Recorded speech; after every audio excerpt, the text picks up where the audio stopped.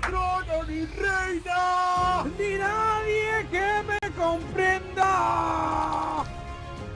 Dai che buono, dai che buono, dai che buono. Dai che buono. Bisogna avere fede, signori, bisogna avere fede. Sammy c'è. भी team को एक काफी backward condition में धकेल चुका है और ये फाइनली अटैक 1 स्टार होता Inquisition, está que se sale de la silla porque le ha arrebatado, le ha metido la mano al bolsillo. He's got the damage output. Watch for red air bombs. If a single red air bomb goes off, then it can shut the attack down. The baby dragon gets hit. He's got to get to this inferno. Oh, shutting him down, Woody. He can't make it to it. Pour le joueur des Messi Sport, pour l'instant l'attaque qui se passe très bien et ça va partir pour le perf pour Kingsman sur cet attaquant en Kylie qui est très belle attaque. Lleva 2.99 en la guerra anterior también hizo 99, no me lo puedo creer. Ay no, qué No me lo puedo creer, yo hizo solo, 99. no. Pangolin chegou, stunou, Pangolin finaliza a besta, o rei ressurge na Fênix, tem só uma titã, 12 segundos e caiu! ¡Rúgeme, tigre! La de Inquisition le pega la vuelta, voltereta, Inquisition arriba, vaya guerra, He's got balloons. He's got the diggy. He needs to throw the balloons in for distraction. He's got that invisibility as well. He's got it. He pulls through, but he needs to get it cleaned up in time. RC gets the support, and can you believe it, Woody? How did he pull that back? It looked out of the water, but it's a triple instead. And these are the best moments in Clash of Clans.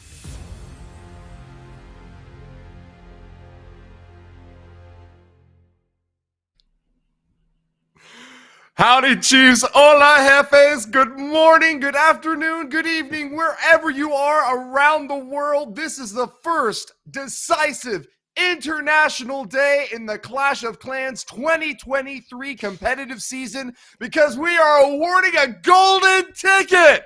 The Queso Cup 2023 has just 1 day left, and we have got some amazing Clash in action here for you.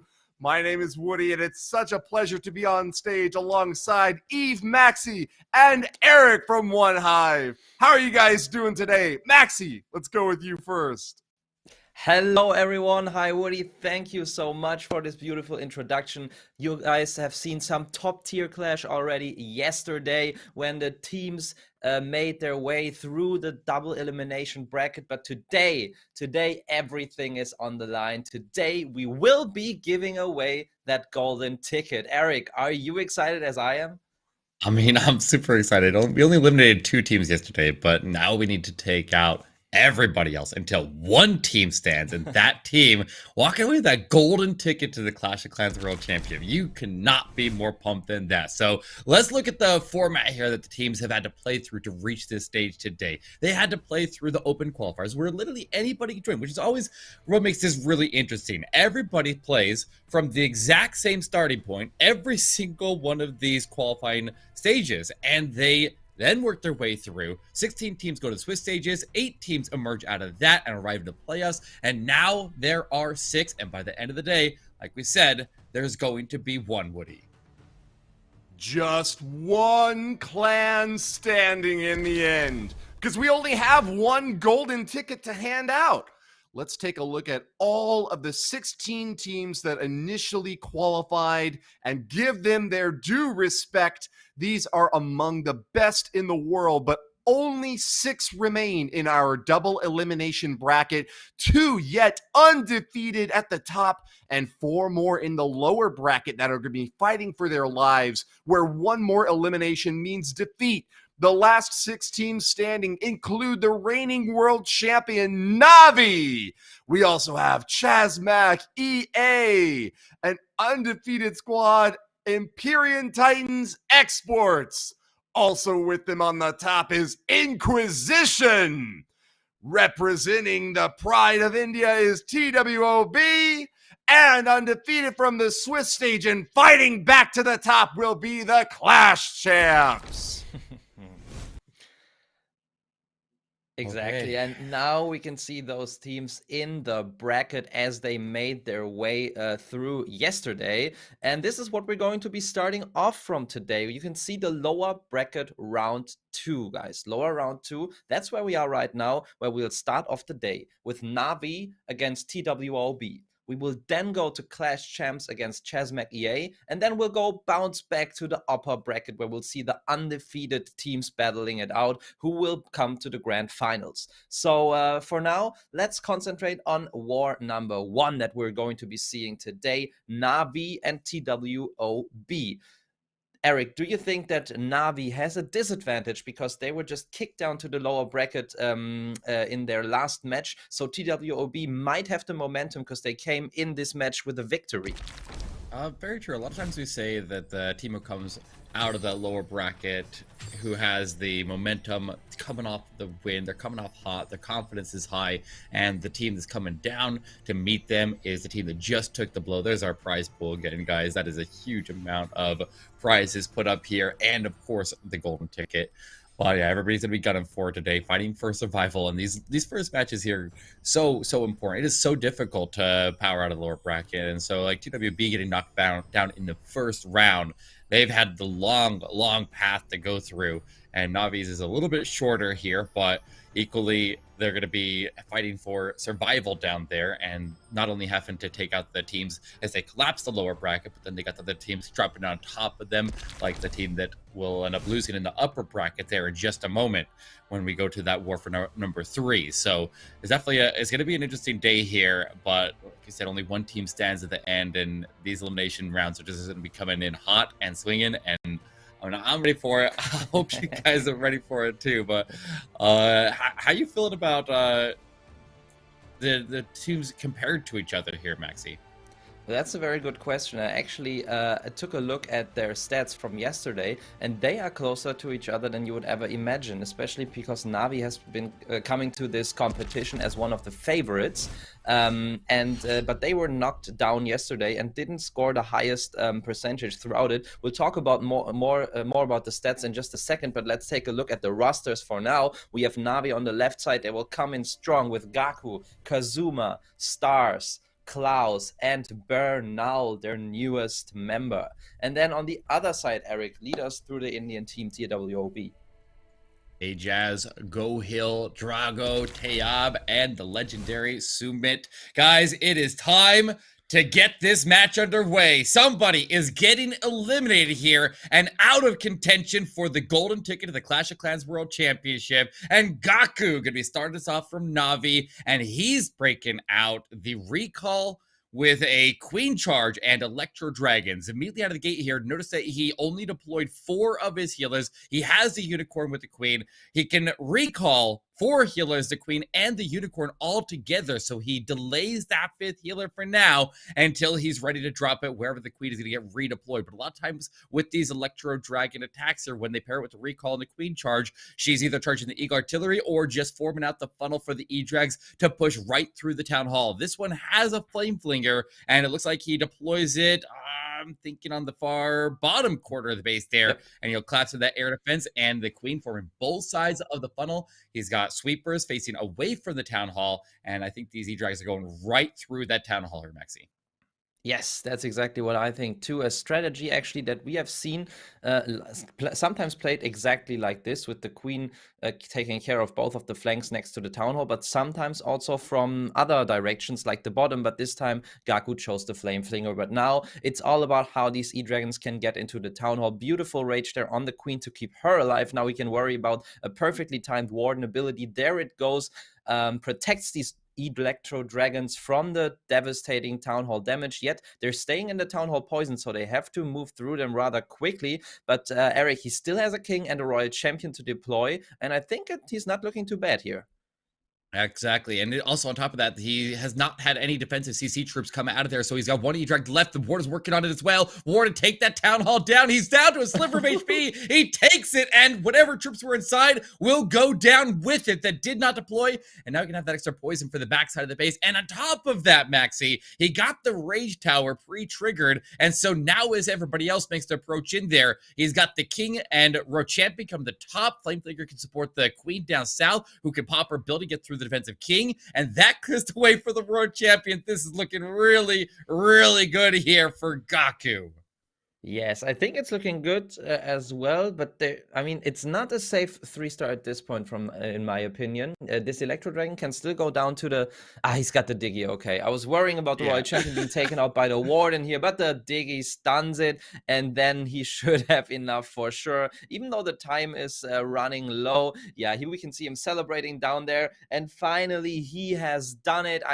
I think that Gaku didn't manage to triple so far for his team, also getting the low percent 2-star in one of their attacks. It's always high pressure, Eric, when you're doing these first attacks for your team, especially, and in this case, the first attack of the whole war. But I think that Gaku did great here, and today you couldn't wish for a better start as Navi. Yeah, he's always that lead-off attacker. He does a fantastic job in that position. He's he can break down a base very quickly and identify it, which is very strong for the lead-off attacker, and that just gives the rest of the team a little bit more time to plan. If he can quickly identify a weakness on a base and then execute a plan, then he can leave the other bases that may need a little bit more time and thought to be able to figure out something special for them. That's why Klaus goes at the end. That's why Kazuma does these very intricate queen charges. We see a lot of these people who are really good in Legend League actually go in the beginning of the wars typically, and Gaku is definitely pushing Legend Leagues every single day. Stay in practice. He can quickly break down and evaluate a base there and keep his mind sharp as he practices there. So I think that's a really important thing for especially the lead-off attacker.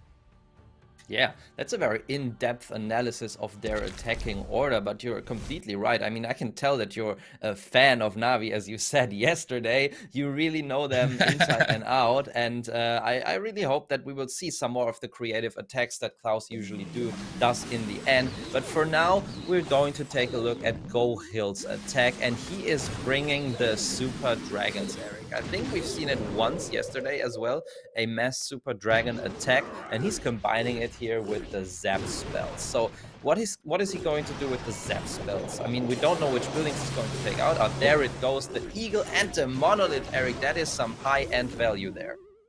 Very much, and getting the artillery down very early, since you're typically trying to put these dragons in a big clump so they can have their strength in numbers. You want to get that eagle artillery down nice and early, so the lightning is a big investment there, but it is a valuable investment. And if he's able to, like you saw the rocket blue stick at the bottom air defense, the queen will take it the top one, and it is very, very similar to what we just saw out of Gaku, but with a much lighter back end of the base, with the heroes all three stacked on the town hall side of the base, rather than the other side. If you get them out of the way early and get these super dragons to push all the way through, coming in behind the sweepers, and if they destroy the CC, which we see a couple of archers coming out of now, and take out whatever troops are inside, prevent the heroes from having to engage them, he can easily sweep the back end of the base with the Royal Champion when she gets there, and there's the town hall takedown. It's Lava Hound. It does come out. That's going to stall things up here a bit. It is, exactly, and he also needed to invest a lot of free spells, and look at those multi-infernos, both being covered by the invisibility spell tower, so both of the Electro Dragons and the Warden going to the outside, not taking care of these defenses inside of the base. And what I noticed yesterday is that the Super Dragons actually, under Rage, can take out the Town Hall in one blow. I don't know how many it were, like 3 or 4 of them being on the Town Hall at the same time. They can take it out without the invisibility spell being triggered in time. So usually an attacker going in with the Super Dragons can even save a spell going into the Town Hall with the Super Dragons. This time though, this is not working out for Gohill. He had to invest loads of spells, and still this multi-inferno is up. And Eric, we have to wait and see. The battle drill here is a very nice addition to the plan, going right into that scatter shot, but I'm worried that the Royal Champion might not have enough to finish his base off.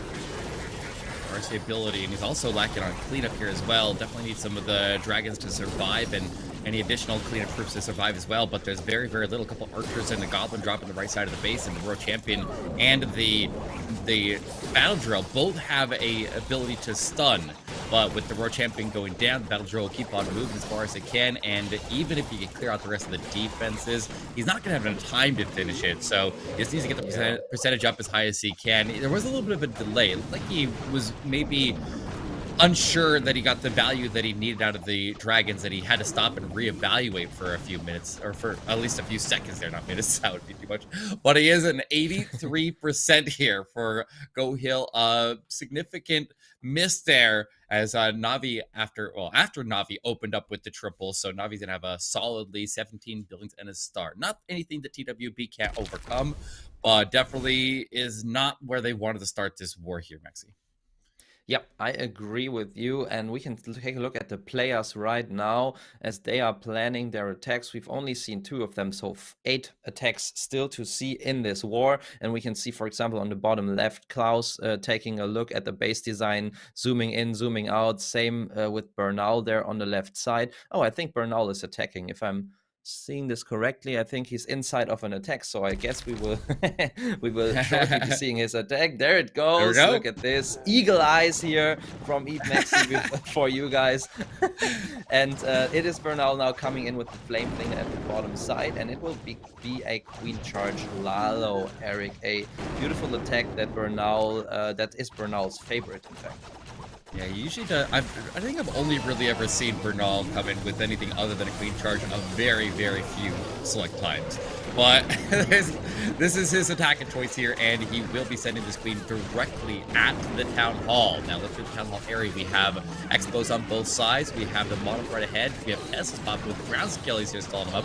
But notice how he was able to take some of the damage off of the queen right on the initial drop there by dropping a skeleton spell to keep the monolith at bay until he's able to clear out some of the other defenses around it, reduce that damage. He even sends in, was that a headhunter or a wall breaker that was able to go forward? I think it was a wall breaker actually that traveled forward to try to pull the CC and lure traps out in front of the queen. He does not want to hit a tornado trap as he approaches that town hall, because a lot of times that can end up pulling the healers into the town hall range and could obviously cause a lot of problems. But he still has to deal with that invisibility tower. He goes ahead and freezes it so it doesn't make the town hall disappear on him, and he will take it out before it expires, and the last strike triggers that invisibility tower, so he can now move into it afterwards after his expos down, and he can make his way. Oh, doesn't go to the expos, but he goes right into these infernos, and here comes to CC.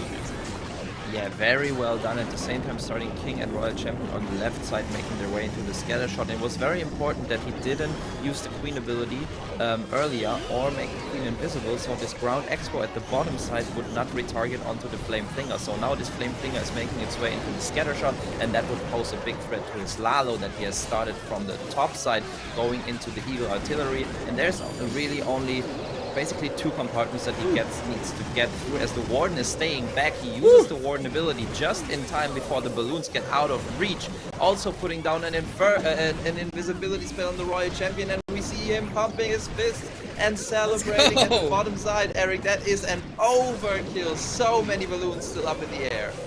Oh my god, did you see how many red air bombs were going off while he's under that ward ability? I saw the sky turn red with red air bombs, and he just kept marching through them. The ward ability absorbed every single one of them. No blues were taking damage there. They marched right through that defensive range tower, and Navi has a second triple on the board. That is a huge, huge start against a very, very tough opponent here.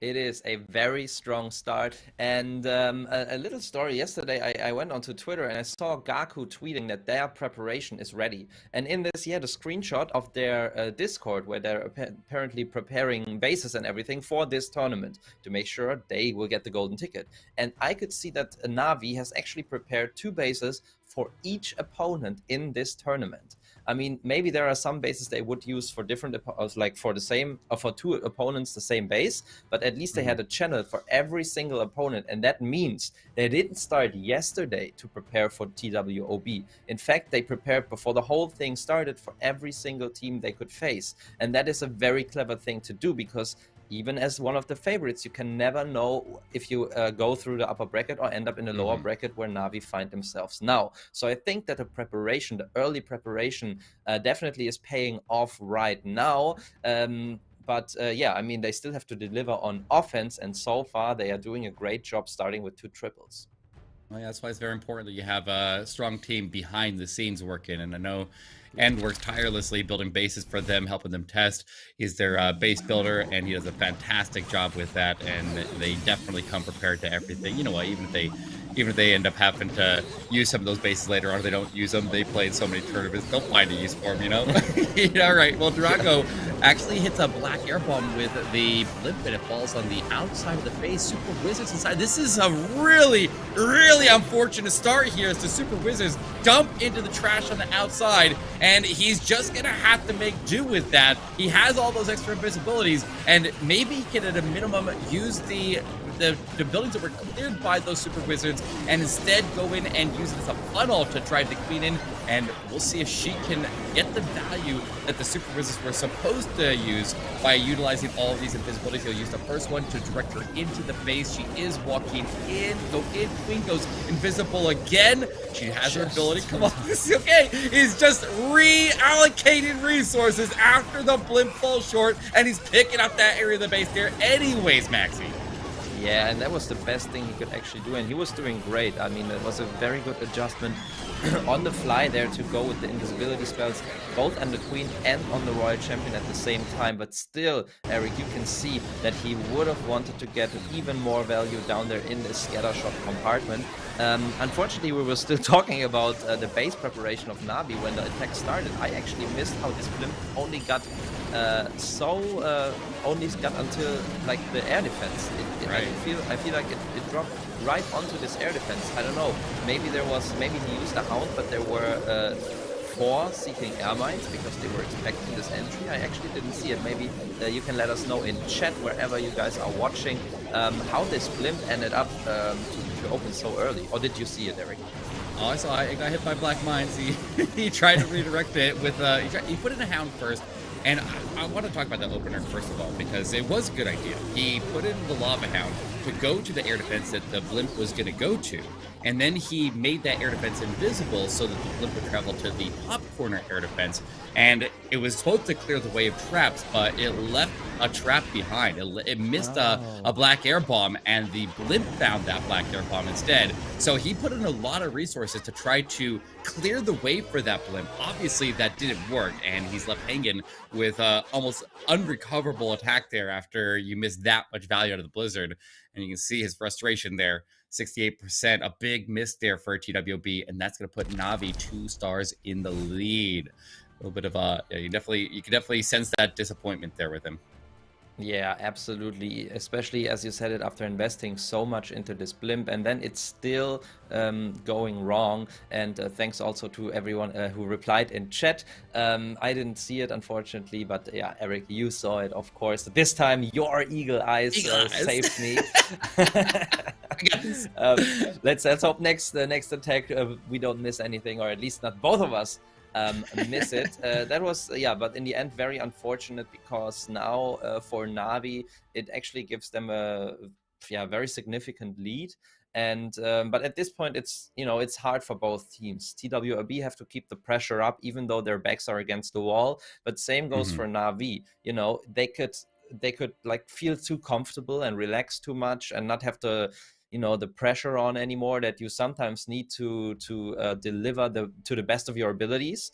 And that has happened in a competitive scene. I mean, I've had it happen to me or my team when I was playing, that you feel too comfortable because you have the 2-star lead. What can go wrong? You just need basically one more triple. They have low percent and whatever. But yeah, let's see how it will play out now as Stars is coming in, Eric, and he brought Clone Spell. Well, this is the same army that Stars had the 1-star with yesterday, that ultimately they were able to recover from in their war against Chasmac EA. But Stars is going to be sending in this blimp down by the Town Hall, lands right inside of that small void space, will make his what is it? What's inside? Is it super archers? Okay, he clones the super archers next to the town hall, but I feel like they're too close to the town hall, which means they're probably going to end up taking the blast. But he'll take the monolith out through the strikes at the town hall, and he'll actually keep on working. He's got a couple of super archers that stayed inside of the channel there, and they'll pick up one more of these ground expos.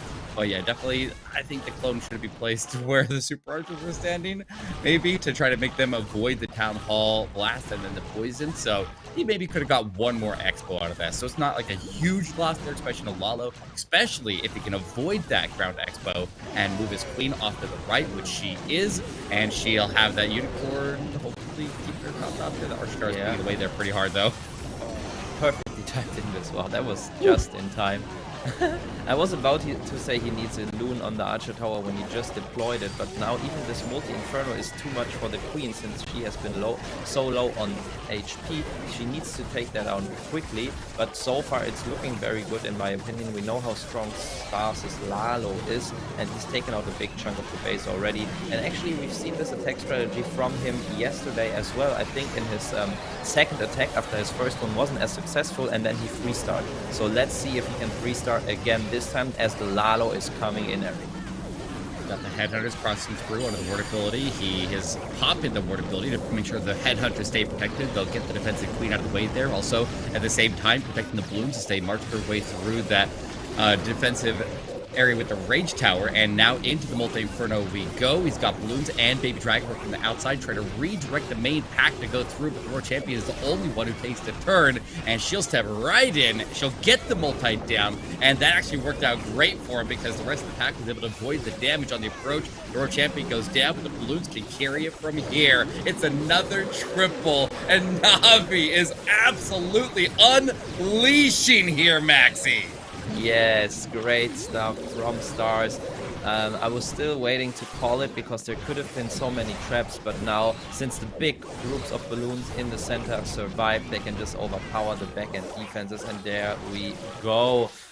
Incredible stuff, Eric, and I would really like to know what Navi have done from yesterday until today, how their approach is any different today compared to yesterday, because it feels like it's a different Navi. It's actually the Navi that we're used to. When yesterday they were a little weaker than we've seen them in earlier competitions, but today, you know, they're just tearing bases apart left and right. They are. I mean, these bases, I noticed a lot of the TWOB bases are very, very similar to each other. Like, I did notice that heavily when they were facing class champs, that their bases were all very close to the same design. They are just slight tweaks of the same thing. So maybe that's just the design that Navi's very comfortable with fighting, because they're common designs. Like, it's a box bases, sweeper spacing away from the town hall, same general lineup, and they're just picking it apart here. They're very proficient at fighting this style of base, and they're showing it right here. Yeah, and you talked about how they all usually do their Legend League attacks. You're talking about Gaku, but then we have Stars, who has several times finished as first in the world in Legend League, and also Bernal, who is known to be a very, very high Legend League pusher. And since these base designs are common in the Legend League as well, they might just feel very comfortable with attacking those. But it's still interesting to see with how many different attack strategies they come to 3-star them. But now, let's say last chance for TWOB to get back in this, Eric, I would say. And it is Sumit 007 coming in with what seems to be a Super Archer build. Yes, following up with looks like Dragon Riders to go afterwards, but that means he needs to get the Super Archer bomb value. Looks on the Town Hall with Super Archers. He's got the clones. He's able to keep them invisible, keep them safe, keep them raged, and he will start to nuke out that area of the base there. The Warden up top there did end up surviving. He's a Lava Hound on defense, and so with him surviving, he may be able to pull him into the next phase of the attack there, but he does end up having these Super Archers pop the Lava Hound. They're all going to surge up there, but the Super Archers would really, really like to turn and take that Monolith right now. They're not going to get it, though. They all walk out of the base there, going after... They're just getting distracted. They're just... walking out of the base, but they are going to join in with the rest of the force. The ones that survive will go with the Warden, the Queen, the Titan, and the King, and they will continue on. Maybe the Warden's not going to last very long there, but maybe the Super Archers might. Yes, the Warden unfortunately goes down, and I think the Monolith is one thing, but another very important thing would have been the sweeper above this Monolith, and that we can see in the core, because he will have a big problem with getting his Drag Riders into the core or anywhere close to this Monolith, with that sweeper sweeping the air troops away. And this sweeper, I could see it earlier, is actually at like 10% HP, so it was a very close call there. Very unfortunate, but you know, the time is also always an issue, so he's just sending in the Dragon Riders from the top side. But he's going to have a hard time with just his Royal Champion and the Queen to finish off the space. Yeah, gonna get this Expo right on top of that last Dragon Rider, but they didn't make it very far on the top of the base there. They did not have a lot of punch. There's 4 Dragon Riders, 100 troop space, and it just got a couple of the perimeter defenses, and he didn't really have any spell support, which is one of the biggest downsides of this attack. You just have to use every bit of your spells in the beginning stages to be able to set it up. I mean, he still has a chance here. This Queen's circling around. He's got a bloom right there, but the Queen does get sniped off, and that's what he needed to have a chance. Also needed then the Royal Champion to follow up and get into these Infernos, and so that Ground Expo going down also would have been critical. So it's honestly not that far off. If the Dragon Riders took out that other Ground Expo and the Queen was able to reach in there and get that Monolith, or if the Super Archers were able to take the Monolith like they were supposed to, instead of chasing whatever they were chasing, then he would have had a solid chance of pulling through there. I really think that could have easily been the difference and turned that into a triple. I agree with you there, and very unfortunate, especially since they really were in need of a 3-star at this point, and this could have done it, because I think the plan was good. And even with the Super Archers not taking out the Monolith, maybe delaying the Dragon Riders a little bit more, maybe sending them from the right side instead of split up like that, so he could maybe also cover the Royal Champion with the Warden ability. There was definitely something he could have done. I'm not going to say that I would have known the best way to do it, but this attack got so close that I'm sure with just a little tweak he could have made this a 3-star. But now Navi only need 2 stars to finish this war as the winners. Yes, and next up, normally Kazuma goes in that 4th spot. Kazuma's been really, really strong lately. He's been using the Queen Charge LaLo a lot in Legend League. Sometimes he'll switch it up here based on what he sees on the base there for war. That's what he's most comfortable with. That's what he's most proficient with is the Queen Charge LaLo. But going late in the war there, playing that number 4 spot, we usually say that your top players want to stay in that 4th spot right there. Was typically in last season it was Klaus who played in the spot there, but Kazuma has stepped up to the plate here, and he will be sending in his normal Queen Charge into LaLo, and this one coming in completely opposite of the Town Hall. And we saw his skills on display yesterday when he was playing through that crazy Queen Charge that he did with the war in their opening match of this playoffs. But Kazuma will make his way forward and charge right in towards these Infernos, and right up ahead of him, Maxi, a single Inferno there, but he's going to be able to deal with a lot of threats to the side before he engages it. Yeah, I mean, that just shows the confidence. We were just talking about how they only need 2 stars at this point, you know? And he just charges from the opposite side of the Town Hall. That is actually so funny for me in a way, because you would think that they would just go for safe 2 stars, like charge the Town Hall, because we know how good he is with charging. He would probably get it down somehow, but he just goes with it with this initial plan. Probably also from the experience from Legend League, they're just like, okay, I've had the situation so often where I needed to save the 2nd star. For example, in Legend League, that I feel comfortable being able to pull it off here. But honestly, Eric, the Queen died earlier than he wanted here, I think. So he needs to invest his spells wisely now to get into the Town Hall, even though I am expecting a Tornado Trap somewhere around there.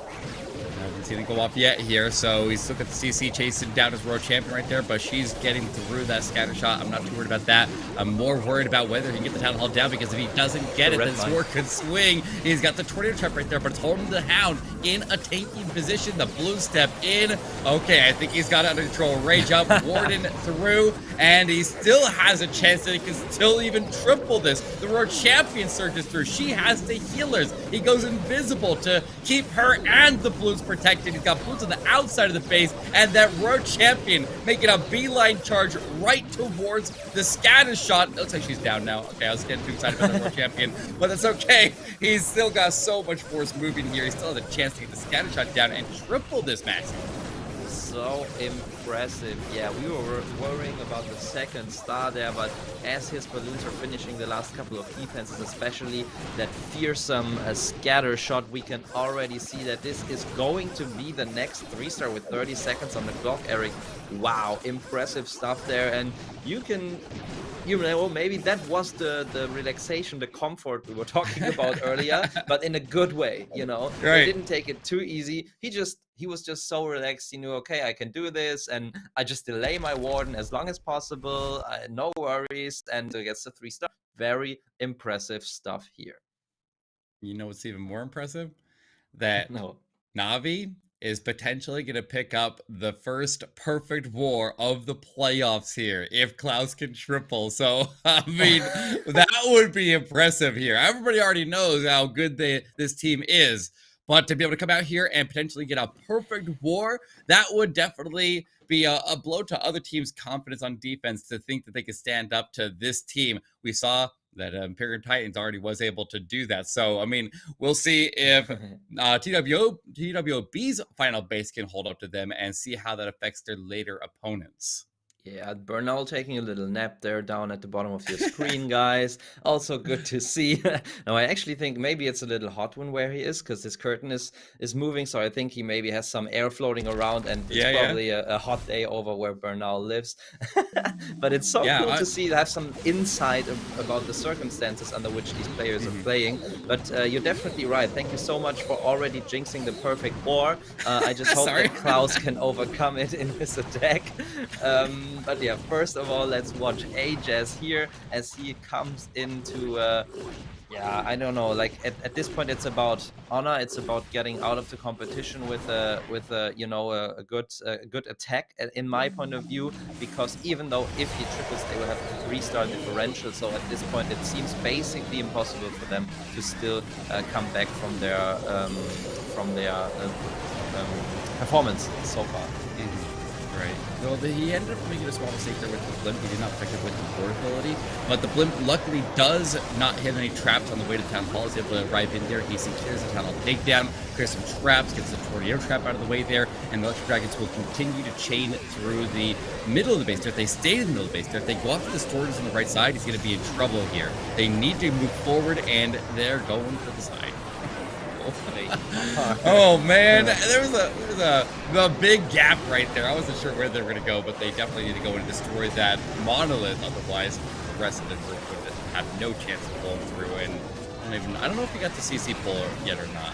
Either way, he's in a tough spot here, and it's just another big blow here to TWOB. They're struggling more. Warden might get the Eagle Artillery, that is nice, but you can see, you said it just a second ago, he didn't pull the CC yet, and this makes for the Royal Champion to pull it. Honestly, I think if he sent the Royal Champion from the bottom side where this E-Dragon is, or like on the right side where there's not the King, the Warden might have finished the enemy CC even, like the building, so it wouldn't have come out. But yeah, as you said, at this point, a lot of things went wrong for him.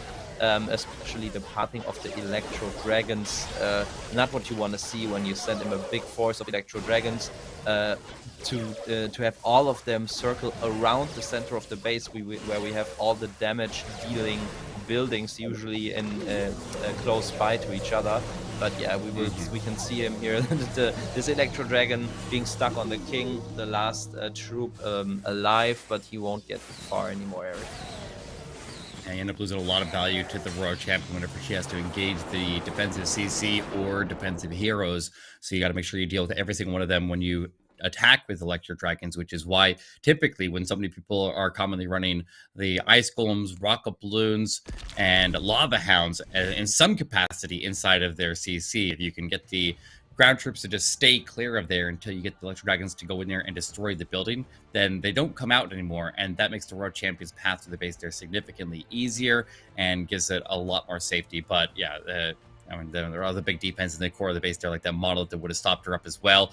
Those are the defenses that the Electro Dragons are going after. They're trying to take out a couple things on the way, but they need to reach that very, very core part. And you've noticed, I don't know if you guys have noticed all the way through, everybody who's broken out Super Dragons or Electro Dragons or Inferno Dragons, the ones that are successful are the ones that reached the CC and destroyed it. And if the monolith's right there as well, take that out. The ones that failed were the ones that missed that. And that seems to be almost 100% of the case. I don't think I've seen any that didn't end up following that exact trajectory. Yeah, it's basically like missing the CC in a Skelly donut. There is a slight chance to come back from it, but very few times it is successfully done. And yeah, CC definitely is key, especially when there's a Lava Hound waiting. It just holds any hero, any female hero, the Royal Champion or the Queen, back for so long that you don't have a chance to deal with it anymore. But now, Eric, it is time for the last attack for Navi. They have already got the victory with just 4 attacks. TWB cannot overcome it anymore.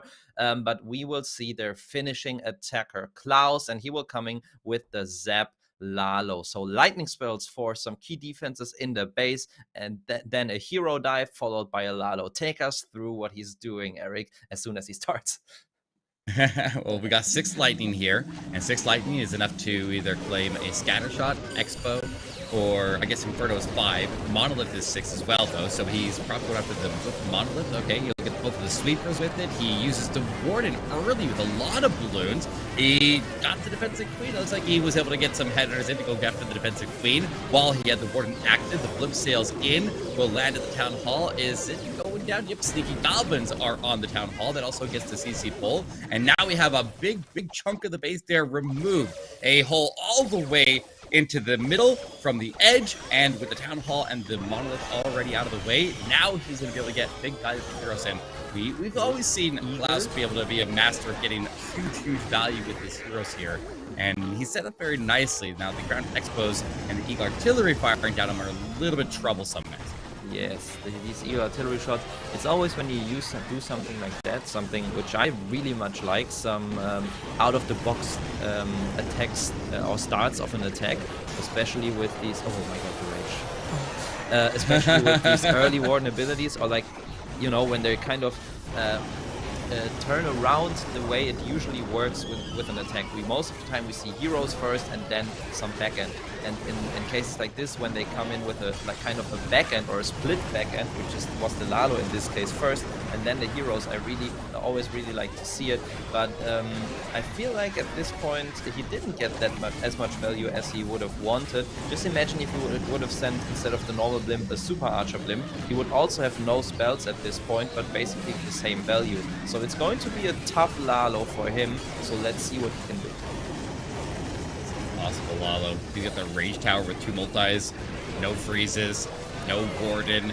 There's literally no way that these blues can make their approach into it. That he's got the ice down there, and yeah, it's looking like it's going to be a defense. Yeah, there's no way he's going to be able to push his way through those Infernos. There's just not enough troops left on the base here that have enough HP pool to be able to power into those. He'll collapse through all the perimeter defenses and at least get that, but still, you got to hand it to him. I mean, Klaus had his clutch attacks yesterday when he got his team this far in the tournament, but today he's going to fall a bit short. That's perfectly fine. It's still a stellar 14-star performance out of Navi, and that is more than enough to take the win here, more than enough to survive in the lower bracket, and now they get to move on, and we'll see what happens from there. I'm just going to say it. I think he knows who he has to thank for. And I think you know very well as well. I mean, it wasn't me who started talking about it. Yeah, are you we have not seen Klaus fail so far. It was the first time. That's fair. That's fair. I suppose I did jinx him. I'll take the credit for that one, I guess. That's on me, Klaus. That's a freebie. But let's not let that happen again. It was at least it was a situation. You're making me blush. I'm turning red over here. I'm wearing red, so we're matching now. Yeah. But yeah, I mean that was a situation where they where they could afford it to not get the 3-star in the last attack. So if next time you just don't say anything, he can close it out with a triple once again for them. But yeah, still a very good effort from Klaus, and I as I said, I like to see the little change in how the attack usually works there with the Warden and LaLo first. But now let's concentrate on Tayab, as he will be coming in with also a lightning into hero dive, and then LaLo.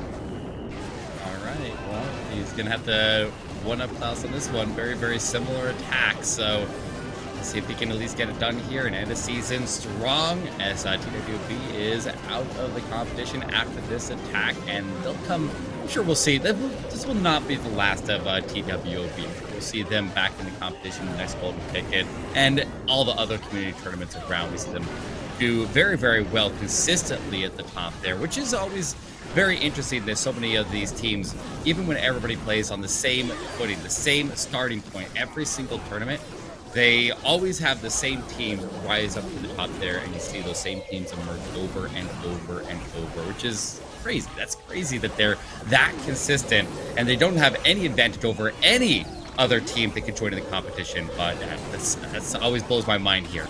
But Tayab making a strong push here. He's got the CC dealt with Sword Champion up top, powering through the defensive CC. Lava Pups and will break north there. I think she's going to go get the sweeper down. And with her ability attack there, she could potentially go all the way to the Monolith. And if she is able to take the Monolith down, that would really help out the next phase of the attack later on. Observability doesn't quite get it, though. Monolith will stay standing, and the Battle Builder will go to repair it. Down south, he did have his Queen fall short. Tests were popping down there. The defensive King was right there, and she didn't get to that raged up multi-Inferno that was blocking the bottom side of the base. Yeah, and unfortunately, the timing with the Ice Golem wasn't perfect there. Now he finds the Tornado Trap and a Red Mine, so these balloons are not going to take out this multi-Inferno either. He freezes even though no troops are around there, sends in a Blimp.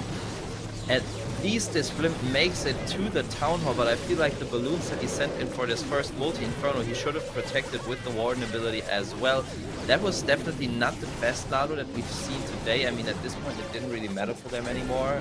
So I guess maybe it was more like a YOLO attempt, and he didn't, you know, bother planning it too much anymore at this point. But I like the plan in general. The hero dive looked good to me. If he would have just waited with the Ice Golem a little longer, it could have, and maybe added a Headhunter with the Queen for the Warden, or an earlier freeze, so the poison would be on the Queen, something to take out this multi-Inferno. That would have helped him a ton there, and maybe wouldn't have caught him off guard there with his LaLo.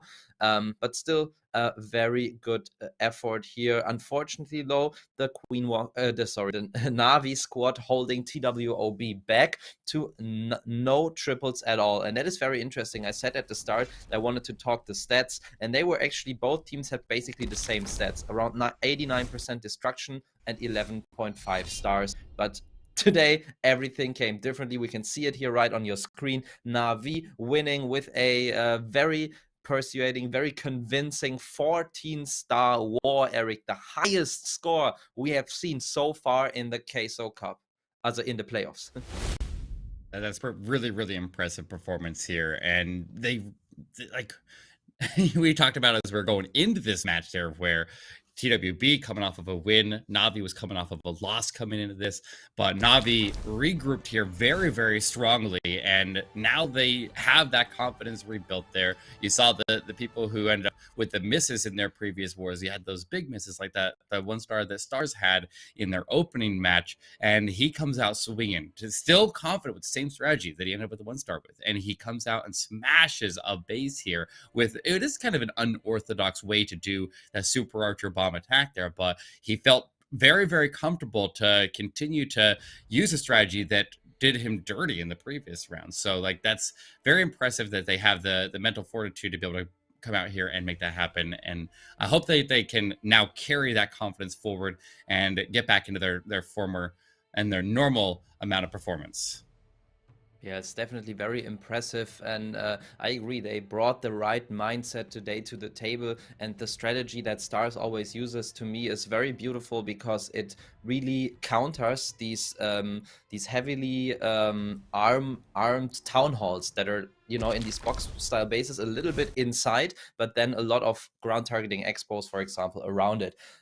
We see one of those bases here that Bernal attacked earlier, and I would like to break this attack down for you guys at home. We can see Bernal using his favorite strategy, the Queen Charge LaLo, and he's starting off with the Flame Flinger because we know while the charge is going on, the Flame Flinger, it always takes a little bit of time but can take out so many defenses, and that's exactly why you like to combine it with the Queen Charge. So he finds a safe spot to drop it there. And also notice how he sends in the Queen directly into a monolith that is also well protected by some skeleton traps and some Teslas. And that's exactly what he is expecting. And that's why Bernal is sending in a Ice Golem first. It already died here. Sorry, I'm a little slow talking. And a skeleton spell. So you could see that his Queen got basically unharmed into this monolith, just having to invest another rage spell. Now notice something else. He has already sent in a coconut balloon to look for seeking air mines, but this coconut balloons triggered also the tornado trap, so he doesn't have to worry about his Queen and healers being rotated into the town hall. Now the next thing I want you to notice is the ground targeting expo that his Flame Flinger is currently firing at, because that is being tanked for by the Queen. And you know, the Flame Flinger cannot outrange a ground targeting expo. So he does a perfect job in keeping his Queen alive without using the ability or an invisibility spell. Just now has to pop it as this ground targeting expo goes down. Then on the other side of the base, we could see King and the Royal Champion working together very nicely. And that basically just leaves one stripe of base on the upside through this Eagle Artillery for him to LaLo. And we know how good Bernal is at LaLo. Then, however, the Warden stays back a little bit because the Warden loves heroes, in this case, the King. And he notices that the Warden is staying with the King for a little bit too long, so leaves his balloons, or almost leaves his balloons out of his aura, and that's when he immediately uses the Warden ability to protect all these loons. And you just saw all the red mines coming out left and right, and look at this, just a back and air defense being left standing, the Queen still alive, a Hog Rider in the back, the cleanup also finishing up the buildings on the outside. Such a strong attack, such a good base identification there from Bernal, and a close to perfect execution. And even though we cannot see it now, we remember how he was celebrating at the bottom of the screen. It was just a perfect attack for me because it showed skill mixed with the emotions of the players, and it was just beautiful to watch, and it paved the way for Navi to win their match against TWOB. Fantastic stuff there. We'll send Maxi off here. We're going to bring Woody back as we get ready for our next match here in the lower bracket. It is going to be Clash Champs now going to be taking on Chasmac EA, another elimination match. The winner of this will have to face Navi in the next elimination match in the lower bracket pre-finals there, Woody. Welcome back, and how are we feeling about this next match? Thank you very much, Eric. And wow, what a prize to claim. If you win this next match, you get to go up against the world champions. Good luck to both Clash Champs and Chasmac EA. A tough war awaits you. And yet, even if you're victorious, this lower bracket is just going to be a brutal slugfest to get to the finals.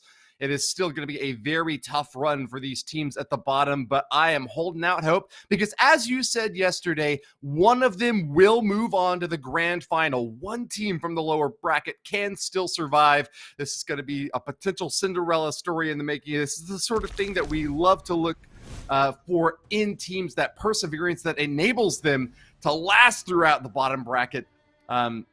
That upper bracket match is going to be an absolute banger as well. But these rematch potentials that we've been talking about for days and for weeks now, getting to see teams that have faced off against each other, who are developing these grudges, who really want to come back and defeat their rivals. Hope we get a chance to see that. But we're going to start off with next door between Clash Champs and Chasmac EA. No breaks at all on this crazy train, Eric. Absolutely. Paddleado starts off with some lightning in the core of the base, tags out that monolith, and will now push in a bit of a kill squad here. The log launcher kill squad. The king will go to the left side there. He gets someone to go into the defense for our champion. He can pop in there and take her down without any issues. If he gets a scatter shot, that'd be ideal, but he takes the turn. He does. He wraps around right into the scatter shot, doesn't get distracted on the things on his left side, and the Yetis come now out of that log launcher and will keep charging forward and maybe get out in front of these defensive heroes and give them support. But he did end up missing that Expo on the left side, so he's taking some heavy damage, but it looks like the Yeti and the Electro Titan are going back for it while the world champion is going to engage the CC. At the same time, Woody, we have over on that far right side that Queen keeps on trudging along. Very, very healthy ability attack, and she's on a beeline approach towards that defensive Queen. She's got a little bit of resistance in that compartment, though. Finds a couple of Teslas as he drops those balloons in there, looking around to see what he can find. But as she makes her way in, has that ability up and ready, and the next two targets are crucial hits. A scatter shot goes down. Boom! The enemy Queen is out for the count, and with a Tesla added on top, that is just going to be the whipped cream on top of this beautiful cherry pie that Padalino is whipping up for us. The Clash Champs now move into the Town Hall compartment, and with an Eternal Tome, protect all of the balloons as they pass over, safe from that Giga Bomb and the poison as well. They make it out just in time, and a second clump is ready to collapse upon the bottom of this base. He has absolutely wrecked it, Eric. What a great strike, 100%, no doubt.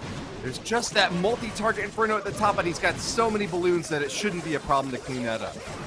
Absolutely, and he doesn't even need the balloons to survive into the multi-inferno. He just needs them to direct the targeting of the Warden so that he will lock on and finish it out there. You see all the balloons getting absolutely demolished, but they have directed that targeting. They pushed the Warden in, and exactly that. The Warden finishes it off there, and now he can turn back, and oh my gosh, there's so many traps going off. At the end, almost all this stands is just the Warden here, Woody. Got a little bit more close than I was expecting at the end there with all those traps exploding on the minions, the balloons, but thankfully, once again, Electro Owl and Grand Warden, a great combination for finishing off bases, and often that's what he's there for, right? He likes to kind of sit back, relax, and stay behind the bigger troops out in front, kind of give them the limelight. And then at the very end, if they can't get the rest of the base finished off, he has got that long range. He's got quite a beefy pool of hit points, and he's usually not pulling traps himself because he's able to stick behind the balloons and whatever else will be grabbing those. So congratulations to the Clash Champs. Getting a 3-star in their first stride doesn't happen all the time, and especially seeing the wars from yesterday where defenses were holding tough so hard, even in these early attacks. Clash Champs have got to be feeling pretty great about a 3-star to start this one off. Oh yeah, I mean, yesterday those triples were hard to come by, and today started off so insane on the offense here, and they come out swinging just the same way that Navi did, their potential future opponent here in the next round. So I mean, that was a very, very strong initial attack here, but they need to keep that momentum up because Chasmac EA is just as lethal with their attacks, and I'm ready to see what they've got for us today. I want to see them perform strong here in the lower bracket, but somebody's going home today. Somebody is getting eliminated from this match. It's either going to be Chasmac EA or Clash Champs, but somebody is going to be knocked out, and somebody's going to move on to face Navi. Here we go. Heroya will send in her next attack. Another lightning attack here, using the lightning to go after Expo, Rage Tower, and the scatter shot on the left side of the base. Pretty close to the edge of the base there with that lightning. A lot of times they like to go for a much deeper hit there with the lightning to try to get the things that are a bit harder to reach, but go to the perimeter of the base here will potentially at least set up the funnel. The Rage Tower was activated when it was dropped there with the lightning, so now he can push his heroes in and he won't have that damage on his flank, and that's what he's doing. He's trying to reduce the damage on his left flank so the Queen has more punch, and if she can go in there and get as much of that hero base there out as possible, minimum the first Inferno, ideally the defensive Queen as well. He's now going to have the log launcher to support her to try to get even more than that, Woody, but the Queen does go to an early ability, and that could spell some trouble for him. Yeah, he really needs this Queen to get locked over onto that multi-Inferno. There's 2 of them over in that compartment, but can't get her to wander out south. Instead, it's going to be some distraction from the CC troops, and I don't know if the logs are going to roll through. There's still one multi-inferno standing, and that is really bad news for Hiroya. Really wanted that one to go down to the log launcher. Now he's going to have to do it the old-fashioned way with this Royal Champion out in the left side corner. Whenever she tosses that shield early, that might be able to get it. No, she's just going to go wander straight toward it. Good enough. Hiroya is going to find his way toward that town hall, but man, these balloons are a bit distracted and taking a lot of damage. They've gone down early, but the second star is claimed, and cleanup is looking like a pretty tough job for Hiroya here. The defensive queen and defensive Royal Champion standing. He's got the headhunters to to sneak in and go take them out. But into the monolith we go. He's still got the scatter shot on the backside that is being protected through the Ice Hound popping right there. Warden is going to help assist get the monolith down. He's got blues going to the Eagle Artillery. He's got a couple of blues still moving on the right side. If they get inside of that minimum range of the scatter, he has a little glimmer of hope, but no, they get shot down before they get there.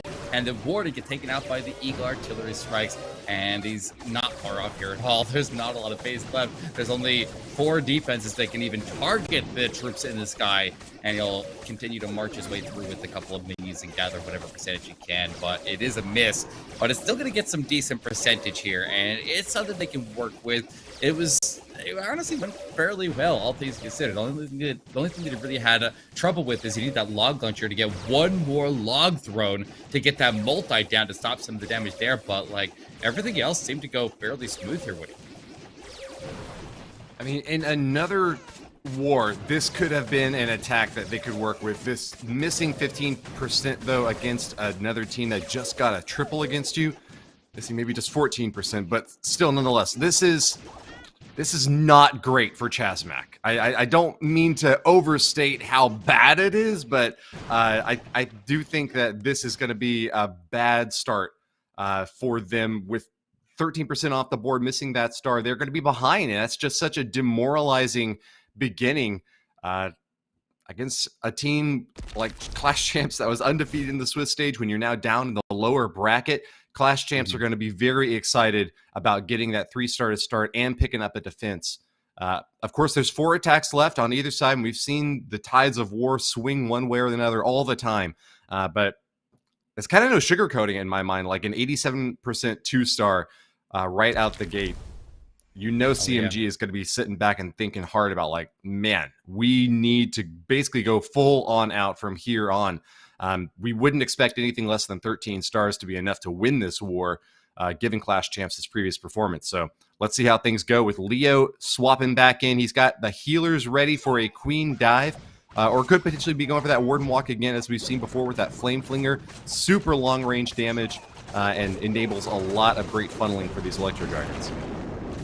And I'm pretty sure, if I remember right, Leo used this same attack when he played in the upper bracket match that they ended up losing, which sent them here in the first place, and he ended up with a miss on it. So not letting that shake his confidence here. He will go ahead and let that flame flinger develop on the top side of the base, while the queen, we talked about it earlier, this is one of the attacks that has been very, very strong in the meta when we want to utilize the queen charge with the recall. We typically want the queen to go after the Eagle Artillery. If she gets an air defense on her way in, that's fantastic, but she needs to go to the Eagle Artillery. He rages her up. He goes to ability. That's not what he wanted there. He had to burn that extra invisibility as well to make sure the queen went in, but now that she's able to claim the Eagle Artillery, he can recall her out of there before she gets in danger, and he can move her over to, I assume, the left side of the base. Yep, left side to go after that air defense, but at the same time, he's got CC troops that are going up to the flame flinger now. The rocket balloon ends up taking it down, which is a little bit of a nuisance up there. He'll fight off what he can at the top corner with the super minis that pop out, but now the Electro Dragon's charge through, not going super smooth, but it's definitely still manageable here. Big strike now up into the town hall as these Electro Dragons are doing their best to get some chain lightning value. There's a lot of clumped up buildings up there, so they could potentially work pretty well. Get that monolith shut down, though. Great freeze by Leo is going to ensure that it's not dishing out that maximum damage against those super heavy Electro Dragons. Super minions, on the other hand, though, are getting a little out of position out in front of the Electro Dragons and not able to get that long-range shot off that they were hoping for. Scatter Shot and Royal Champion of the top compartment taking them down. It is just not the follow-up that Leo was seeking, with this Grand Warden splitting off to help this Archer Queen instead. Those Electro Dragons are so crucial to stay up for the entirety of the raid. give him some credit though, because we still have a Barbarian King in the waiting, kind of an unusual follow-up for a late stage of the raid like this, to see the Barbarian King still holding on to the backside. But that could really carve out a massive chunk out of the right corner of that base. There's just so many walls, Eric, that hopping over, through, and around is going to take a long, long time. Royal Champion to follow up as well. She's the only one who can do it. It's all up to her and that Seeking Shield to get the final blow. Gotta get all the way to the multi-inferno. She's not only gonna get that, but she needs to, the queen starts attacking the wall. She's still gonna have to the CC building. That's good, but now I'm worried about this top storage. He almost needs to hold on to the ward ability, or the Royal Champion ability, and use it to hit the trash, but she has to use it early. It hits a lot of these internal buildings. Yes. The queen now loses Come her on. potential targets. Brown Skelly stalled him up. Come He's gonna get back on. to the top corner. He's not gonna have 3 time. seconds left. He's going across up, and he does not No. make it through the storage, Woody. It is close, but it is also so far. That storage still had over half HP, and that travel time, if he had anything to follow up the Royal Champion and pick it out there, he would have had a chance. But Woody, it's a 99%, and that is now, it's going to give the opportunity for Chasmac EA to tie up the stars if they can respond now with a triple. It is a chance for Chasmac, and exactly the one that they were hoping for. Now, I mean, I don't know if you could say exactly, with a 2-star 99%. Even with a triple, they'd still be behind on percentage here, but at least the door has been left open. When you see an attack get that close to the 3-star and still manage to hold some sort of defense, your gold storage just standing there without any defenses around it. Time was the only thing that kept Chasmac in this one. And so, I mean, credit to them on a tough base design to crack, but yeah, that 1% for Leo is going to be something that he will be wishing that he could have gotten for a long time now. Absolutely.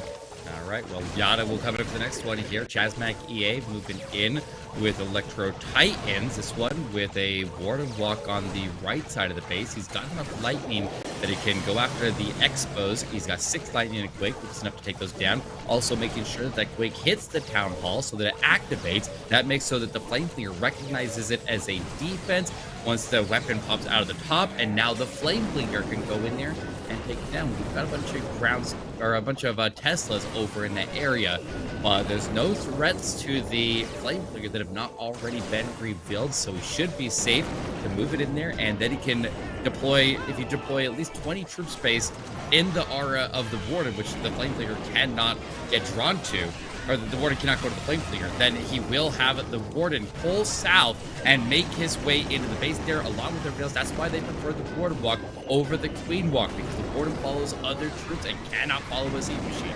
So he will make his way across. He's got the jump spells that carry him into the base, but using 2 jump spells and only 1 rage is a little bit out of the ordinary. With this base having so much compartmentalization across the middle, you definitely need to make sure that you give these Electro Titans access to everything so they have a chance to pull through and they don't get stuck attacking walls, which they are very, very slow at taking down here.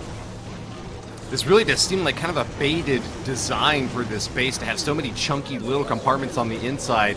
He's basically saying you can't attack this from the ground, and then he's going to set up the air defenses in a really awkward line that makes it really tough to attack from the air as well. Yada has had to make the most of a really tough decision, and committing 2 jump spells to a ground-based attack is a lot of spell commitment to make it work. But he's got a lot of value over the top with this Flame Flinger. Call the fire department, because this thing has just been going to town all over this section of the base, eliminating a big chunk of his worries. Yada now has less than a minute left to clean up the top side of the base, and with the Royal Champion added onto this hero push, has got a solid chance of making it work. There's nothing left on the deep interior that he has to worry about, and so he's got range to finish off from afar, Eric. But I'm worried about the defensive King on the backside here. The King is the last line of defense. He has the Royal Champion make her way that way, but she already burned her ability. He'll freeze her up and try to get through that. There's a Dragon Rider that could pick it up in the skies instead, and he could maybe slip that past, but he's onto the defensive King now. He's actually supported by a Headhunter. The Diggy getting the support there. He does step in. Royal Champion survived. No, she goes down, Woody! 12 seconds. Oh no, that's gonna cost him. That's too much time. He has the force. but it's another time fail, and Chasmac EA is going to be falling a little bit short here. That's a heartbreaker. It is, Eric. They really could have used that 3-star right there. 5% short means that Chasmac are still going to be lost to a star down against Clash Champs. Very high percentage attacks, though, switching the script entirely from yesterday. We've gone from very defensively oriented to very offensive now, very nearly surpassing that 100% threshold for the triple, but just not quite yet. Let's take a look back now at Clash Champs. As you can see, all 5 players are just glued to their devices, trying to prepare as best they can, give that advice to their teammates. They're all allowed to talk with each other to give the insights that they have, maybe some strategy advice, help them out whenever things are getting really tough and tricky. That's what makes this a team game. But you got to be careful not to distract them too. You got to let them focus and get their own attention devoted to where they think it matters the most. So it's a very careful balance for these guys who are all trying to work together, but also needing to work independently. Excellent teamwork for Clash Champs so far to get that 3-star out at the beginning, and we'll see if they can follow it up now as Loop Zero starts a queen charge from this bottom left lane alongside a Flame Flinger. Gonna get a massive chunk out of this space, enable some great funneling for the balloons to follow up later, Eric.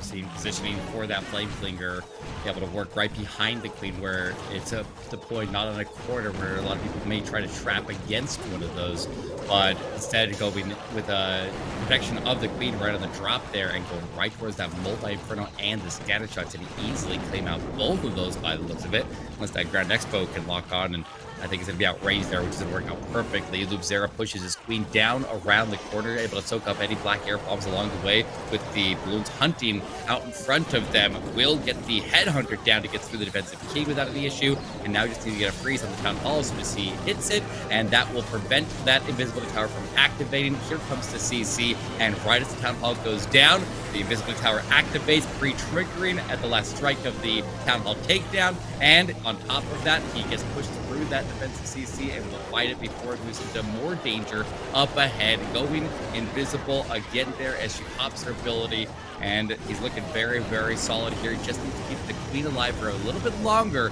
and get through this monolith. He takes the monolith, he has access to the sweepers, and then he'll move to the other side of the base here, but yeah, he's got to invest a lot into this queen here to keep her up, but she's still alive and chugging along here, buddy. Spell placement has been a little bit iffy on this bottom side. He could have frozen that monolith with the first freeze that he dropped. He could have protected those healers better with the invisibility that he dropped. Still, she has survived in the bottom side and is going to be relying now for these balloons to do some cleanup on the back end. She is going to keep on kicking, Eric, firing away on all cylinders, and there's basically nothing left that she can reach from this compartment. The World Champion stacked on top of the Eagle is going to finally be able to take it out, but at what cost? It's been so slow that the balloons are now all dead. It's basically all up to the heroes now to try to get this cleanup finished off. Every healer has been lost for this queen, and it's just the unicorn trying to keep her alive, but they finally made it to the back end. There's only 2 defenses left. They finish it off for the 3 stars. Loop Zero from Clash Champs keeps his team on top, and that's going to be 8 total for that squad, Eric. That was impressive. That was a tough back end there, but the value they got of the queen charge, keeping her alive all the way through. The Royal Champion down on the ground there, doing heavy work under the balloons. And like you said, all the balloons fell out of the sky, but that Royal Champion was able to stay alive at the bottom there. And I want to point out that it's the queen, even though she was ultimately stuck on some walls towards the end of the attack there, and she was taken out of commission after she ran out of targets to reach, she still performed a very important function that got him through that attack. She was tanking the ground expos that were on the other side of the base, and that kept the damage off of the Royal Champion, so the Royal Champion was able to sweep through and take on all those heavy defenses and the ground expos themselves. So that queen just did a huge amount of work even after she claimed all the defenses she was going after. She'll take credit for the damage, and she'll just relax in the shadows as the Royal Champion comes in to sweep up for the final 3 star and make that finish exactly what the Clash Champs were looking for. Let's switch back over to the other side now, where Navi will have a chance with a double Hound Balloon strike. We're going to have an Ice Golem likely out in front of this Archer Queen to get a little bit of poking and prodding into the base. Oh, nice job with that Giant there, seeking around for a Spring Trap, and he does find one. That's going to mean that he needs to keep this hero set up live long enough to dive deep into this compartment and try to take out that multi-inferno. Nice funneling there by Lavi as he's going to start to crack on through, takes down the enemy king, and now his own king can start to get some more work done.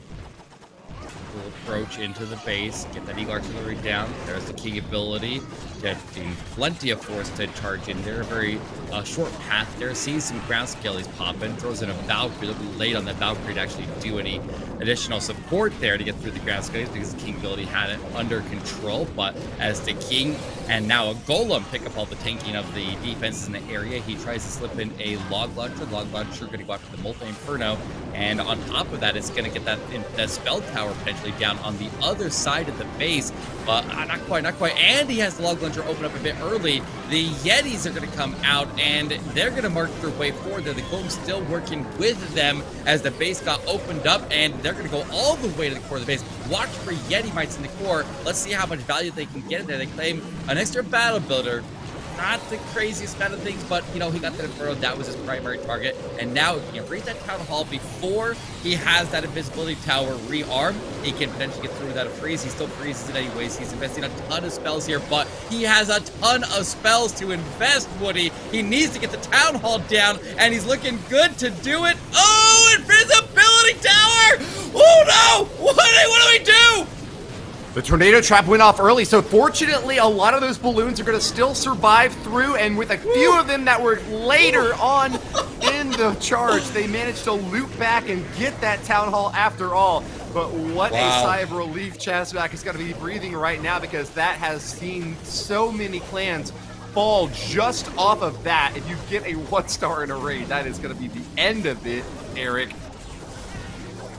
Yeah, still, I don't think that this cleanup is going to be enough, and Lavi is just holding his head, hanging down, wishing that there was something else that he could do to try to grab that crown, but the 3rd star will remain elusive for Chasmac. And that was very dangerously close to a 1-star. My heart stopped right there for a second as I was watching the balloons, whether they turned back or not. But they did turn back. Enough of them turned back. They were able to secure the Town Hall takedown. He still climbs it up into the mid-80s here. And they'll just have to take what they were given there. And they're just going to have to come out on the last 2 attacks there, because now, with no triples on the board and 2 triples for Class Champs, they're in a lot of trouble here. They're going to have to play flawless on their last 2 attackers, and they're going to need some defenses on top of that. We got to see a full reversal of the first half of the war over to Chasmac EA's side, and they're running out of opportunities. They're running out of time. They need to make this happen now.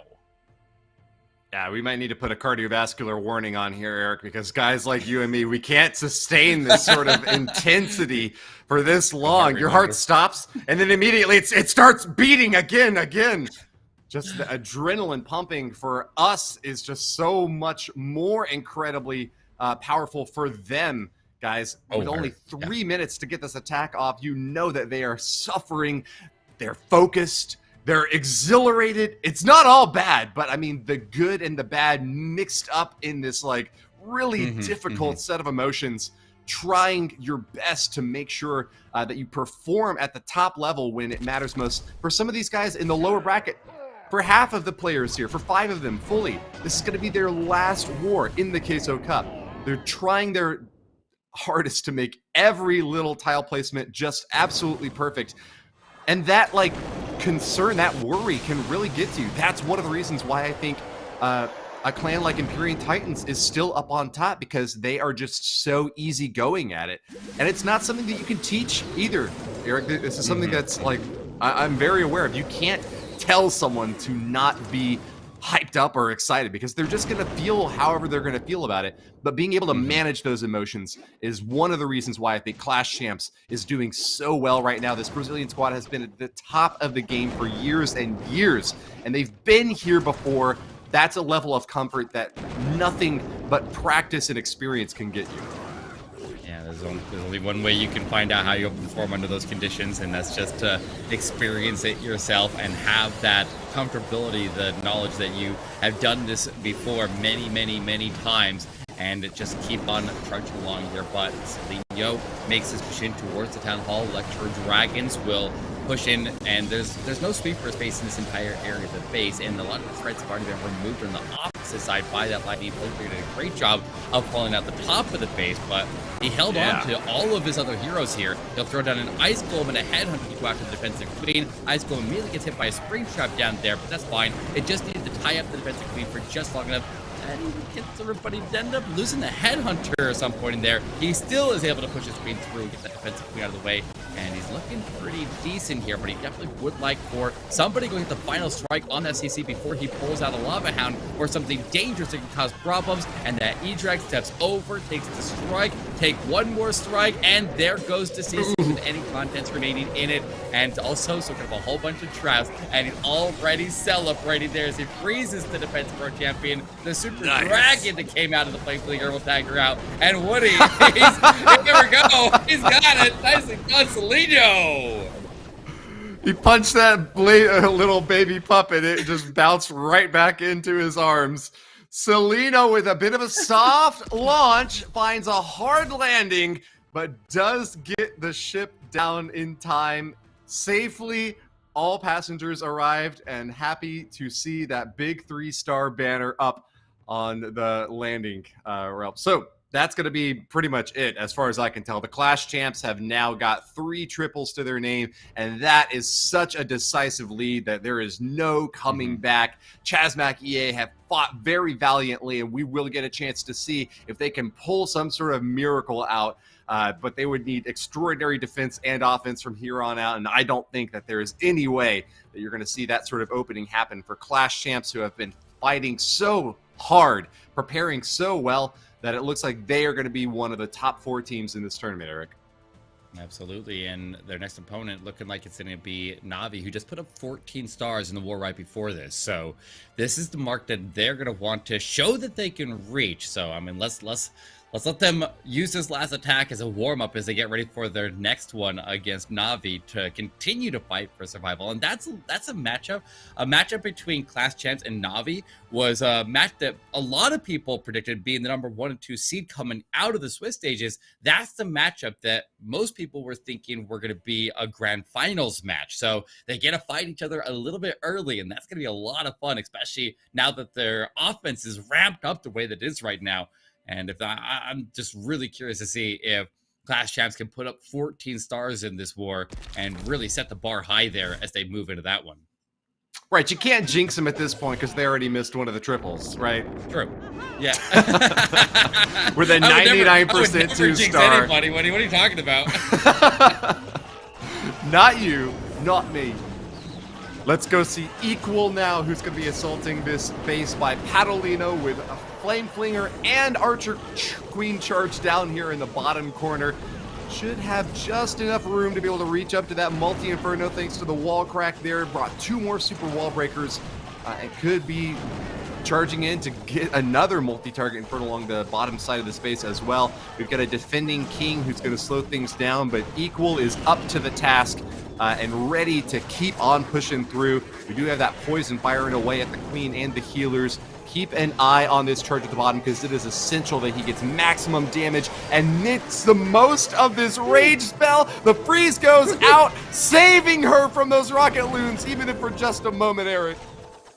Oh, that was close, but look at the healer's HP. They took a lot of damage. They're sitting inside of that poison for a very, very extended amount of time. Like, they went right into it, and even the low HP healers got targeted by the lava pups there that came off with the CC, and so we lost a couple right there. But the queen will keep charging valiantly into the base here. She's got 1 more wall break. The king goes to the outside. Another wall break goes in, and that will give the queen access to the defensive row champion, and more importantly, the scatter shot right there, or not the scatter shot, the eagle artillery, wrong word. But he will have that queen ability intact, and she can reach the sweeper as well. She's definitely set this attack up very, very nicely to be able to push the LaLo through the town hall, but that town hall area with the raged up multi-inferno And the Town Hall right there, that's going to be a very dangerous area, and it's going to require a significant amount of spell support, and he'll have those spells as the Queen does ultimately go down, passes whatever is left of her healers over the World Champion, and they begin their push in.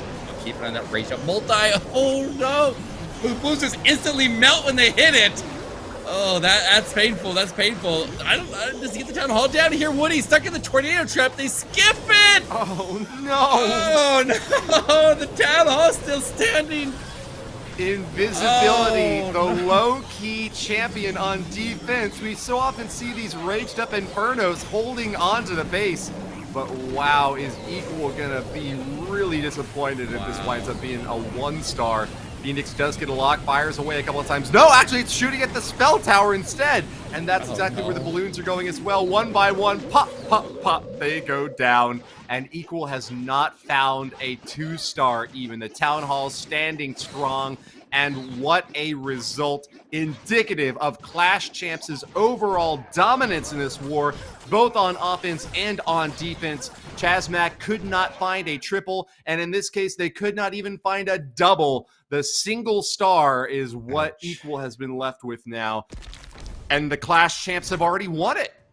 There's no way, even if they just threw away their 5th and final attack, 3 stars would only leave Chasmac with 10.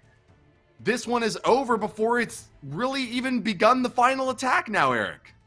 Yeah, that was rough. That Town Hall had a fraction of HP. Not that it would have saved their war. Not to get that Town Hall down would have saved their war, but it's just even more painful when you see a 1-star like that, especially when the Town Hall it just had a sliver of HP left. Those balloons came so close to taking it down. There was so much force there. But he was forced to use the Warden ability early. It was not that he made a mistake there. It's that the King was underneath the Blues, and they were pulling attention to the Warden, and the Warden was not advancing. He recognized it. He popped the Warden ability early to cover them the best that they could, but they all abandoned the Warden aura, and he had to do with what he had working with them, and it just wasn't enough. But now we have Clash Champs. They're gonna try to match the score that was put up from Navi in the other lower bracket match. And if they can put up 14 stars, they can show that they have come to play and they are a team that can take out the defending world champions in this lower bracket as they fight for survival. Pete Castro pushes his way in. Lightning was used to take out some of the defenses of the area around the Town Hall, just south of it. The Expo went down. And Flamefinger and King charging the bottom there, fight out the defensive Queen. And the King was able to set up the Flamefinger to move all the way there to the scatter shot, while the Queen, I think, needs to take the turn to go secure the Town Hall. And if she misses it, then that would be the blow that would not be recoverable on this attack here. So she absolutely needs to arrive at the Town Hall here. Road champion helping out with some funneling, and there we see the Queen going on in, and the Royal Cloak is popped. She gets the lock, and it goes down. First star claim for Pete Castro with the CC full as well.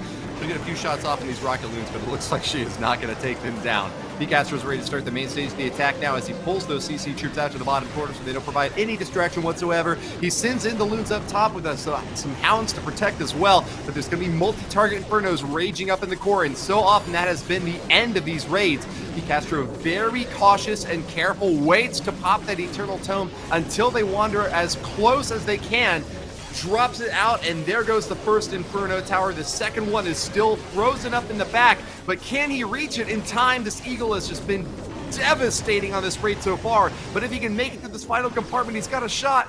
Just looks like it's going to be too little too late, Eric. Yeah, very close there. Very, very close there. But Woody, it is not going to go through, and that is going to put Clash Champs still a solid 13-star performance out of them, and that will send them into the next round here. They will survive in the lower bracket with a dominant performance in this match. There's still one more attack here for Chasmac EA. Let's cheer them on here as they wrap up their path through the Queso Cup, and let's just see if they can at least get a triple on the board here and walk away with their heads held high and just go get ready for the next one, because they did survive a decent way through this tournament here, and to arrive into the top 6 is very, very impressive, and they're still going to get rewarded for that. So still, definitely one of the top teams in the world. Definitely didn't show that, didn't reflect that in their score today, but their history speaks for itself. Well, the Clash Champs has scored 493% out of the 500 that was available. Very, very close to getting a perfect finish, and especially against a super top team like Chasmac EA late here in the lower bracket. They have got a lot to be proud of, but as we've said time and again, Navi is just an incredible squad that have played extraordinarily well in their first match today, and it is going to be a tough one to follow up with, Eric.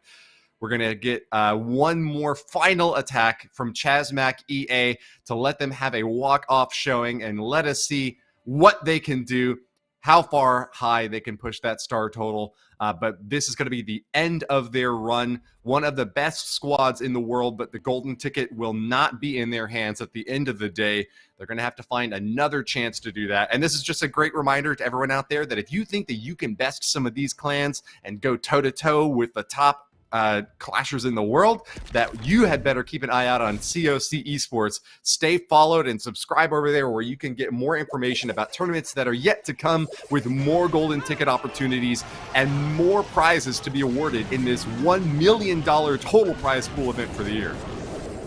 Absolutely. I mean, I've said it a couple times already, but every single team starts off with the exact same footing at the start there, and you always see the same teams rise to the top, but every once in a while there's a newcomer to the scene that surprises everybody and comes out swinging. So gather your team and get ready for the next one, right?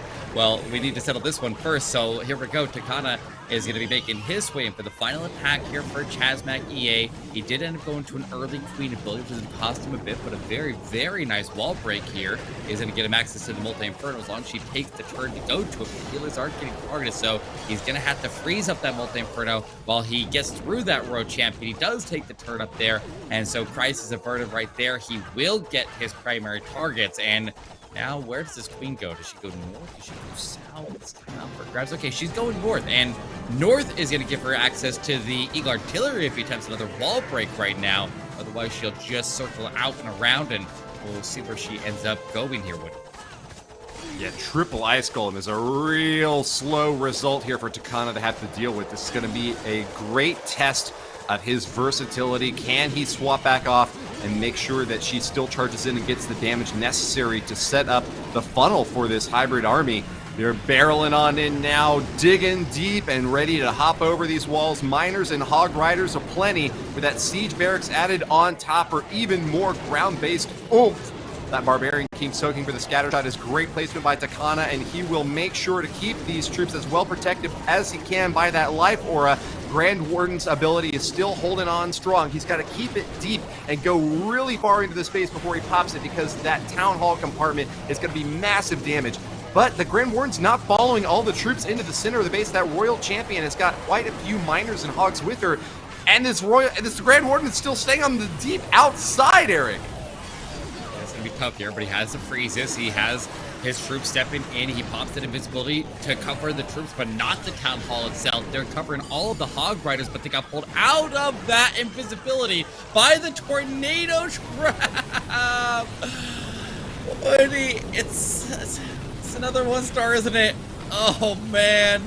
That is tragic, but, I mean, Clash Champs has been known for their defense in recent times, and they have been showing it here, putting it on a showcase for us as he ends up missing the Town Hall. It is another 1-star, and it is over 8 stars is the total. A massive offensive powerhouse in Clash Champs, but also they're showing their defenses, and they are strong. And now we know what Navi's going to have to face in the next match there as they get ready to fight them. But wow, what a defense right there. That is a huge gap between those two teams. 5 stars split between them. Yeah, this is just a really incredible finish for the Clash Champs. A 5-star advantage is basically unheard of in the competitive world. I mean, even if you get a perfect war against a team that gets 10 stars, that is just an extraordinary, huge gap. That's basically the same margin of victory that Clash Champs has achieved right now against Chasmac EA, able to keep 2 attacks from Chasmac at the 1-star mark. forcing them into such desperation that they were really struggling from the very beginning, getting that 2-star right out of the gate and then following up with the 1-star after 1-star toward the end. And Takana and Equal are really great attackers. This is more to the credit of the base building and the Clash Champ side of things than saying anything bad about Chasmac, an excellent team. But man, Clash Champs have really come out and impressed me a great deal here. I think that we have got another fantastic war up later between them and Navi. But man, who's going to say which team is on top? It is a really tough match between the two of them. But I think we've already seen what Navi has to say today about their offensive as well. And Clash Champs can't feel too confident about that, Eric. Oh, yeah. I mean, you come out early, you swing hard, and if you hit hard enough, you demoralize your opponent. You just knock them out of the game completely, and if they can't mentally recover from that, then they're just gonna not be able to recover it. They're not gonna have any chance to. But let's take a look back at one of the attacks here from our winners. We have Lubzera, and I wanted to talk about this attack a little bit more. The opening was very, very smart here.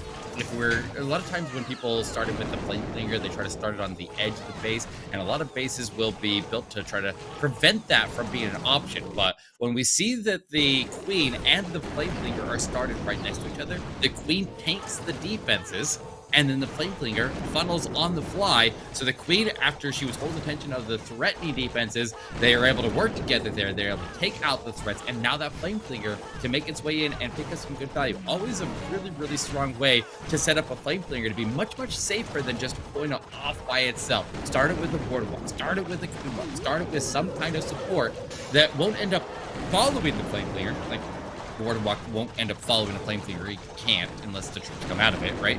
But the queen will wander off south there because he had the funnel set, and on top of that, the flame flinger was able to remove the internal defenses, so he doesn't have those fire to flank at the queen. So it's actually performing like a double duty right there. But he was able to push all the way to the town hall, and you can see the push through the town hall has a decent amount of high value targets behind it, mostly just a monolith, but he can get to the sweepers, and he can, more important than that, if the queen survives in this area of the base, she steps towards the core of the base, and she takes all the ground expos on the inside, and that, while not directly making the queen get more value, even if she misses the wall break, she stands there and she holds the attention of those back-end defenses, and it really helps out the World Champion later on. So just really sound planning all the way through.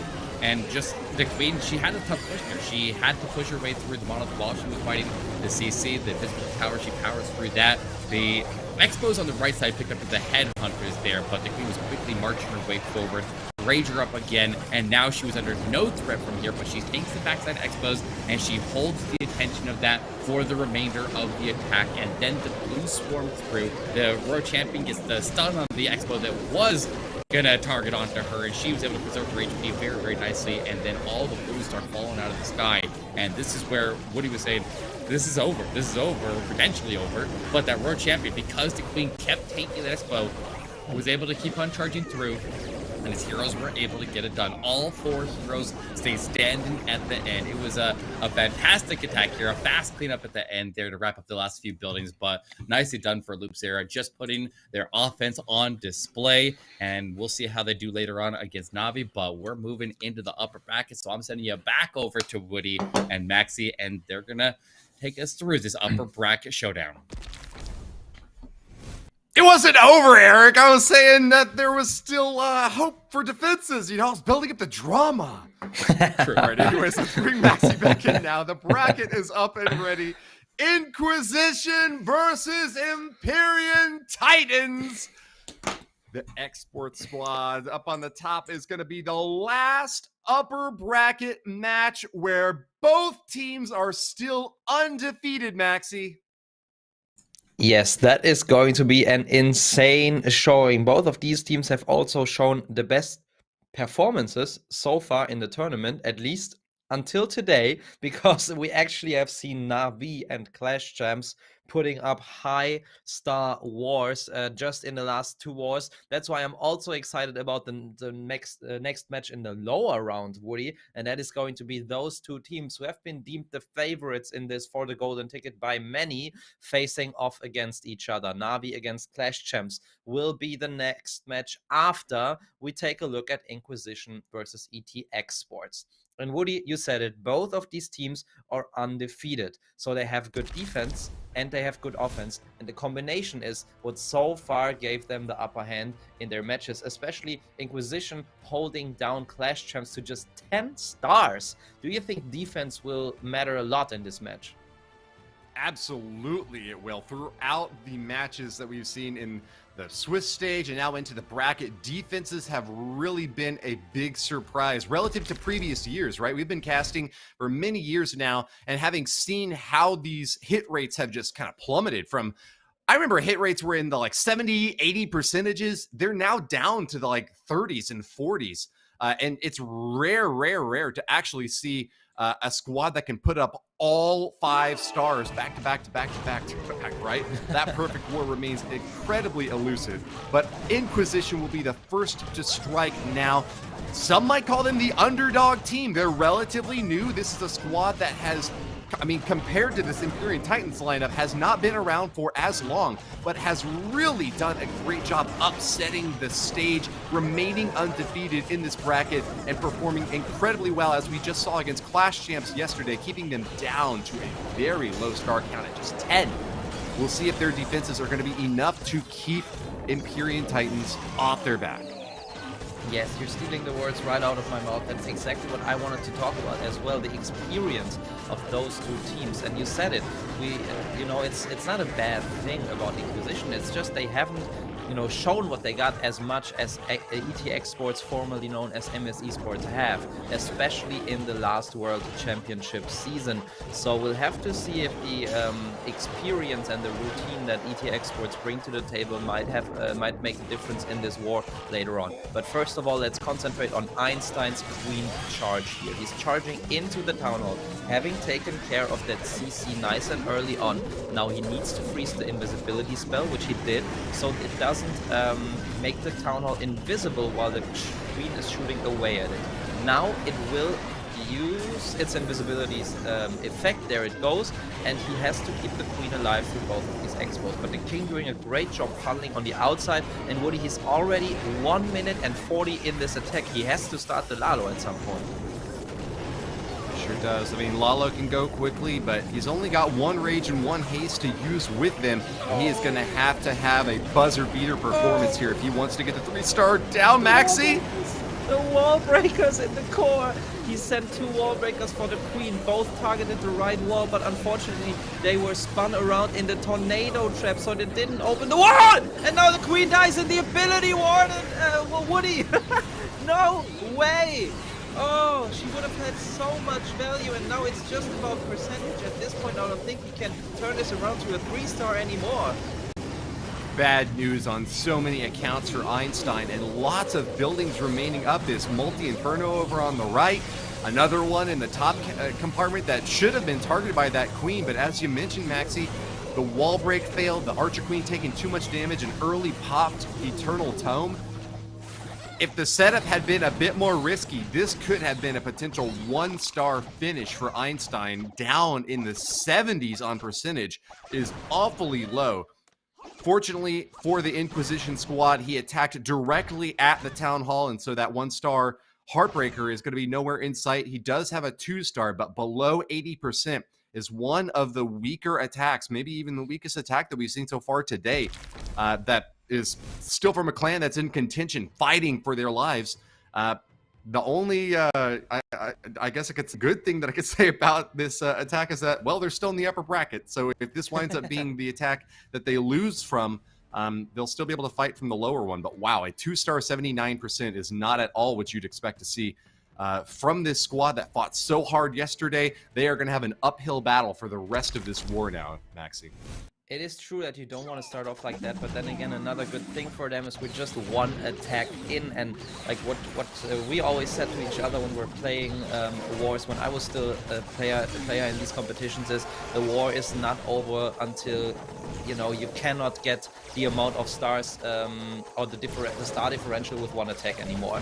And until then, everything is still open, and we first have to see ET Esports, you know, getting an advantage out of this by getting a 3-star on their own. And the man for the job they chose is Kingsman here, coming in once again with the Electro Titan Smash. We talked about it yesterday. It's his preferred army composition.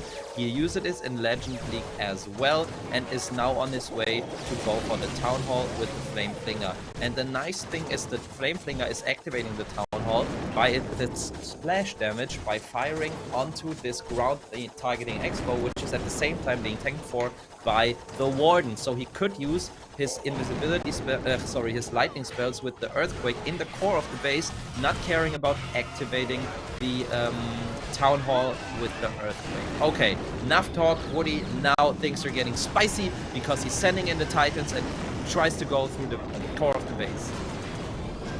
Here they are and ready to rock. We've got those jump spells out, and they're going to be hopping over these blocks. We have a Lava Hound as well from the CC. Won't be distracting the Electro Titans at all. Keep them going strong into the core, but man, he did not get an early shot at that multi-inferno over on the right side, and it is just going to be burning up those healers. Archer Queen has just wandered out of position and is going to the left side instead, Maxi. He finally gets the Electro Titans to hop over to the walls and get to that multi-inferno, but there's another one that's going to start burning them up, and they need to move back into the core and stop messing around on the outer edges. He's got some great cleanup supporting on the outside, though, with this Royal Champion stabbing down, holding on to her shield as long as he possibly can. Kingsman knows that it is best to use that for cleanup if at all possible, but these heroes are still looking very healthy along the outer edge. It's just a factor of time getting over these walls and trying to fire away deep into the inside of this base. I think he might have it, Maxi. Yes, I think so too. It's looking very good, especially delaying the Warden ability was key here. He delayed it for so long that he made sure the healers actually survived, even though the Electro Titans took a little detour. And I think we will see him. Yes, we can see him looking at the camera, pumping his fists, showing us he has done it.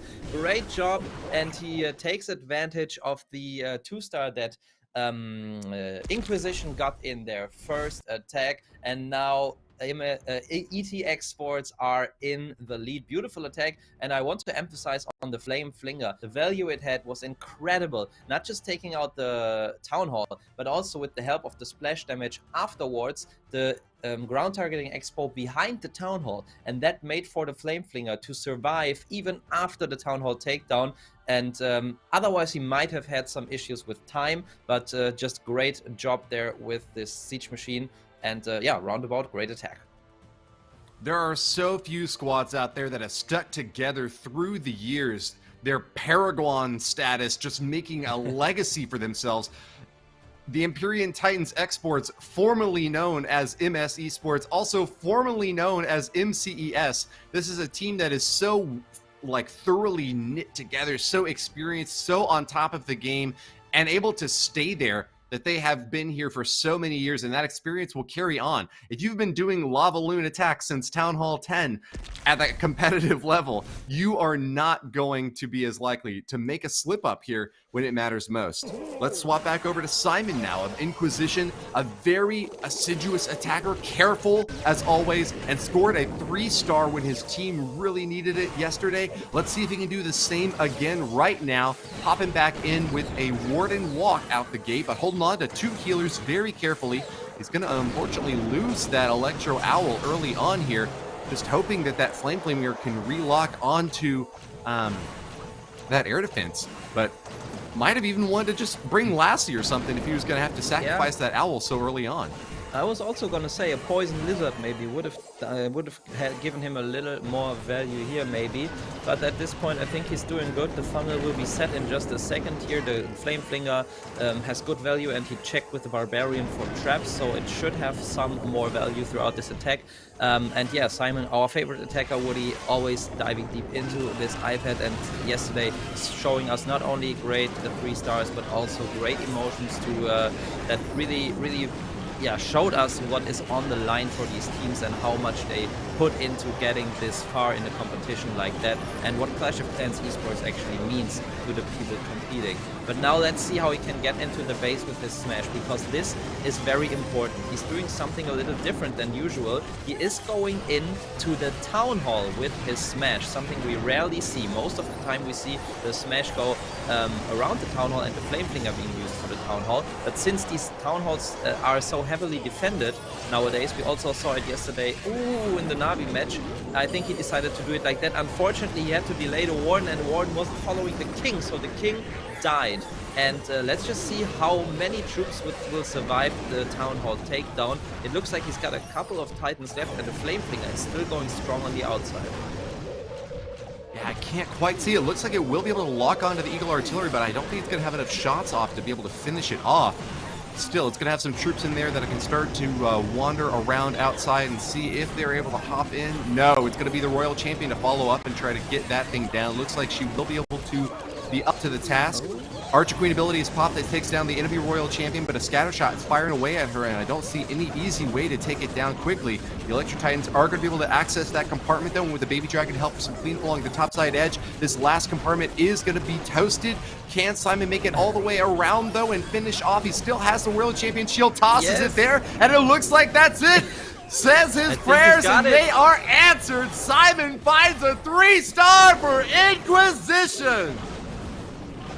Let's go. What a beautiful attack. They're switching it up with the smash through the town hall and the flame flinger taking out the Eagle Artillery. And what I loved very much, you have to notice the troops he chose for the flame flinger. He didn't just bring Electro Titan, he also brought a headhunter with him that he could add with her to take care of the enemy king. So unlike some other attack I talked about yesterday where we would have liked to see the headhunter to help with going through the king, he had planned that out, and that was a very well executed attack. I also like how he stayed patient with the Warden ability. Even though he didn't catch the king, he knew he would just have enough to finish this base off, and that's what he did. And Woody, I think Inquisition are back in this match, and ET Esports still need to 3-star to keep their lead. They sure do, but man, a big percentage advantage for them, though.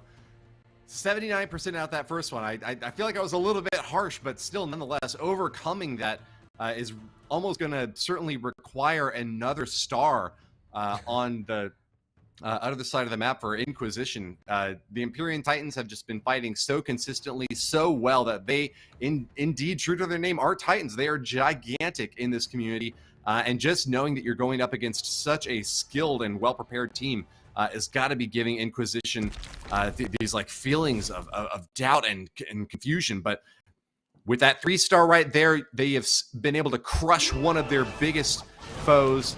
That level of competition cannot get higher for these two squads, and you know it's not over yet. Imperium Titans are not a perfect team. They sometimes have made mistakes, and they have had to fight from the lower bracket as well.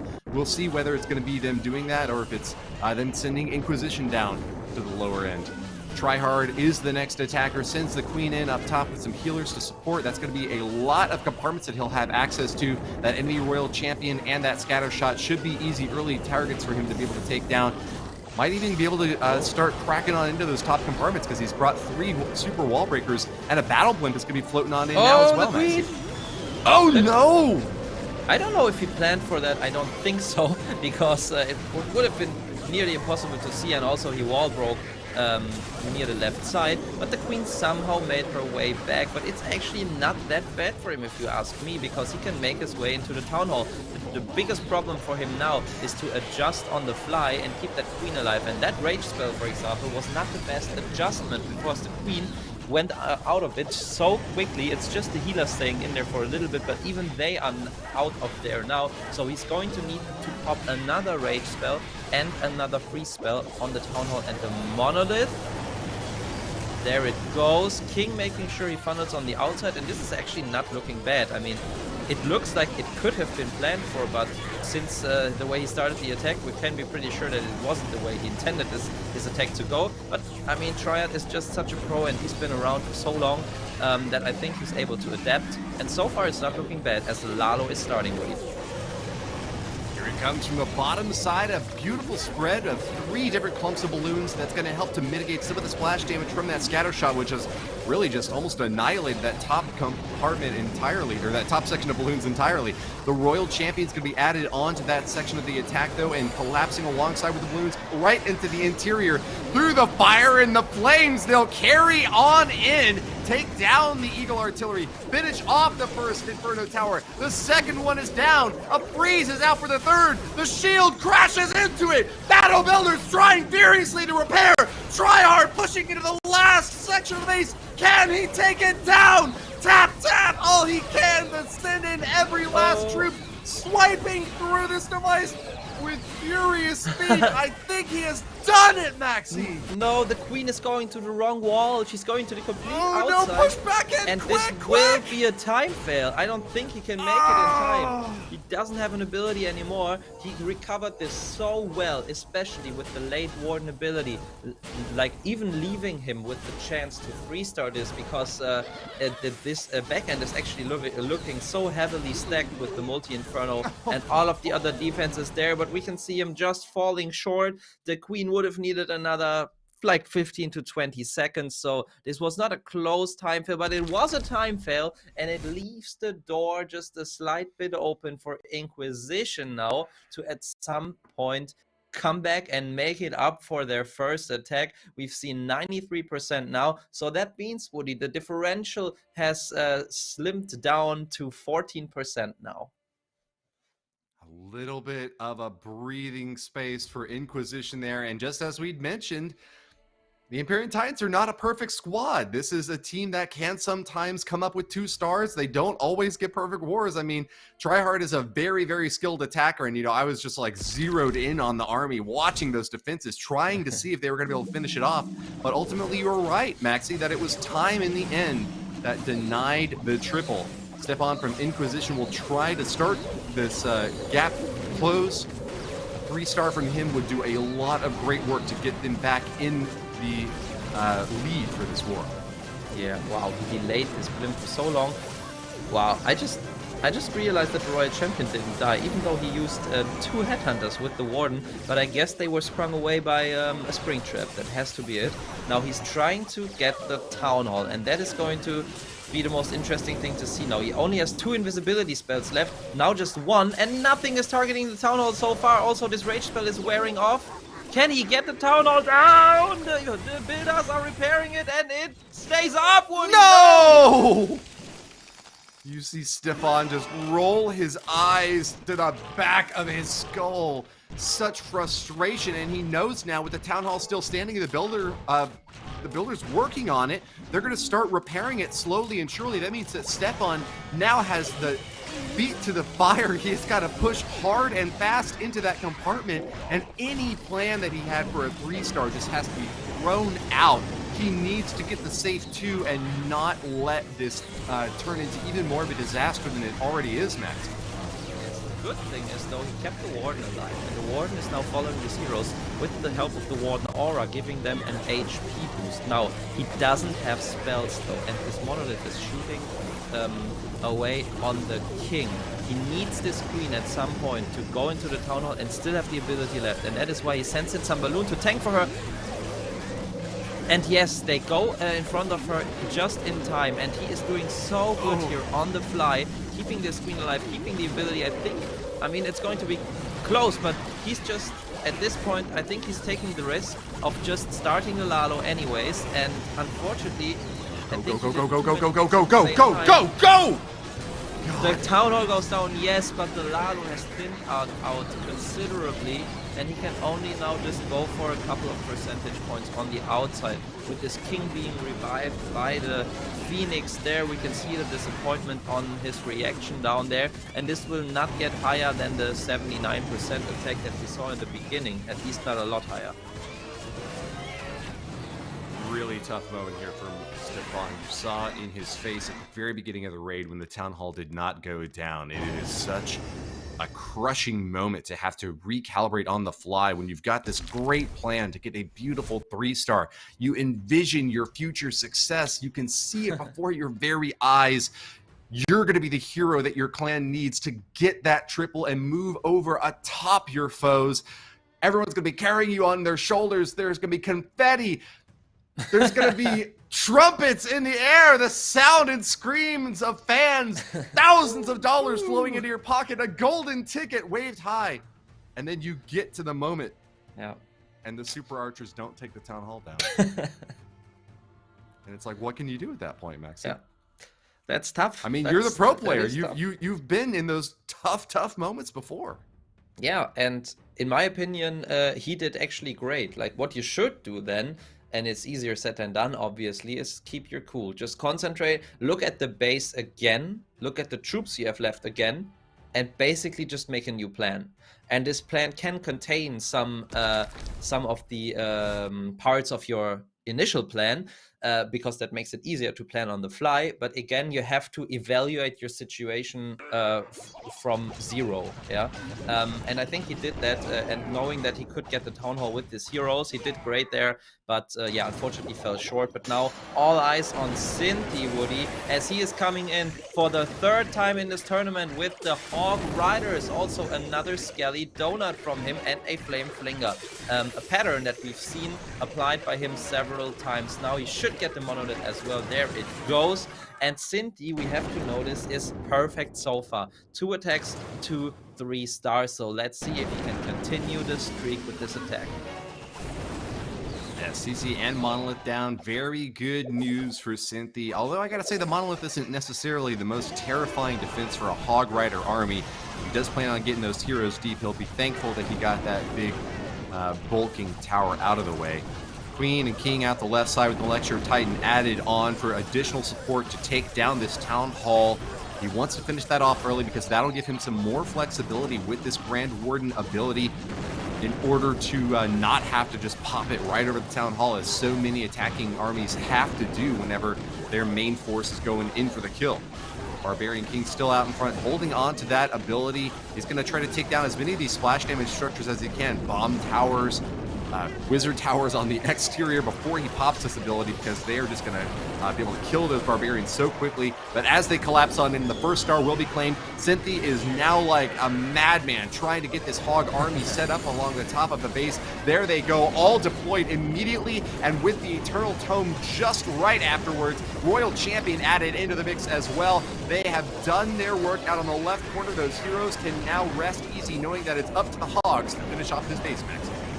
Yeah, it's so great to see how he has how he has planned extremely well where these troops will go. But unfortunately, the eagle shots killed a whole group of his Hog Riders there. At the same time, the Flame Flinger had good value at the bottom, taking out the multi-inferno, and the troops that came up were able to kill the Royal Champion. But then again, there is a back-end multi-inferno, a back-end eagle artillery and poison tower, but he's got the Royal Champion. He makes her invisible. She still has the ability, and I think he is close to keeping that perfect streak. Just needs to pop the ability in the perfect moment.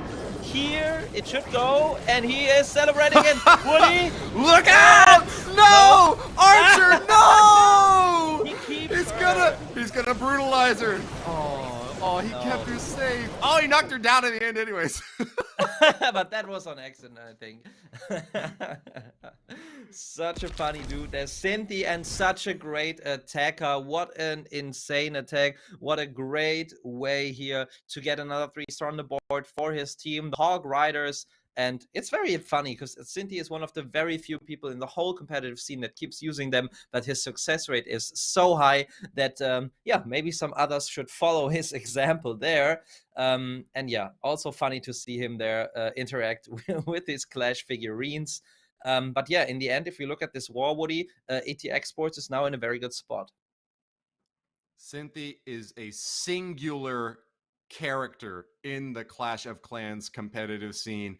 So well known because the personality just shines through. He doesn't even have a mic on here, but you know what's going through his mind when he swings that hammer. When he gives the little archer a little pet on the head. When he brings a Hog Rider army, when that's not the comp that hardly anyone else would bring. I mean, lots of other players have brought hybrid armies. That's not completely out of the picture. But for Cynthia to just have this, like, essentially off-meta composition that only he knows how to use, that just like makes him such a massive threat for any team that he's up against. Either they have to say, well, we just admit that we're going to lose a base to a 3-star from a Hog army, or we have to configure all 5 of our bases to be Hog resistant. That just takes so much additional effort and can make them vulnerable to the attacks from the other 4 players. Let's switch back to Fabian now from Inquisition, who needs to get this triple to try to get back in the win column against Esports. The Imperium Titans have just been stomping through right now, and it is going to take a lot of effort from Fabian to make up this difference. Super Archers on the deep interior are trying to fire away at this Town Hall. Once again, it's going to be a slow strike, though, for Inquisition. It looks like they do get the lock, though, eventually, and taking out that Monolith as well is some more great news. Can they finish off this Spell Tower? Ooh, not entirely. They cannot, but they triggered it, which is also worth a bit, because it will take a while for it to reset. Then again, he goes in with the heroes on the opposite side of the base, so this spell tower is definitely going to recharge until he goes comes in this area with, I guess, his LaLo towards the end of the attack. Notice how he has brought 2 super wall breakers, and he wants to make his way deep into the base. Now, trying to... the king is going to the outside. Oh, also the queen is going shopping. Oh, this is not ideal. This is definitely not ideal. He may think about using the Royal Champion now. The queen is under so much damage there. Oh, he opens the wall though. That was a little lucky, but he doesn't have a spell anymore to keep this queen alive, and she's in the range of a raged up multi-inferno. What he goes down! Oh my goodness! One more shot for the queen could have taken down the eagle, but fortunately for Fabian, he does have that Eternal Tome ready to use. Pops it right as soon as he gets these balloons deployed, and it's just going to be one salvo of eagle shots that rain down on the backside. Not anything that he has to worry too much about. Oh, a red bomb does go off, and those balloons right on top of the multi are taking a lot of fire. They've got a scatter shot to deal with on the back end as well. Royal Champion marches in to save the day, tossing that shield off. It's going to be a duel of the champions on the top left side. The fates have spoken, and Fabian will make it to the final compartment, but can he knock it all the way down? Another raged up Inferno Tower is a mighty foe to deal with, having not been able to take down that spell tower earlier on with the archers. I think that he's going to come up just a little short, Maxi. Yes, he is, and that is very unfortunate, because now would have been the time where they really needed that 3-star, and I think it was all due to the fact that his king and queen didn't go the correct way. So he should have been a little more patient with the king deployment, noticing that the queen, the enemy queen, was close to his own queen, and also sending in the super wall breaker earlier on, because all of these pro players know the rule of the 3. The troops as well as the heroes always take into account the closest 3 buildings to them, and if one of them happens to be reachable without breaking through a wall but just going around a wall, then the troops, or in this case the king, will decide to go to fight against this building, and that's exactly what his king does. Because of that, he would have needed to wall break towards that ground targeting expo earlier. Then his queen would have been tanked for longer, and he could have made the push with his heroes into the Eagle Artillery. And we saw later on how devastating the multi-infernal behind the Eagle Artillery, in combination with these red mines stacked around it, was for his Lava Loon troops. So if that hero dive would have gone better, it could have saved the attack, it could have turned it around, and then he probably would have had enough with the LaLo backend. So much for the analysis of this attack. But in the end, Woody, if we just look at naked numbers, we have another 2-star for Inquisition. We have already 2 3-stars for ET Esports, and that leaves them in a very comfortable position, and they can actually already pretty much guarantee the victory if they now get another 3-star. Triple here from Alwalin seals the deal. He's going to drop lightning, zapping through that monolith and a spell tower over on the right side. Gonna get triggered up, but it's not gonna cause any problems for him now as he starts this LaLo raid with a little bit of poke out here in the bottom right. Just trying to get the funnel set here for his heroes. The Queen has got a golem out in front. Big, beefy support to go deep inside this base. Might even try to get a lock onto a scatter shot or a multi if she's able to leverage this one single super wall breaker into the perfect spot. Yeah, I'm also wondering what his plan is for the Queen. I think he will just try to go into this multi-inferno compartment where he just used the wall breaker. He's not going to aim for the Town Hall. That's what most likely he has the blimp for. I think he's going to use the Warden ability to protect the LaLo and also the blimp, and then make the blimp go all the way to the Town Hall as the Royal Champion takes care of the scatter shot and his Queen takes care of the enemy Royal Champion. So far, looking pretty good. Got a blimp up the top, and you are right that it's going to be a safe Town Hall takedown for Al-Mualim.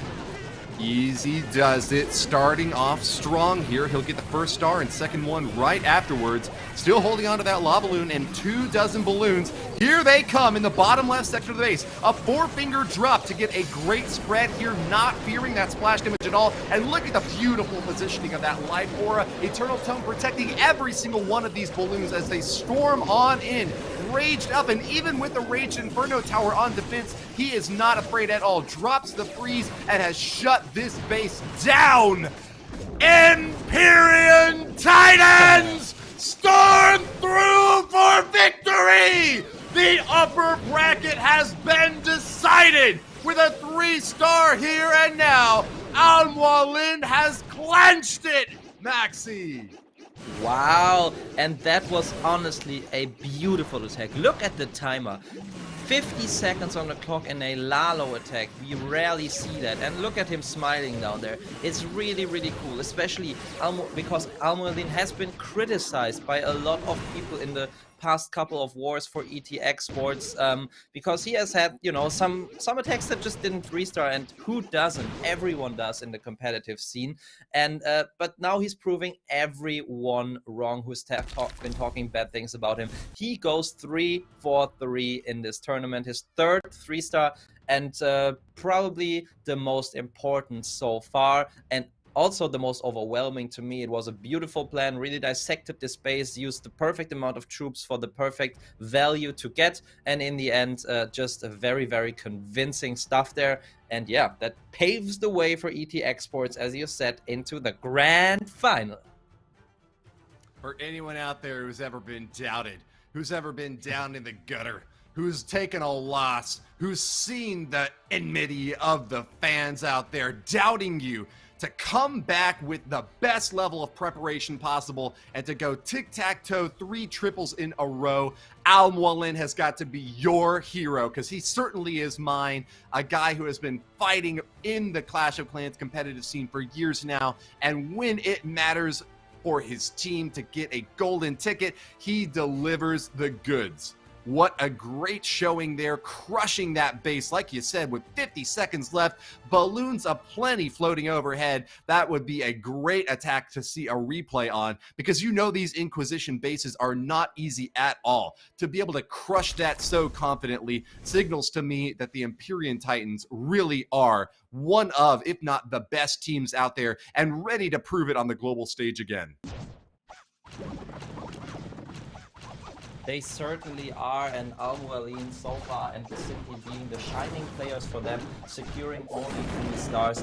But, I mean, there is a theoretical chance, at least still, for Inquisition, and Mark is trying to secure that theoretical chance now, because it's dependent on a 3-star from Inquisition, and would then have to be followed by a 1-star by ET Esports. We know that is very improbable, but it still can happen. So that's the last sliver of hope that yeah, they are holding on to. And Mark is coming in with the Queen Charge Super Dragons. We've seen this loads of times with the recall spell in the mix, so the Queen taking out 2 different parts of the outside buildings. This time he's not using it because he thinks that this Queen can get more value if she just stays there on the outside. And there go the Super Dragon. No balloons early on, so these Super Dragons take the damage of a couple of red air bombs, but I think he wanted that. He wanted the Super Dragons to tank most of the Inferno beams, so the balloons could actually get more in front and soak up possible seeking air mines. So far it's going really well, but the Town Hall, okay, it goes down just as the invisibility spell is triggered. At the same time, so much multitasking Woody. He's keeping his queen alive at the top side, fingers still going. And yeah, I don't know what to say. I think it can't restart. I think it can fail. I don't know at this point. Unfortunately, that Warden was just out of position and took a lot of damage early on. The Super Dragons were not able to protect him from that multi-target Inferno burning through. And that leaves Mark without hardly any cleanup troops now. He's just going to have to rely almost solely on the heroes. But they are still quite healthy, as you mentioned there. It's just the loss of these healers up top. That means that this queen is just going to be down for the count now. That Royal Champion did not get into the enemy Inferno Tower compartment quickly enough. And Mark is now soaking some monolith damage. That is unsurpassable for these healers. They'll be able to swap off into the Royal Champion and try to stab through for a bit more percentage, but geez Louise, look at that! The monolith is just a singular defense. What an absolute unit. It's now destroying the Archer Queen and bringing the Royal Champion down to her knees. Enemy Royal Champion on defense gets the final killing blow, and Mark will be denied the triple. The defenses for Cynthia have held on, and Inquisition will finish this war with an 11-star count, same as has been earned by the Imperium Titans out of their first 4 attacks, and it'll only be 1 more star until it is all said and done, Maxi. Yes, yeah, very unfortunate. Another Inquisition team than we saw yesterday, because I feel like yesterday, even though they didn't restart every single attack, they were still pretty close on every single one. And one, or maybe just 1 or 2 weren't, but in general, they were pretty close. This one fell, or like not just this one, in this war, all of their attacks that were fails seem to have fallen short pretty early on and have been not close to a 3-star. It's not like time was the problem or just one tile and a misdeployment, just 1 tile or something was the problem. So maybe it was the plan. So maybe they will have to go through and rethink how they're approaching the bases, because these ET Esports bases have been holding strong. We've been talking about how defense can matter in these wars and probably will matter, and you said it yourself. It will probably decide whoever will win this war, and it sure did, as ET Esports is holding back Inquisition yeah, very strongly. But now let's look at Ariam, who's sitting there quite comfortably, Woody. Oh yeah, he is always comfortable. He's got his feet kicked up in the same position for every single attack. All Ariam needs is a 1-star, 34%, and that will be enough to get the win. Let's see him do it. The Town Hall is taken down early on with a safe blip, and just as he did yesterday, we'll be able to clinch victory with an easy strike. Doesn't even have to worry about the 3-star, although give him some credit, because we sure would love to see it if he could make it happen. Let's get into the top corner of the base now, where we see a little bit of funneling here with a triple dragon setup, Inferno, regular, and a Dragon Rider joining these super minions for some additional long-range damage support. Ariam has got 2 Dragon Riders and 5 regular dragons. Bit of an unconventional combo, but something from the skies is always beautiful to behold. Supporting it with the Grand Warden up on the top side as well, and our cameraman has done a great job of capturing every moment of the action here, zooming out just a little bit to catch these heroes along the bottom side as now, and that's it.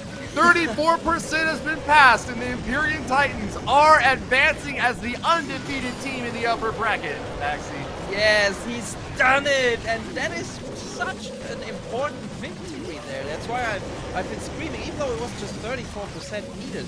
That means ET Esports will be the first finalists today, and they are the finalists coming from the upper bracket, and that means nothing less than that they will just need 1 victory, while their opponent will need 2 victories to claim the golden ticket. So this team is very, very close at everything that all of these teams have been dreaming for, even though this might even become a 3-star. I mean, Ariam I guess 34% is something that he can get in his sleep.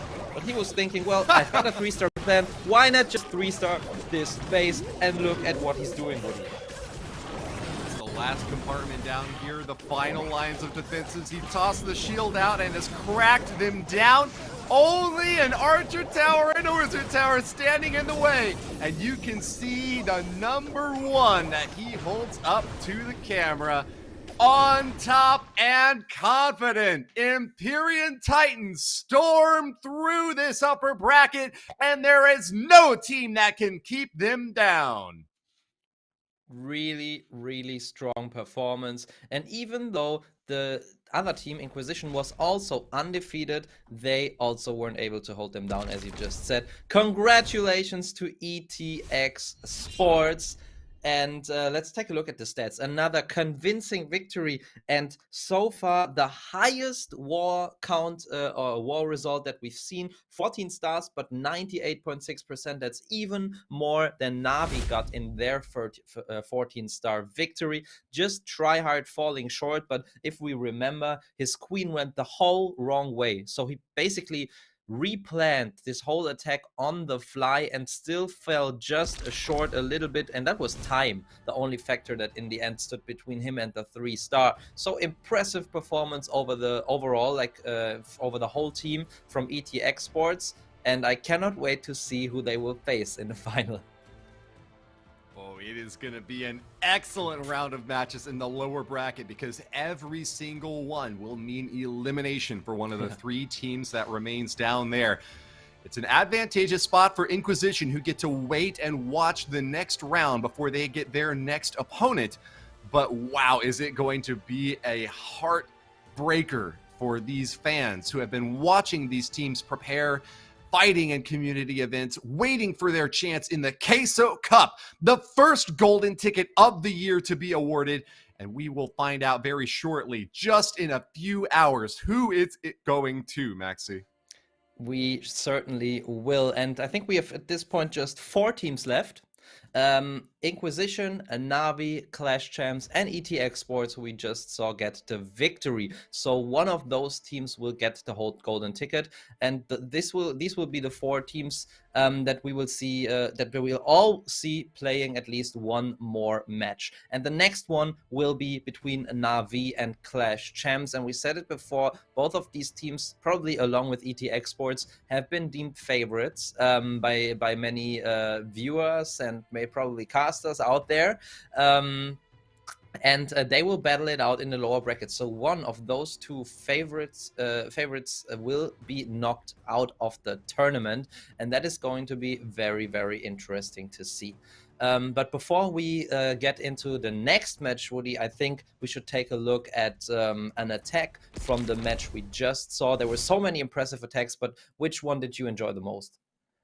I picked out Cynthi's attack, a 3-star strike, and coming out so dominant. I wanted to break it down again so that we could get another glimpse at how he did it. There's a lot of long-range damage earned by this Flame Flinger, but he is not going to wait for it to get the work done. He sends in that Skelly Donut and takes down the Monolith and the Clan Castle, 2 incredibly important defenses to finish off early on. And even though he's committing a lot of spells to do it, the placement is just perfect here. If you clump up really valuable high hit targets right in the center of the base, you gotta expect your opponent to drop that Skelly Donut in there and to take them out. Not having to worry about the Clan Castle is not just a big obstacle that can dish out a lot of damage when these troops come out, but also a distraction that can slow down an attack. We've seen just as many time fails as we have troops just kind of withering away, and so having to eliminate that entirely just removes a lot of the guesswork that Cynthia's going to have for this raid. It does leave him a little bit short on spells, but with just plenty enough to support this hero dive out in the left corner, this town hall is relatively vulnerable, and Cynthia knows it. He can get an early 1-star strike and not have to worry about swapping off to prevent a one-star loss later on in the raid. And so committing the Barbarian King and holding the ability that he has, as well as the ability for the Archer Queen until these splash damage structures are down, ensures that he can just maximize the damage that he's going to be able to earn from this hero commitment over into the left side corner. Even with that rage spell popping out, it is not going to be a problem at all for these guys. Once Cynthia has done that, he knows that it's time for stage 3 of the attack. The Hog Riders are coming in, and just take a minute to appreciate that the Flame Flinger is still down on the bottom side of the base, chipping away at really crucial defenses. Finds a multi-target Inferno next, and will even be able to fire away at additional targets afterwards. But with that Grand Warden perfectly positioned to support these Hog Riders and a heal spell to keep them topped off through a multi-target Inferno, Cynthia has committed almost everything that he needs to finish off this base. It's just a matter of time and dropping those last 2 final spells, shutting down the most important defenses to keep these Hogs alive is what he's going to do next. That Scatter Shot is the first one, and this Inferno Tower is going to be the very second one. But as soon as the Scatter goes down and the multi locks onto the heroes and the pets, he knows that he can invis them up and finish it off with an ability anytime that he needs to. Holding on to that Seeking Shield from the Royal Champion is just the icing on the cake for Cynthia's last hit here. He knows that the 3-star is going to be coming in with just very little resistance at this point. Tosses the shield, all the defenses are cracked, and the cleanup is no problem at all. He's had wizards working on it the entire time. That is the sort of skill, versatility, and attention to detail in planning and execution that gets players like Cynthia the 3-stars, and if you want to be at the top of the game like him, you better follow suit. Let's toss it off because we've got another war coming up next. Thank you so much, Woody, for breaking down this attack. And I am joined once again by Eric for the next war. And Eric, look at this. This is how the bracket evolved. This is where we are right now. And we will see lower round 3. A match for the ages, Navi against Clash Champs. Team stand. 4 teams emerge after everybody else gets knocked out of the competition. Hundreds and hundreds of teams we're fighting to get here today, but these are all that stands. Navi and Clash Champs is definitely a big match here. I think a lot of people have been waiting for this one here, and I mean it's a big hype match here that was the 2 teams that I think a lot of people thought were going to be in the upper bracket finals. They were the favorites up there. That's what all the brackets that I saw for predictions on Twitter were looking at. So they do ultimately get to clash, which is going to be absolutely incredible here. And then, as you see, the winner of that will move on to face Inquisition in the lower bracket finals as they finally find a opponent that can actually take them down. And then way up top there, I mean, Imperium Titans, that was a really, really, really strong performance. That was really impressive. But ladies and gentlemen, it is time to kick it off here. The lower bracket pre-finals fighting in an elimination match. It is Navi versus Clash Champs. Gaku started us off here with some lightning to take out the far left side of the base. Set up the Flame Flinger as Tess is popping up there, but he has blue down front there, lured him out of the ground, and the Queen will dive in towards the Town Hall takedown, and he's gonna follow it up with a LaLo here, Messi. Yes, that is a very cool attack, very interesting to see.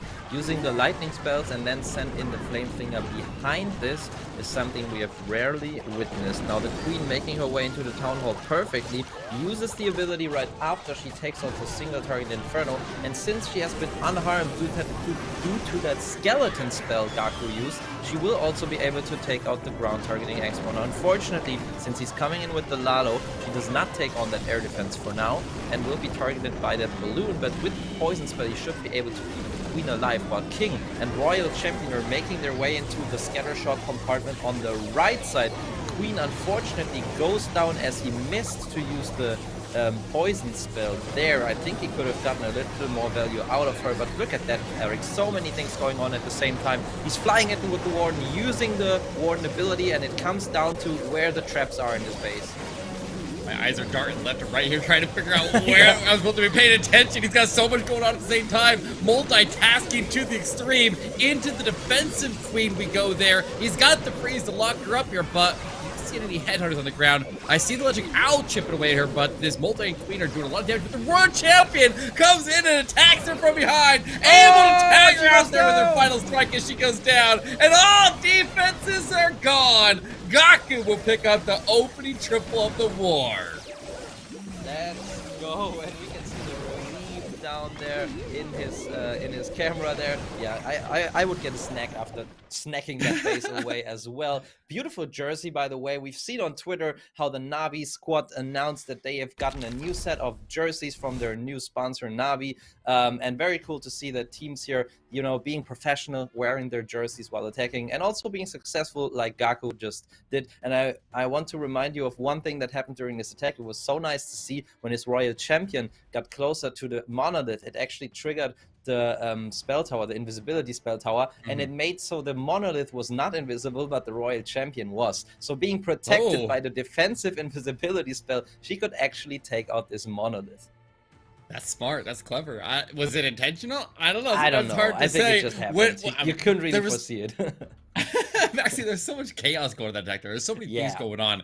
I don't know how they can manage all of that at the same time, because I know when I'm attacking, I have to have okay, I'm doing this part, and I'm doing this part, and then I'm gonna get tunnel vision, and I lose track of over there, and then my queen dies, and you know, it's just all over the place there, you know. But he multitasks like crazy, everything going on all around the base, simultaneously attacking every edge of the base at the same time. But then once they all collapse into the middle, there's so much cross-tanking going on that there's just target overload for everything that is trying to fight back. So, I mean, it worked out great, but you really have to be a master at that attack to be able to pull off that kind of multitasking. And he is. So he's rewarded with the triple. And now it's time for class champs to get in here and see what they can do on their open attack. And we saw them put up, 13 stars in their other war in the lower bracket here. So they're coming off of a hot one.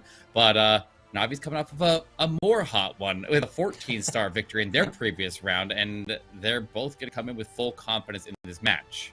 Yeah, I feel like actually both of these teams have kind of warmed up through the competition, and being knocked down to the lower bracket actually gave them the fuel they needed to finally let loose all the power they have inside of them. And it's nice that you talked about cross-tanking there for a second. It's a principle I have been mentioning a couple of times during these wars here, how we want to want troops and different parts of an attack work together, and maybe we can witness this a couple more times during the next attacks. But first, let's take a look at Patolino. He is coming in with the Zap Titan Smash. Once again, we've seen this setup a couple of times. Warden taking some defenses, in this case mainly the multi-mortar. The Flame Flinger going in behind of him, and then using the Earthquake to activate the Town Hall, using some smaller troops like Barbarians or Goblins to check for traps, and then at some point he will rain in with these Electro Titans, and his Queen holds the Warden over nicely, sends in the Titans, and now it's all about how the Smash can evolve.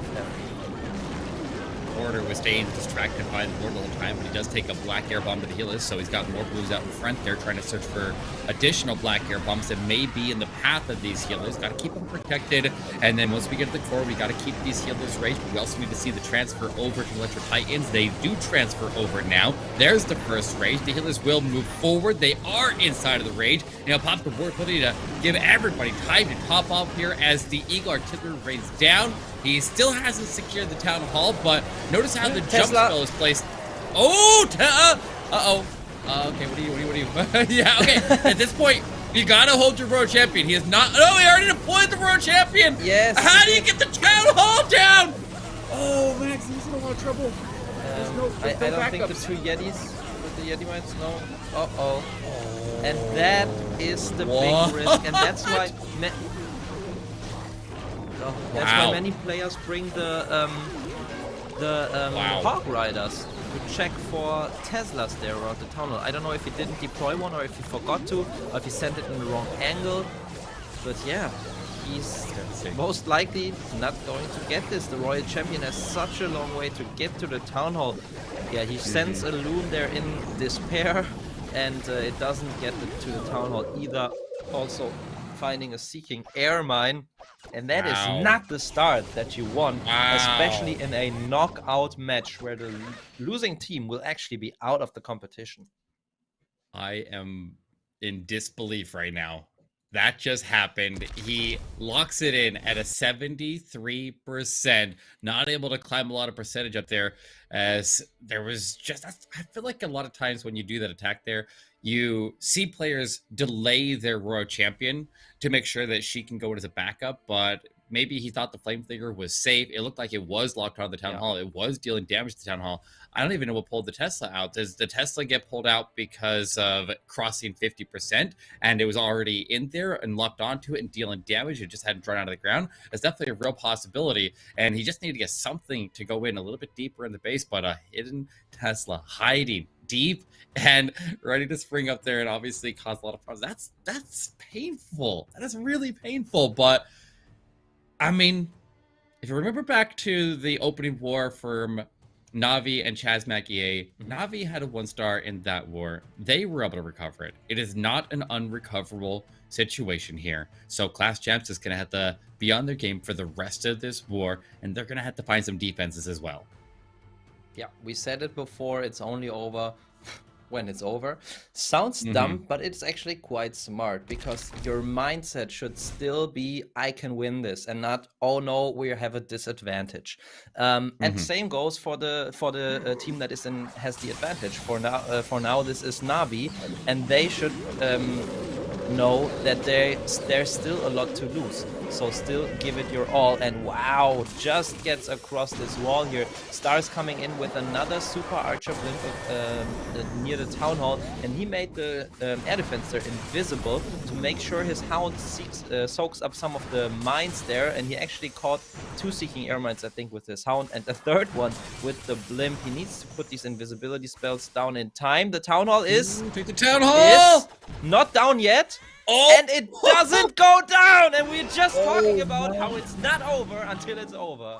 Oh, wow. Well, on the bright side, there are no battle builders in the area there that survive. The 2 battle builders on the right and left of the town hall, you can see their little trap door going to the ground right there. Those are down, and that means the town hall damage will sustain, and you can go pick it up with something else later on, but you're not going to be able to get it in with balloons, because balloons move too slow, and they would be taken out there before they can get in there unless he invested his only haste into it. So I feel like he kind of has to put the Royal Champion into it, and the defensive king is still standing out there, which would intercept the Royal Champion and make so that she gets no value outside of that. So the chances of this tripling at this point are slim to none, but we'll see how he manages it. But this is exactly the defense right away that Class Champs needed to be able to have a chance to come back in this war. Doing a great job though, keeping the team alive even through the ground turning expo, and she will, with the ability, most likely be able to take out the scatter shot as well after finishing up that sweeper. And as you said, he uses his only haste. He has finding red bombs, finding the tornado trap, but with the next balloon, since this haste is still alive, he should get the town hall down, and he can concentrate fully on his LaLo with just 1 minute on the clock though, Eric. Okay, I mean, a minimal investment, but he's now going to be fighting the sweeper without a haste, and that is going to be very difficult to move through. He'll put in the headhunters under the portabilities. He charges into the range tower area. Headhunters will cross through, watch for spring traps as they go after that defensive Royal Champion. They lock on, they take her out. He freezes, and as an extra insurance plan, working to the Eagle Artillery, his Royal Champion is still alive and underneath the balloons, and she's assisting. Down south here, he's got the multi-inferno that is going to melt a lot of balloons there while the sweeper knocking it back. Oh man, what did he do for a haste right there, Maxi? He is so close actually, but the Royal Champion now being targeted by that ground bow. If the ground bow was gone, he could probably have, I mean, okay, the timer is low anyways, because this is actually a time fail with all of the balloons left and just the ground targeting expo. Insane, not gonna lie, that was insane from Stars the way he recovered from it, and he probably was on voice with his teammates, and they told him, okay, the town hall is very low, just a drop damage of a couple of balloons will get it. Maybe he even said, okay, I'll start the heroes, you just tell me what to do. Sometimes it's better when someone who can concentrate, who doesn't have to concentrate on, you know, something going on the map, to just look at it and figure out the best way. Another option would have been to send the Royal Champion in a way that her bounce goes to the town hall. But then again, you don't want to waste her. You don't want the Royal Champion to then step right into the town hall poison. So there might have been an angle around the 5 o'clock side of this base to use the ability right away. But I think the way he did it was probably the smartest way, just because of the success he had with it. Just a time fail after such an upsetting start of the attack was actually very impressive to me. Man, that sweeper did so much work against him. I mean, yeah, he definitely fought back as valiantly as he could on that one. But now we move into the response from Clash Champs. And if they can triple here, Leo can get it done with this Queen Charge LaLo, then they will climb back within 1 star of Navi. They got the defense they needed.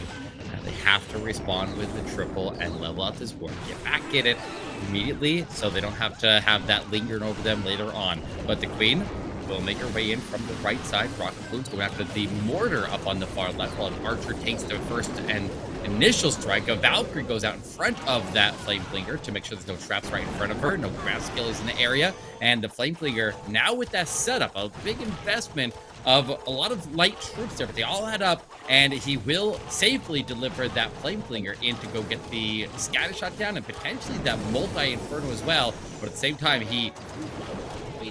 she tried to redirect her to go south there with that invisibility, but she chased after the defensive road champion instead. And I think she's okay here, though, Maxi. Yes, she is, but now she's stepping into a lot of firepower with this monolith and 2 ground targeting expo on her. Also, this unicorn is being targeted by the multi-inferno. It will go down, but the Queen will soon step out of range of the monolith. There it goes. He will have to invest probably another rage spell to get the town hall, but then it should be secured. While the Flame Flinger is doing, I was just saying, great work up there. Unfortunately, now gets targeted by the ground targeting expo. And he has Yetis in there. Let's see if they can get any more value for him. But Queen has secured the town hall. King funding on the outside. 1 minute 30 on the clock. And I think the LaLo is about to start here.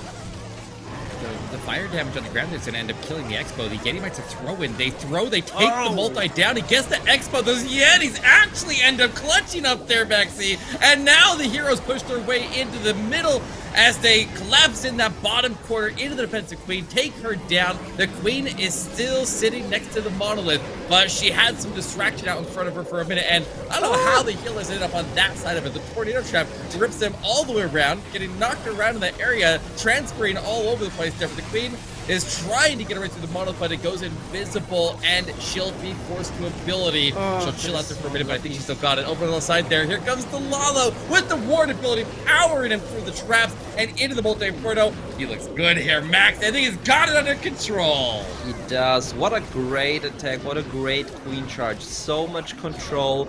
No wonder his name used to be Queen Charge Leo. And that was really, really beautiful. And I mean, it gets them 1 star closer to Navi. We said that it's not over until all of the attacks are done. And Clash Champs did have a 2-star disadvantage after the first attack. Now it's just a 1-star disadvantage. If they continue like that, no matter the percentage, they will finally even things out against Navi. So great job to Leo keeping his team alive.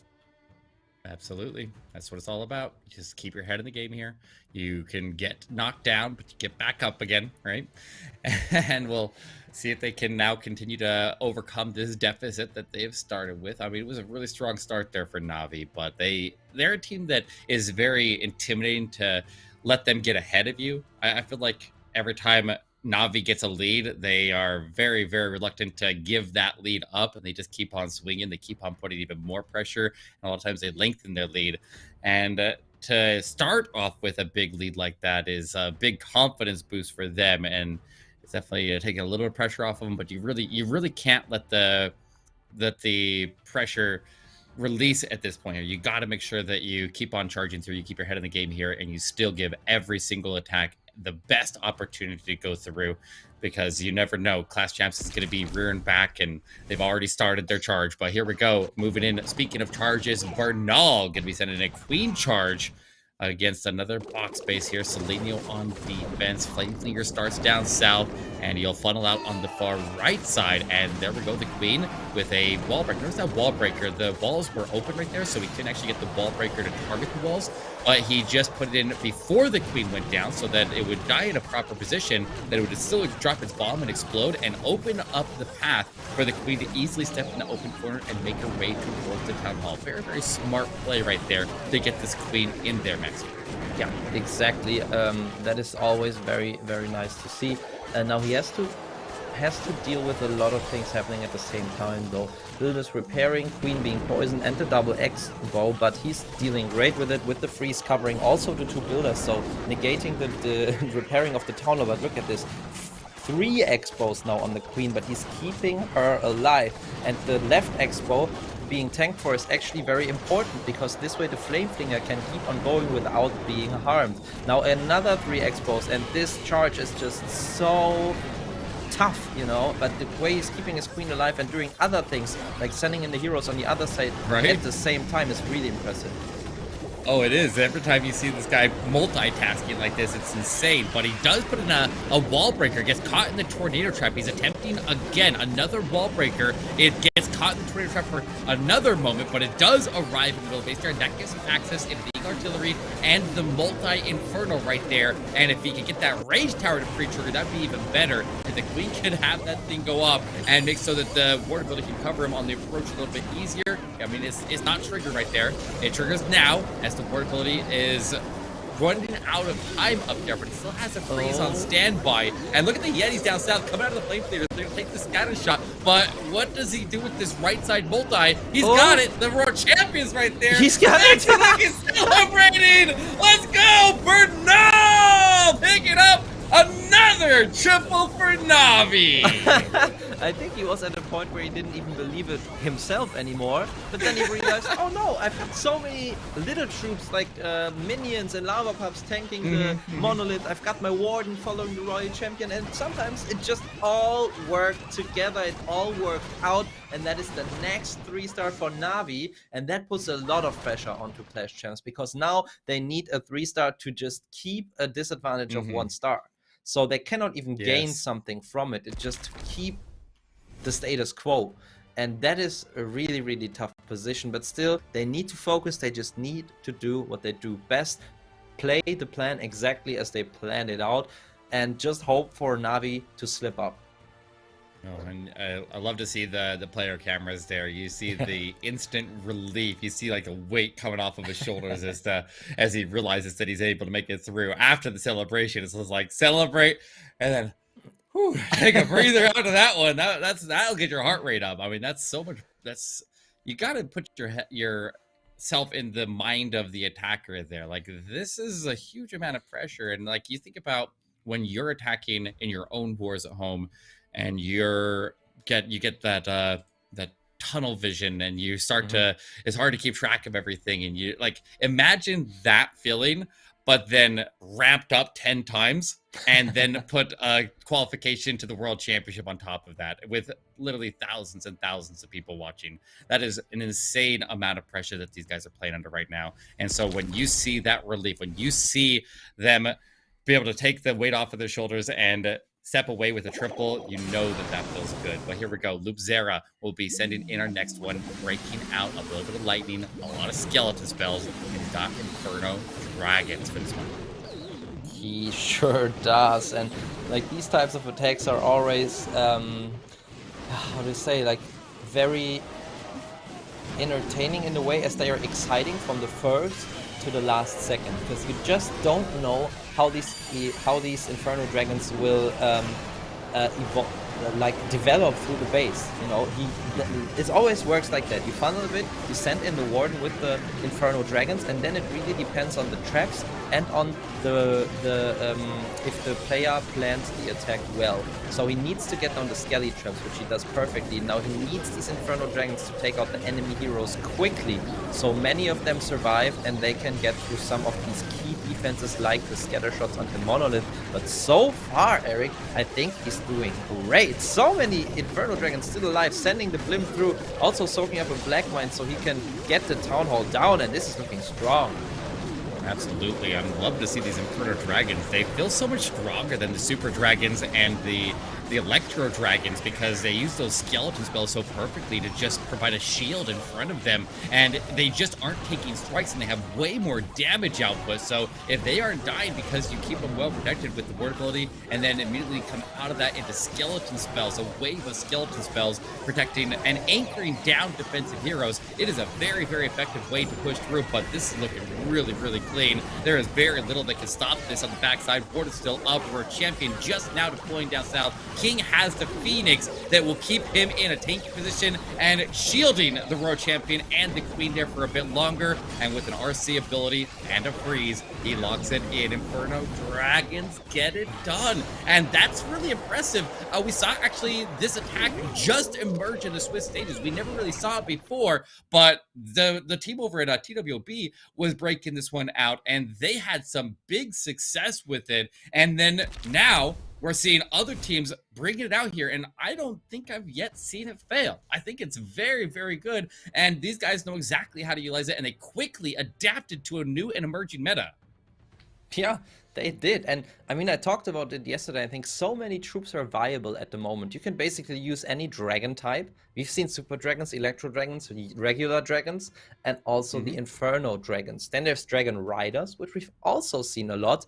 And like the classic LaLo is also still being used, but not in every single attack. And the versatility makes it also very hard to find the most fitting plan in a short amount of time, but also makes it hard for the base builders. But the base builders in this tournament also have been showing what they're capable of, showing how they really know what to expect from the opponents, what they will throw onto a base, especially if you can prepare for the exact opponent that you're facing. We've seen that in the first 4 wars here, you know, every team knew the first team they were facing off against, and the defenses in these first 4 wars were just crazy. We've seen, I don't know the exact hit rate, but I think it was less than 20%. So very good job there on the defense as well. And yeah, it's going to be very exciting to see if the Clash Champs can now get a defense, because that is what they need to hold Navi back from securing that victory.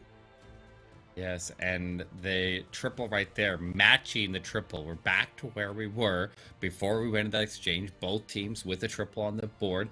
And it's going to be, once again, a star and percentage advantage into Navi's favor, but definitely within reach for Clash Champs if they can stop Kazuma. Loop Zera on defense. Kazuma going to be sending in Lightning and Hog attack with a Queen charge. Now, this is interesting. Wow. Because he's got 27 Hog Riders, but he has 0 heal spells. And if you're investing all of this lightning and running a Queen charge, that leaves you 1 rage, a couple of freezes, and an invisibility to push everything else through this base. So that lightning has to remove damage off of the Queen as she makes her way forward, and it is able to do that by taking out some of those internal buildings that is going to be working next to where the Queen's entry, so take out everything that she can't reach and make so she doesn't need those extra rages and she can just sustain without it. But Flame Flicker is going to make its way towards the Town Hall, and hopefully it gets there, because if it doesn't, that could swing the war.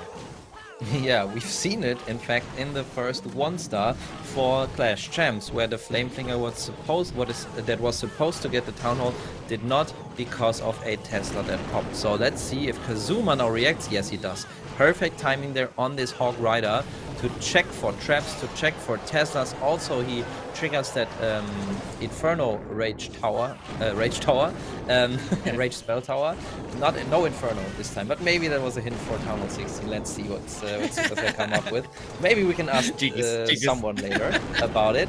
But for now, we see a Queen charge going on. Beautiful stuff there from Kazuma, and this Queen will now go to the outside because of the rule of the 3 we were talking about earlier, and that's a great base identification after these zaps.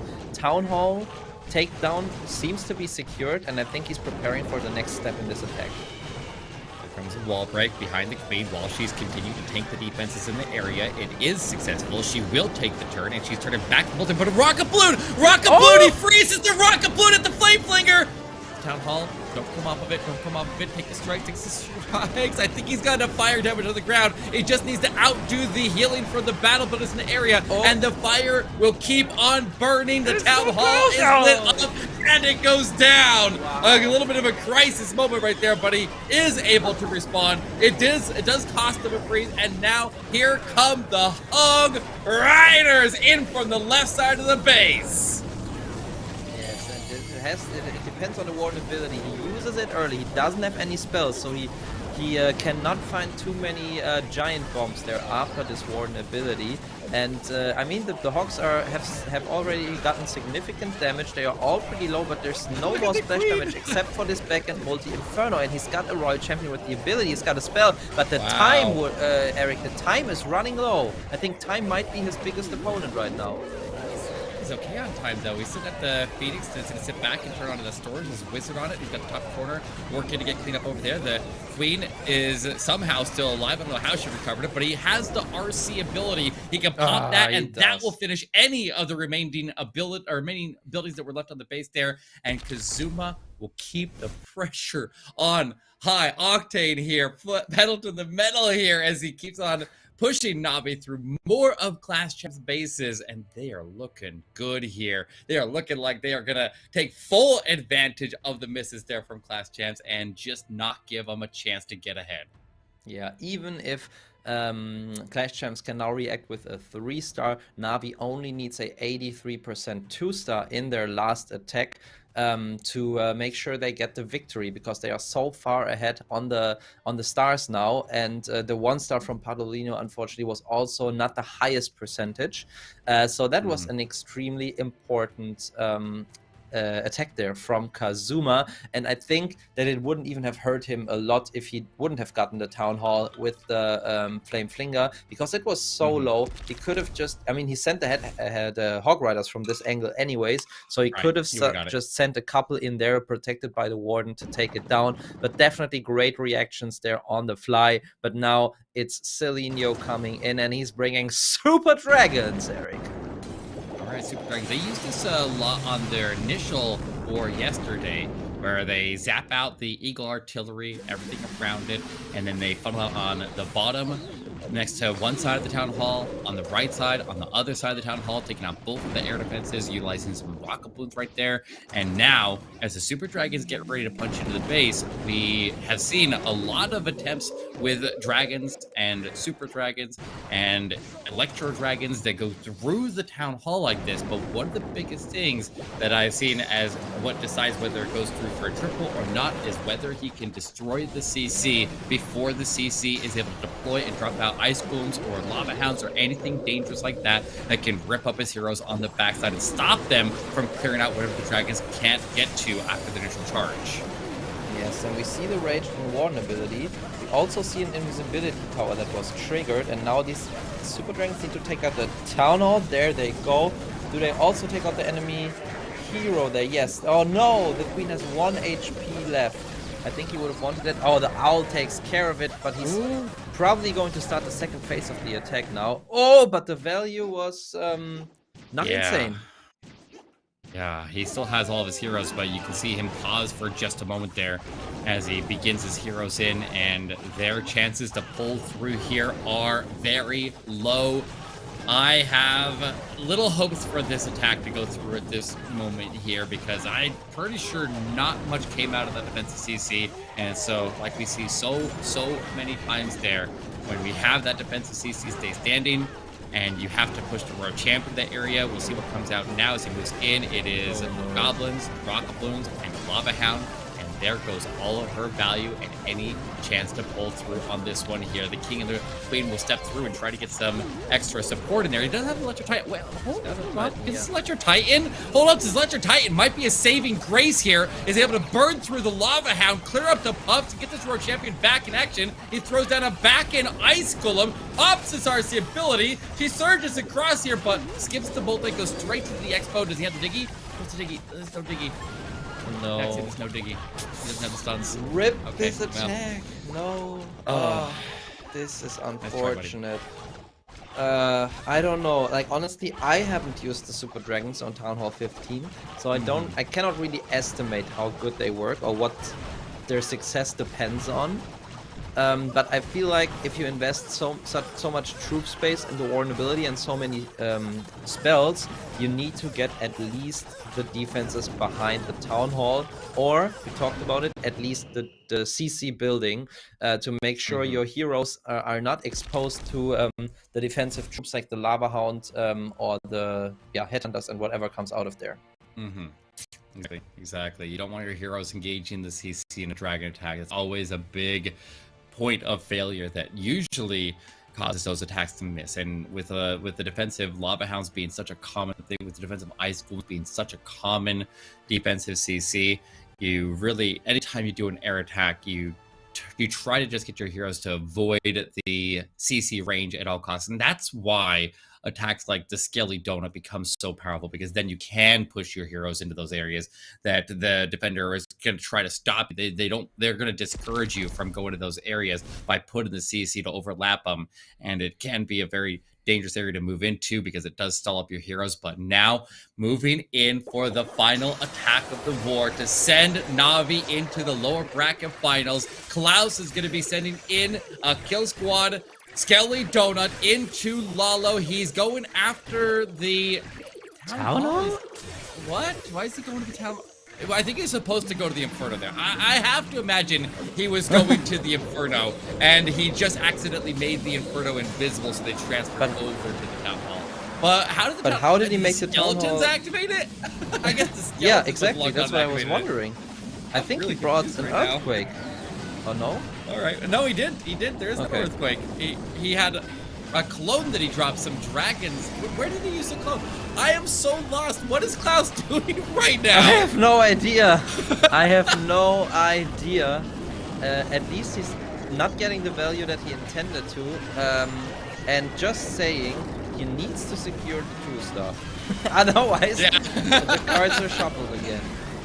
Yeah, honestly, I've learned something in my years as a caster and a player. Never doubt Klaus. And I don't think that he can fail the Town Hall, securing the Town Hall with the Warden, the 2 Hounds, and so many balloons. So he will get it at some point, I think, but he's making things exciting. Yeah, I mean, he ends up missing. Okay, so the Roar Champion was on a path to go to the multi-inferno on the left side. The Skelly Donut was supposed to take out the Inferno on the right side. The Queen misses this catch, and this is not going his way at all, it feels like right now. I feel like he should be 3 major defenses less than he has right now, but he has the only freezes that he has in his arsenal. He's used them already. Luckily, there's no spell towers that'll make this Town Hall invisible. Just some poison down, lock in the Town Hall, and there we go. Every balloon on it will split away, and that will be enough. It's not a triple, but at least it is a 2-star, and that sends Navi over Clash Champs, as Clash Champs will get eliminated, and Navi will move on to face Inquisition in the lower bracket finals. Now, 2 rounds away from a golden ticket to the Clash of Clans World Championship. So they made it this far, but their path is far from over here. Yeah, it is what Navi needed there from Klaus, actually. They needed the 2-star to secure the victory, and he delivered. So that made sure that they stay in the competition, and you don't have to ask for anything more. He looks a little disappointed because he knows he's usually a guy that can 3-star any base, but no one in his team will care. You know, it's about survival if you're in the lower bracket, and he just made this made his team survive. Also, I have a little teaser there for you guys at home. If maybe you want to win something later on today, make sure you have your account hashtag from your Clash of Clans account at hand. Maybe you will need it a little later today. But yeah, finish there from Cloud. 95% still. After things didn't go his way, a lot of things actually. Neither. Oh, look at this. We have a new tweet, Eric. What Darian? Says watch some pro level clashing at the first golden ticket winner as the first golden ticket winner secures their spot for the 2023 Clash Worlds finals. As a reminder, I'll be popping in to answer some questions from the community during the stream too, and maybe you should have that your base tag there on standby just in case. You know what I'm saying? I think Maxi's onto something there. Well, let's get ready to dive into the final attack here for Clash Champs as they close out their season. No possible way to recover the board at this point, but they can finish strong here in 4th place. And we'll see how far he can make it through this base here, and hopefully he can close it out with a triple. Yeah, and also when we have Darian over, we might ask him about the Inferno Rage Tower that we were talking about earlier. Yeah. But now let's see. Instead of a poison tower, right? Yeah. Maybe, I Now don't know. let's see what P. Castro can do here with the charge being started on the bottom side. Oh, nice job there. Finding 2 Seeking Air Mines with the Coco Loons already. So that saves 2 of his healers there. And even though his team will not make it to the next round, he, I think he will try to go out with a good attack here and to show another time what they got. Since we know that they are a very talented squad, and this is definitely not the last thing we will see from them here now. Big damage raining onto this queen. Double rocket balloons. Can she survive? I don't see anything, Eric. She's alive. I see her tail sticking out there. I see that little snake tail sticking out there. She survives, and she will emerge when the dust settles and quickly power through the defensive lava pups there. And now, I think she needs to take a turn off to the right here, ideally, because it's still a likely to go to the town hall. Or does he? Maybe not. Well, it's not going to reach into the town hall, so it's a good thing that the queen is going there. And the road champion will go off on the right and make sure that scatter shot goes down. Warden goes down on ground with the road champion. Pink Astor definitely showing off on this one. And I don't know whether it can go through or not, but he's pushing strong. Well, the rage spell tower definitely giving this royal champion a hard time going through 2 of the expos, and also this monolith still being alive. But I think the royal champion had good value there, also taking out the eagle artillery. Now another rage, another freeze. Wow, look at the investment into this royal champion. Wow! Oh, man! All right, definitely coming out here and showing off on the final attack. Will easily swarm with the ground warden, now supporting the balloons up in the sky, boosting their HP as they move their way through that scatter shot into the wizard tower. The queen survives until the end. She has her ability, and he has extra balloons that he can throw down for cleanup wherever he's lacking, and he's got it under control here. What an attack. That was an exciting way to finish it. It's just unfortunate that they had the slip-ups earlier on in the board there, but definitely just an amazing showcase of skill right here to end it for Class Champs and close out their Queso Cup path. Yeah, really, really cool attack. And it also shows, when the weight is off your shoulders and you just, you just remember the skill you have, and you just do what you're good at, do what you like to do what is fun to you, as he just did with the big investment on the Royal Champion. You probably deliver best, you probably perform best, but this is the end result. Congratulations to Navi, and unfortunately we have to say goodbye to Clash Champs at that point. They will be finishing in 4th place, also taking home, if I could remember correctly, $5,000, Eric, I think. So a big, a big reward, at least, for their efforts, even if they cannot fight for the golden ticket anymore. Absolutely, but the remaining teams there have the prizes ramping up. Every single match that they play through gets higher and higher and higher until the pinnacle at the very end there. But I mean, leering up ahead all the way up in that upper bracket, you have Imperium Titans just waiting for an opponent to emerge, and whoever does has to bring their A game once they arrive. It's either going to be Navi or Inquisition, and once they get there, they're going to have to beat them twice. It's not an easy path at all. And here we go. We see on the screen, Inquisition and Navi are the final 2 standing teams facing elimination in the lower bracket, but undefeated in the upper bracket. Waiting at the grand finals is Imperium Titans Esports. And like I said, double elimination. If they arrive from the upper bracket, they have 2 lives remaining, where the teams coming out of the lower bracket have already taken a ding and they're threatened. So here we go. Welcome back, Woody. Woody, how you doing? Hello.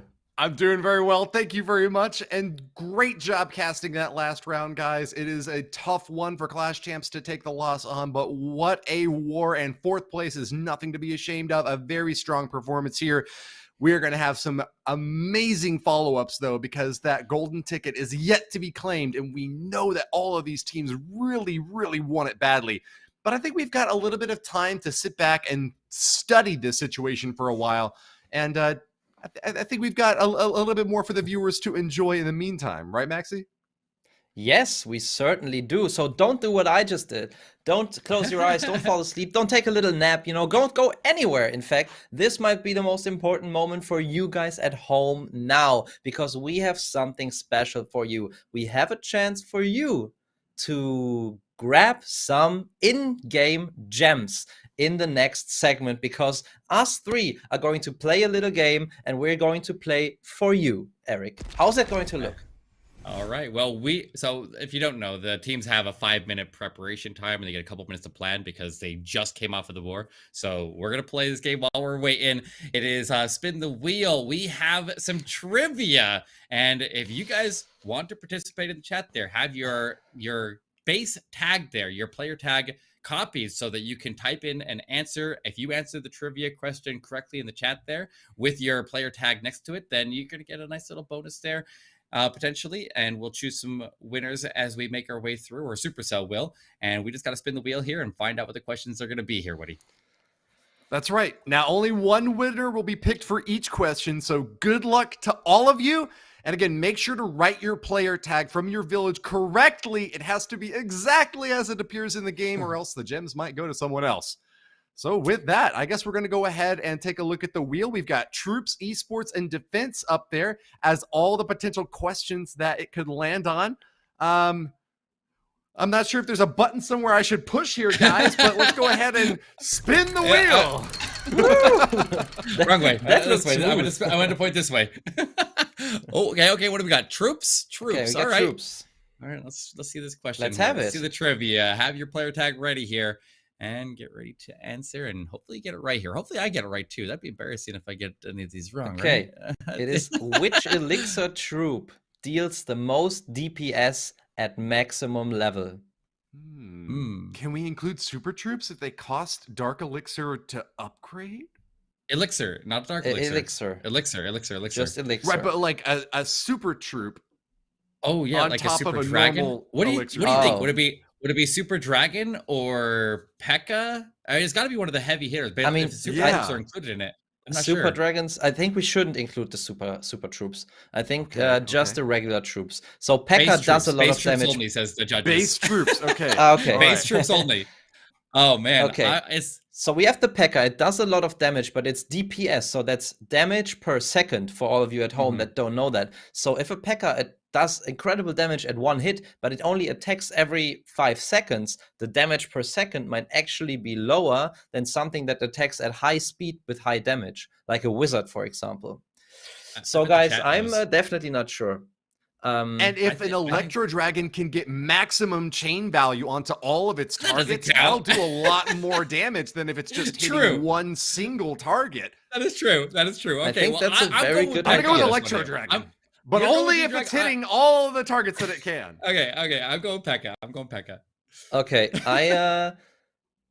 I'll either go with Woody or with something small like the wizard, and maybe also even balloons can deal a lot lot of damage. But I think it should be it's the P.E.K.K.A.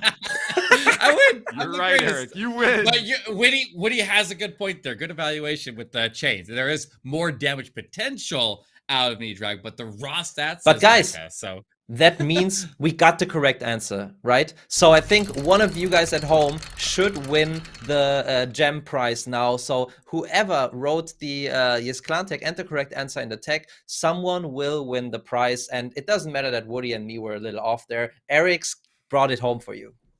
Yeah, I got this. I hope you got it too.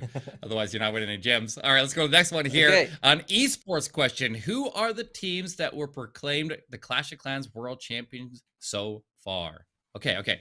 So, 2019, Nova Esports. 2020,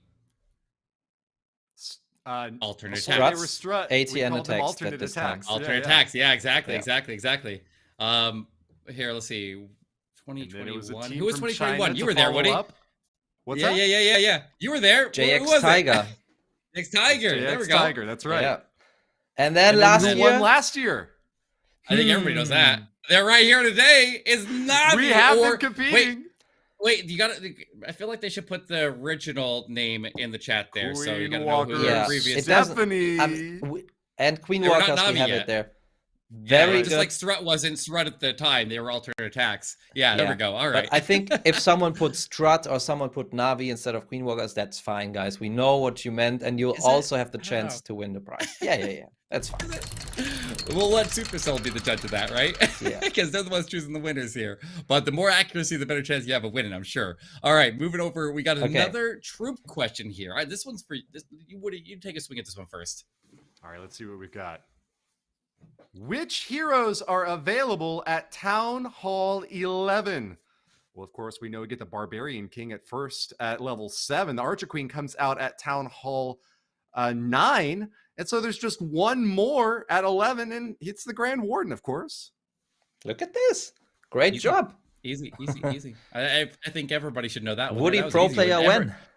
Yeah, now if anybody got that one wrong in the chat there, then you missed out on a chance for gems. You gotta step up your Clash game here. Okay. We keep on throwing out those prizes. Spin the wheel again. And guys, be quick with your answers. Quick. With the quickness. Here we go. Next question is an esports question. And we'll send this one to Maxi. Who's this? Who's this? What? Who's this Who's guy? who? I guess there will be something. This guy? Who's this Show us guy? a picture. Who's that guy? That's the wrong way. That guy. Wow. Wearing a robe, looking relaxed. Have I seen this picture before? He's at a Easy mountain going. of merch there. That's It's got to be someone who's been Woody? at some events. What? Woody, is that you? No. No? Who can't took the be. giant? Who would have a giant gem there? I don't know. I don't know. Blurred out the face. How could I possibly tell? Yeah, It's someone with a lot of swag. I can't recognize that face. I just know they're a loot goblin, whoever they are. Is that? It's Maxi! Maxi, where'd you get all that merch? Where's it all now? He's over here with a white background. He's got I'm wondering Maxi, where production got this picture. You wouldn't tell us. No, I mean, I Oh, knew the man. answer. I just let you guess, but I mean, of course we will give away a prize for that. I knew the answer, and production knew I knew it as well.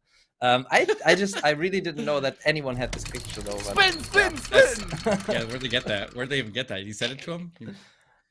You leave your camera on and just lay it in your mountain merch? Here we go. Yeah, All right, I mean, Maxi, you it's just a stepped fun- out of the last one. You got to answer this one now, Maxi. Okay. Our wizards have trapped a storm cloud into each of these sneaky towers. That is a defense question. We gotta solve riddles now. Is this I mean, wizard tower would be easy. Wizards have trapped a storm cloud into each of these sneaky towers. It's tower? a storm cloud, and it's a sneaky tower.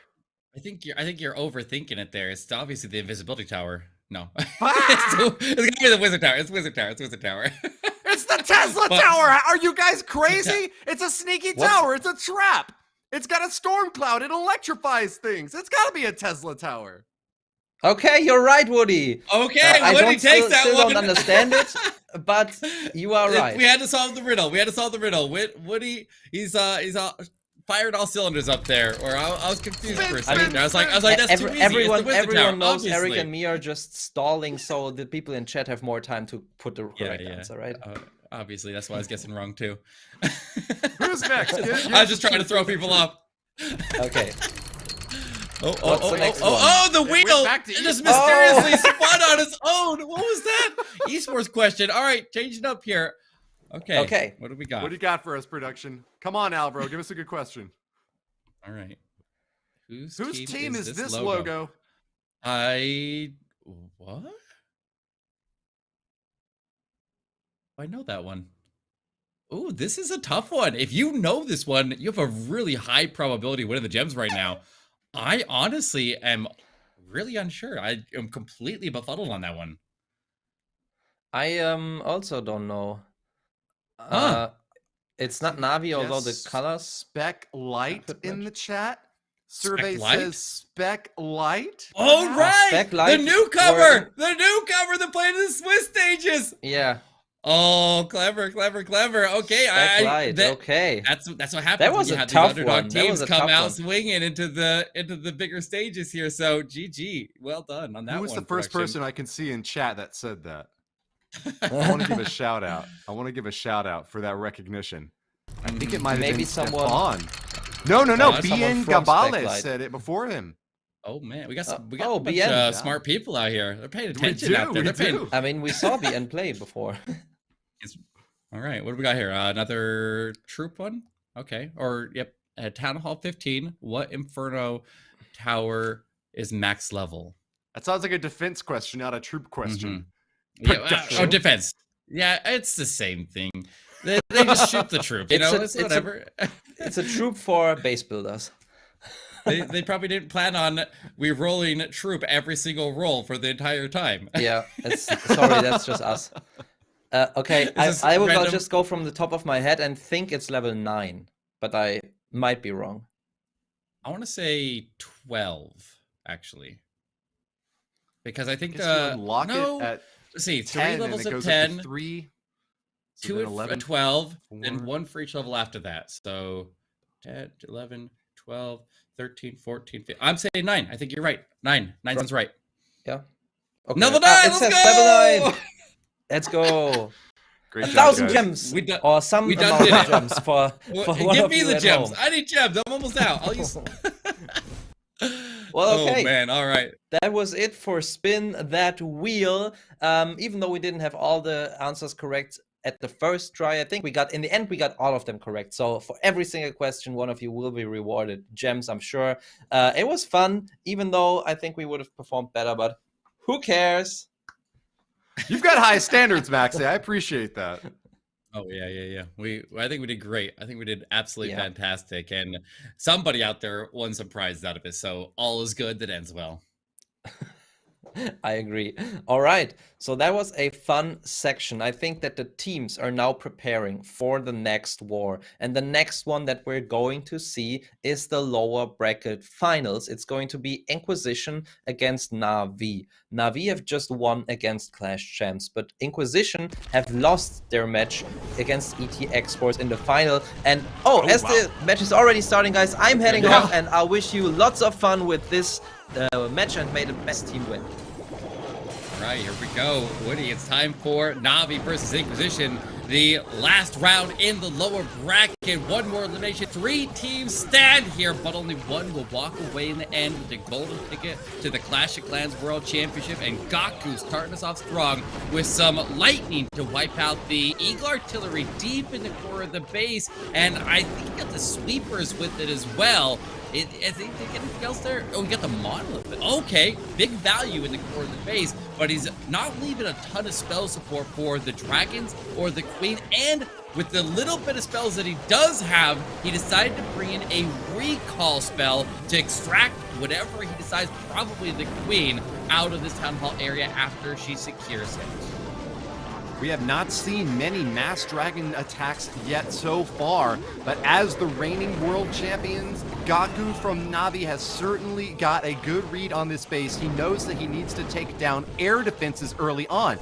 And it looks like 2 of them have already been eliminated. There's another one in the right side corner that the queen now has been recalled to go attack.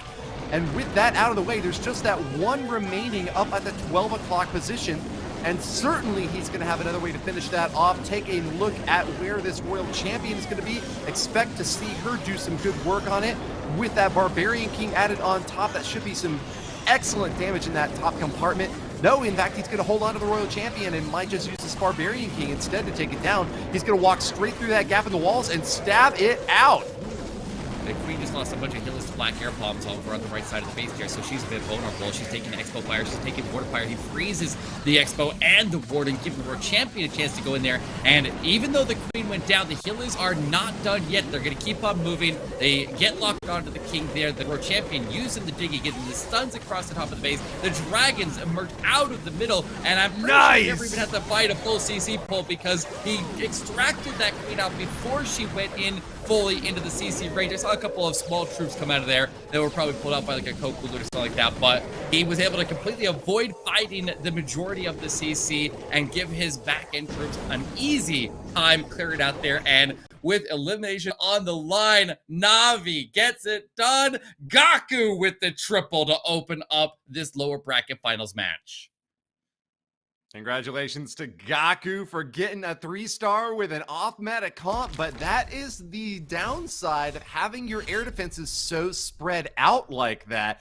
Let's take a step back real quick and look at the rosters for these two amazing teams. Inquisition will be leading with Fabian, Mark, Stefan, Simon, and Einstein. Dropping down from the upper bracket, more recently, they'll have the opportunity to respond against Navi's initial assault. Eric, why don't you go ahead and read off Navi's roster?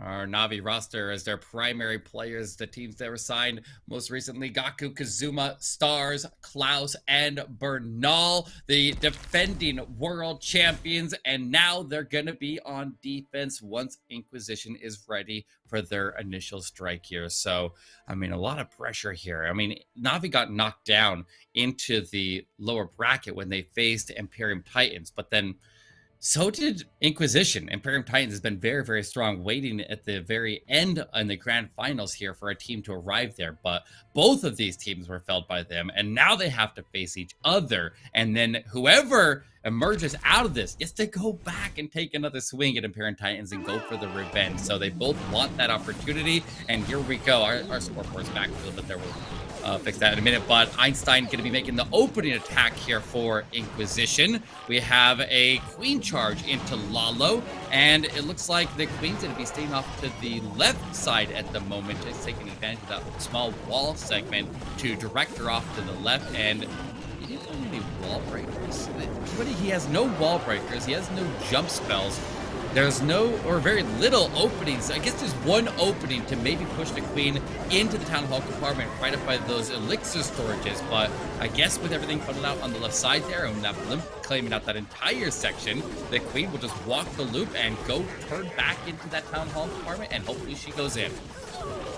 Drops a headhunter for the enemy royal champion, and that early poison spell is going to grab her too. Not perfect placement for this lava hound, and that's going to slow things down a little bit for this queen, who's going to have to pop out and kill about half of them on her own. Fires that modified expo out, and oh no, the poison actually didn't even finish off the rest of the pups over to the left side. That means a lot of damage onto this queen is going to be starting to stack up. Forces out a free spell from Einstein to keep her topped off, and with that rage on top, the healers are going to be able to get her up to full again. But that's just one more spell that Einstein has to spend, with Coconut Loons coming on in to look around for Seeking Air Mines as well. This healer clump should stay relatively safe here, supporting this Archer Queen as they dive deep into this Town Hall compartment to grab the first star. Einstein knows that the pressure is on, though. With half of time now spent, he has got to dig deep and get to those multi-target Infernos if he wants these balloons to have any chance at all at a 3-star. Town Hall, right as that invisibility tower is about to activate. It does activate after the final strike as he comes out of the freeze, but he's now lost 2 healers to black air bombs. There goes a 3rd healer to black air bombs. He is in a little bit of a bind there with keeping his queen alive. She's very vulnerable. She also lost a unicorn. She steps her way to the middle base there, but she has her ability. If she can claim at least one of these multi-heroes, then she will get the value that he needs out of her. A possibility. The queen down, yeah, the queen's down, but is the royal champion right there? Look at the royal champion. She is coming in and picking up where the queen left off and giving him a chance into the artillery. And there's still a decent number of balloons here. He's got a chance at this.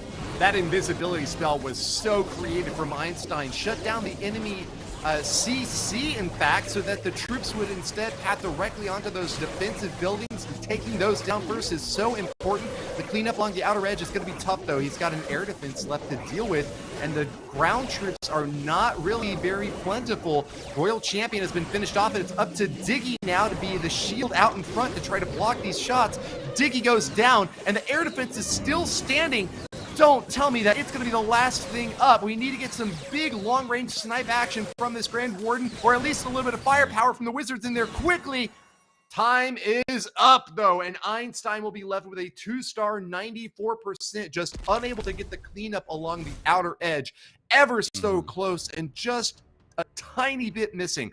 But that could make all the difference with a 3-star on the other side of the board, Eric. Warden very realistically was going to be able to finish off those last couple of defenses with the short range of the Wizard Tower, the short range of the Tesla, the short range of the geared up Archer Tower. He would have been able to sit there and just swing away at him if he had more time. And over on the left side there was a Wizard right there ready to take out the air defense as well. So he just needed a little tiny bit more. It was very, very, very close here, but it does give advantage into Navi because they got that triple on their open attack. And now coming in next, will be stars. He's going for the Skelly donut on this one here. Usually Skelly donut, when you don't see a poison on their bars, is going to be using the skeletons to take out the defensive CC building. Remember, bats and skeletons cannot pull the CC out. So if you deploy them and then make them invisible, but don't make the building invisible, then you can snipe off the CC and the troops inside can no longer deploy once the building is gone. He's going after both of the Infernos and the CC. Wow. Onto the Infernos. And he's also picked up the battle builders on top of that. He claims all of his targets. 5 buildings down with 3 spells. That is absolutely stellar value right there. It'll set this attack up for success. Talk about shooting stars. He has just gone pop shots into the core and taken out most of what would cause a big concern for a lot of attacking players. Look, there's not any multi-infernos left. There's a single target inferno next to the town hall, and that is going to mean an easy run for these balloons. 34 of them brought to this raid. Stars loves doing these Sui hero dives because it means that he has so many more troops left on the other side. Once he just gets the initial value targeting over into this right side, he'll just have an overwhelming force to obliterate this base. I'm feeling very confident he's got a 3-star in his sights. Nice Golem is wandering off there, and it doesn't give the Queen the support in the Monolith, though, so that's a bit of a problem to have to deal with, but at least the Monolith is a big single target defense, and it won't cause too many problems when the LaLo wins it arrives. Definitely would have been really, really helpful to get down, definitely manageable. You can definitely get that because he got so much value out of the Skelly donut to start, but the Royal Champion gets in there, gets a stun onto the scatter shot, able to take it down. She's going to be the first target of the Eagle Artillery, so she's going to take a lot of excess damage that he would have liked to avoid, but she has her ability. He's the warden that'll carry him through the town hall. He's so patient with the warding. Oh yeah, and he's us, and let's take a quick look at the bracket to remind you where we are in the tournament. The lower bracket has progressed a bit more, and we now see Navi advancing on to face off against Inquisition in the lower bracket final. So we'll get that updated for you in just a moment. But still yet Imperium Titans and Esports. Imperium Titans Esports is waiting in the upper bracket. So we just missed an attack from Navi, but it was indeed going to be a 3-star. We're switching back now as we've seen Navi's attacking again, Eric. Let's watch Bernal. Yeah, it looks like there's a little bit of a couple of attacks there delayed, but we have the Super Archer Blimp going to be dropping into the town hall here for Bernal. Actually going to take out the Monolith and go after this multi-inferno on top of that. He'll potentially, I thought he was going to hit that sweeper through the Monolith, but that's okay. He got enormous amounts of value. Look how much of the base area is gone. He did have to invest his warden ability into that, so that's going to cost him a little bit.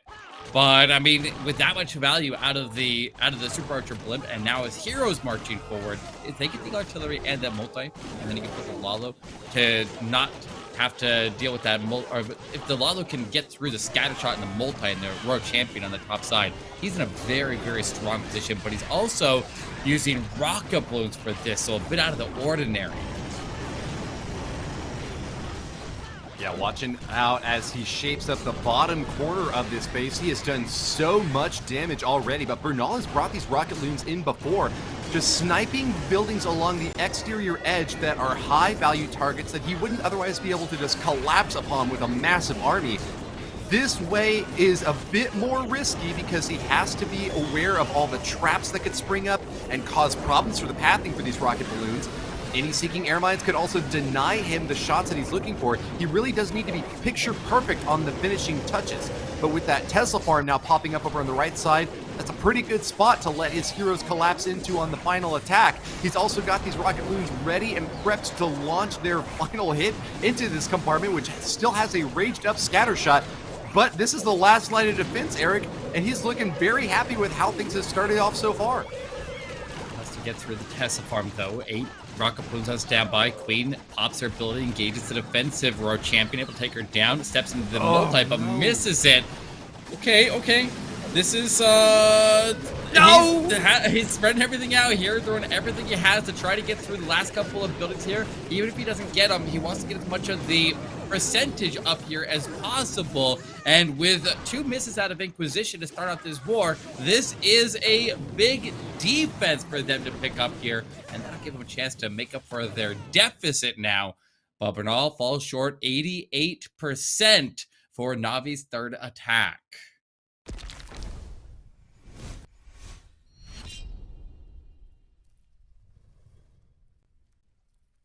Every single enemy that he can until time runs out or they rush his position. It looks like in this case, the traps were just laid a little bit too thick for Bernal to be able to find the 3-star with those rocket loons. But I love to see the creativity that he's brought to this strike. And it was a well-deserved 2-star in the high 80%. We're seeing the roster again real quick on screen as we reset the field and get ready to get everything updated on the back end. I imagine that there was likely also an additional Inquisition attack that took place off stream. So as soon as all of our graphics and scoreboards get updated, we will give you the state of affairs as it currently stands. But just take a minute to appreciate Fabian, Mark, Stefan, Simon, and Einstein. From Inquisition. They are still going to be facing off against the same Navi roster you've come to know and love, and Inquisition will be returning now the fire. Navi holds the day right now with an 8-star score.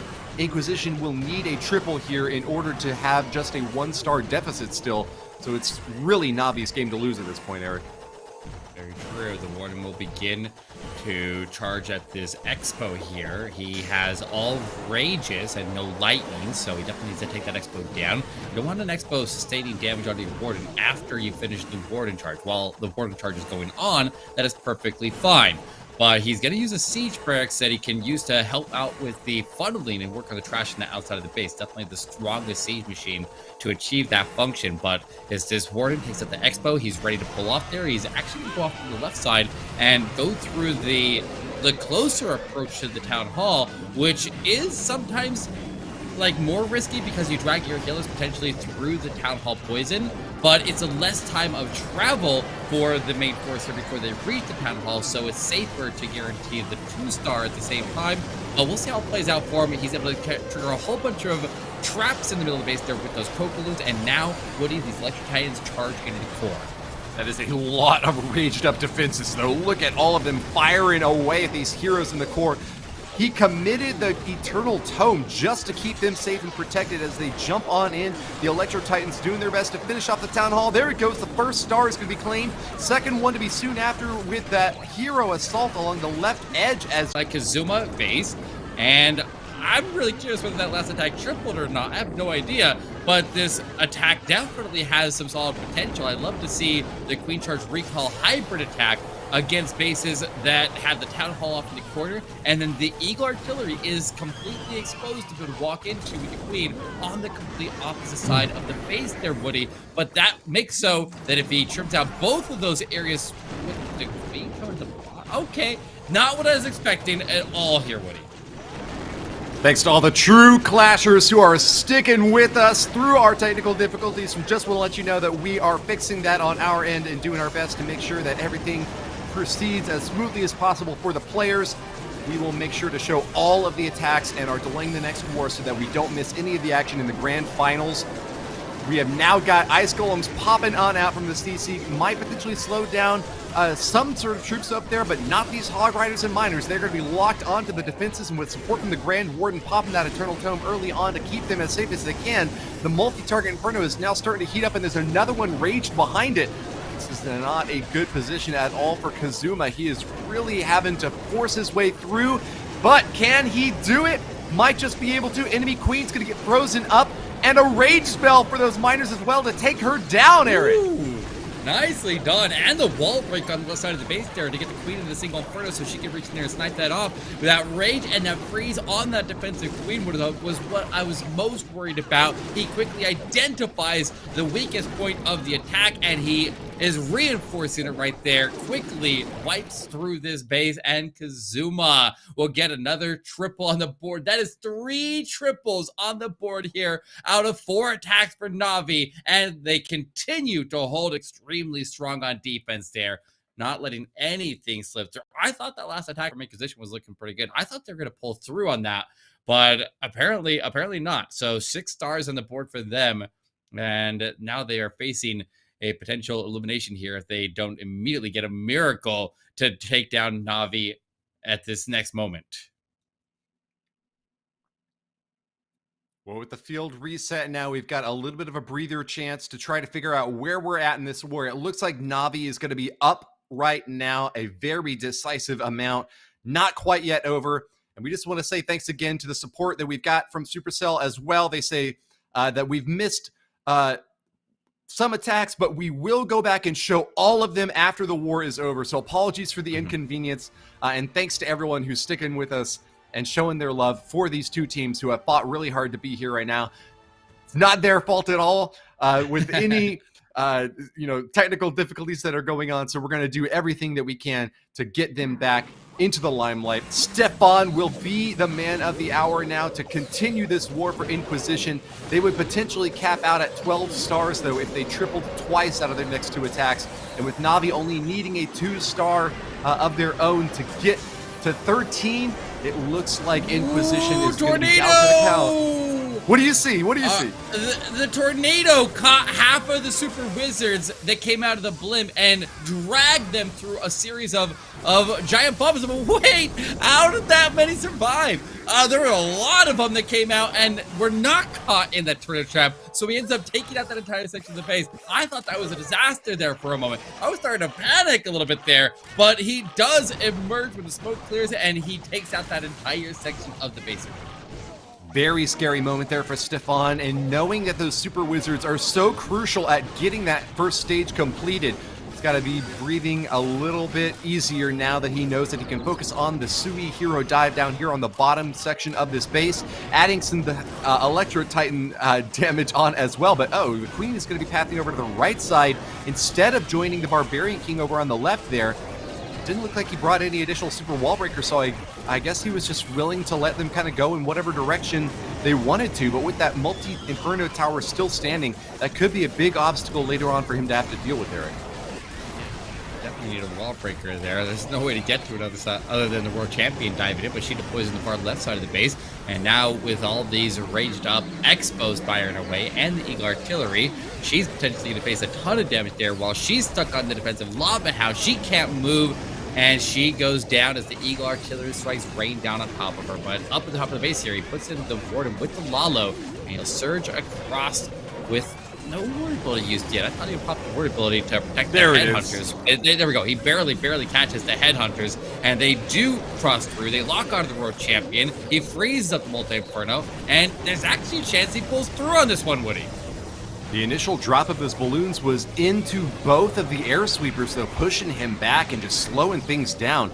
In order to overcome that, you just have to spread out your balloons so much that the sweeper can only push back a few of them at a time. That is exactly what Stefan was able to do, and with the collapse now back onto that bottom multi-inferno, even though he couldn't get it early on, he still has a chance late here.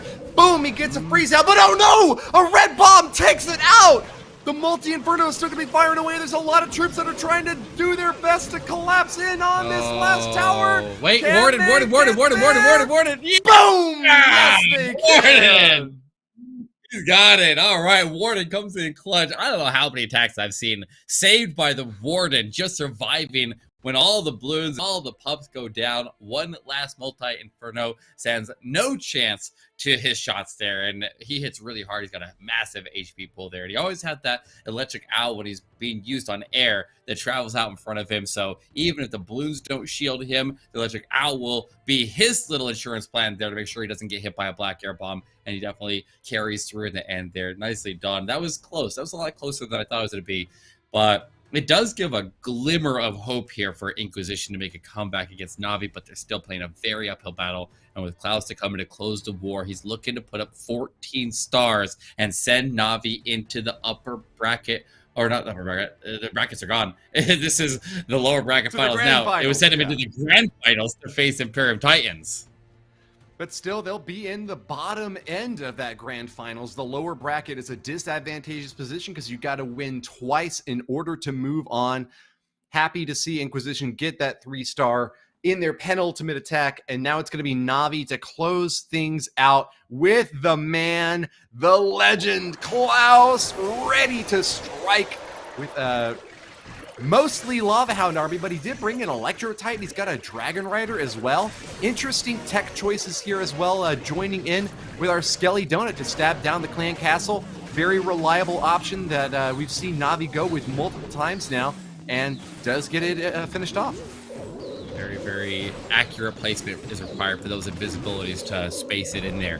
And notice that they always go at the top side of the Skelly Donut. And a lot of times when the buildings are so tall, getting the visibility to place correctly and accounting for the height of the building, blocking some of the footprint of it, is a little bit challenging for a lot of players. But I think a lot of defenders also expect people would go for the easier side where they can actually see the base of the building when they put that invisibility down. So always opting for the more difficult option to put the plan on the side of the base that the defender may not expect them to come from. And just the little things like that is really what sets Navi apart and makes them such a devastating team to deal with. But look at the top, he was able to drop in that Electric Dragon, able to take out that entire area around the Eagle Artillery, continues to get shots over there for a little bit longer, but he wipes out that entire section. And now coming to the bottom, the King and the Royal Champion and the Queen actually deploys an Electric Titan from the far left side to go in and deal with the defensive Queen, and that's going to make it so with Royal Champion on defense gone, Queen gone, he can LaLo safely through the Town Hall and not have to worry about back-end heroes causing problems. Very safe entry along the bottom side of the space. Now, over on the right corner, he's got those balloons prepped and ready to run through with a haste spell as well, getting them back on target as quick as possible. Very careful with that Eternal Tome, although he does catch a tornado trap, and that means that they're going to lose that Eternal Tome as they pass over the Town Hall. They'll be able to blow it up with the Gigabombus. Oh no! Boom! Okay. Gonna take out all those balloons, Eric.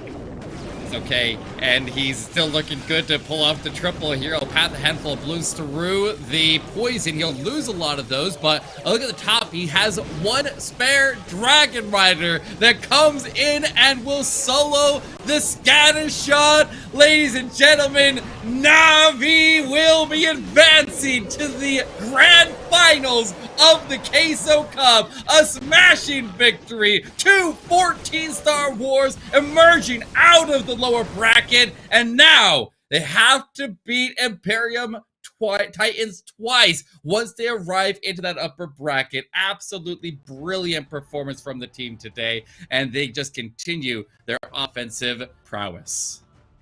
Navi is a squad that absolutely loves being pushed up against the wall because they will not be denied. This is a squad with perseverance, with grit, determination. In Finland, we would call it sissu. But this is exactly where they were in the grand finals of last year's World Championship. This is the team that does not win rounds from the upper bracket. They win from coming back from underneath, digging through like a miner, coming up from underground, and then just whacking them over the head and taking the crown right out of their hands. There is still a lot left to this award day today, Eric. Absolutely. That was crazy. They have been so on fire down there in that lower bracket, and it's even more interesting because the team that knocked them down to the lower bracket was Imperium Titans. So to have a chance to go back for the revenge, but they not only need to claim revenge once, they have to do it twice. So their path is not going to be easy, and Imperium Titans already with one win against them is previously in this playoffs bracket. They definitely will have the confidence on their side, but this war and the war before has definitely been a big confidence builder here, and you know that Navi's going to go into it rearing to go. But let's close out this war here. One final attack. Inquisition made it all the way to the upper bracket finals, also failed by Imperium Titans, and now as they are going to be eliminated at the conclusion of this attack, we'll see if they can close up this season wrong, and hopefully we'll see them later on in future golden ticket competitions. Mark, the final striker now, holds on to that Flame Flinger a bit longer than you'd expect. It often will start the raid just because it is so slow, but stacked on top of this Queen Charge in the left corner, expect to see about half of this place obliterated just from those long-range attackers to start with. Klaus on defense now has got that Town Hall buried deep inside the base with a monolith to protect it instead of the single target Inferno you'd sometimes see. That means we're going to have these triple multi-Infernos along the outer edges trying to deny this LaLoon strike.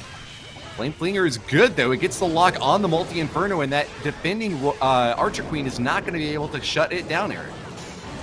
Right, yeah, indeed, and he does take the Eagle Artillery strikes there as the Queen is taking a lot of damage. She's right on the verge of going to her ability, but that rage is barely sustaining her. The healers are getting knocked back by the sweeper there. He does have the rage tower going off again as ground expos are going to double their damage and make her need the extra defensive resources right there, but he's got the defensive Queen down to the side there. It is engaged, or she is engaged there by some headhunters and an Inferno Dragon that came out of his Flame Flinger, so able to power through that. Watch the Queen up top! Ability forced! You're right, go. She's alive though. She's alive. She'll power through the defensive king, but she's still not safe up there, Woody. She's still in a lot of threat, but look not at at all. The ability was burned. The king takes her down with the Grand Warden. Oh man, there was a lot going on. He had his attention split as two disastrous things were going on at the same time. He could not shift his focus away from the town hall right there, as he was also having some difficulties over there with traps going off and the town hall slow to go down. But he'll keep on marching his way through. He still has an RC ability, but I fear it's going to be a little bit too much on the backside of the base here, Woody. Mark will be held at bay. The 2 stars are all he'll get today. Klaus with the defense now will secure all doubt. It's going to be a 14-11 scoreline in Navi's favor, and that means Inquisition earn 3rd place in the Queso Cup 2023, and Navi will advance to reclaim a golden ticket opportunity against the Imperium Titans in the grand finals. Absolutely crazy. I mean, we love to see our defending world champions climb out of the lower bracket out of the jaws of defeat. They climb back up and smack 2 14-star wars, Woody. That's incredible. That is absolutely mind-blowing to be able to have that kind of offensive power. And you saw, like, you remember when the playoffs started here, we had wars that were coming in at like 10 stars, and that was very, very rough. The triples are very hard to come by, but now they are firing on all cylinders, 14 stars and massive defenses as well. But the question is, can those defenses hold up against Imperium Titans? They already cracked them once, but they're going to have another swing. They got to get back up there, and they got to beat them twice. It's not an easy path here, but they did absolutely stellar here, and they're set up for success, and they're all warmed up and ready to go. Well, we've seen the results, but because we want to show every single attack, as soon as these player stats go down, we will have additional replays from the attacks that we missed. We're going to be watching Stars, Simon, and Fabian. Silver lining here is that this clan needs a chance to cool off. Navi has a war up ahead, and they have got to have a little bit of a break time. So this is a perfect opportunity for us to look at those last few attacks that we didn't get to see all of and get a sense for what their plans were, how they executed, and where they're going. So let's take a look now at the replay from the attack by Stars, scoring the 3-star against Simon. Eric, take it away. We saw that Skelly donut that he did there. He got 5 buildings out of the Skelly donut, taking out 2 of the multi-infernos in the core of the base, claiming out the CC, grabbed out 2 battle builders on top of that, putting the Queen to go north on the base. Did the King and the Queen both make their way in? The Queen deploys on the outside of the base and is able to push the King in the open corner so we can go in there and engage the defensive Queen, freezing up that Queen and dropping in a headhunter to go in there and give some additional support. Did he get her down? I guess the King gets picked right back up by the Phoenix, keeps on working, and was able to get the defensive Queen down. But obviously that's about the end of the path of the King right there. You can have a different troop go in there and pick up where the King left off, but the Queen kept on moving to the top of the base there, and unfortunately his Ice Golem split off and went south, and so the Queen did not have the support to go through the monolith. But then the Royal Champion was able to come through and push her way over to the scatter shot here, and as long as she joins in with the LaLo and gets protected by it, she's in a very, very good spot. But there's a lot of ground expo fire up ahead, and obviously that Town Hall looms ahead, but all of these blues swarmed all around it. But I want you to pay attention to something very, very close right here. Watch when he secures the Town Hall takedown. When he has the Town Hall about to go down, there's headhunters down at the very bottom of the base swarming the defensive king, and he timed it just right so that they could come off of that and then have the protection to arrive into the defensive Royal Champion and meet up with the entire pack. Very, very smart plays right here from Navi and from Stars with it. Yeah, very impressive follow-up. Exactly what we would have expected from Stars in a position where he needed this 3-star to get his squad on top. Navi earlier in the war getting that lead and just holding on to it the entire time. He is sending a really great message to his next foes, Imperium Titans, that he is going to be able to continue playing at the top of his game even when he's coming from the lower bracket. This is just, I mean, look at all of these balloons. My goodness, I'm glad we got to see the replay because it's just an overwhelming shutdown. Stars has just walloped this base, and this will lead us into now the next attack from the other side of the field that came immediately after that one. It was by Simon of Inquisition, and this is, I think, one of the This is the only attack from the war that we haven't seen any of at all, so it'll be good to get a little bit of a rewind out here and see how Simon did in his strike. I'm particularly interested on the defenses here from Navi because it's going to give us a little bit of an insight of what we're going to be looking forward to once we arrive into the grand finals and see what kind of strategies they are built to stop.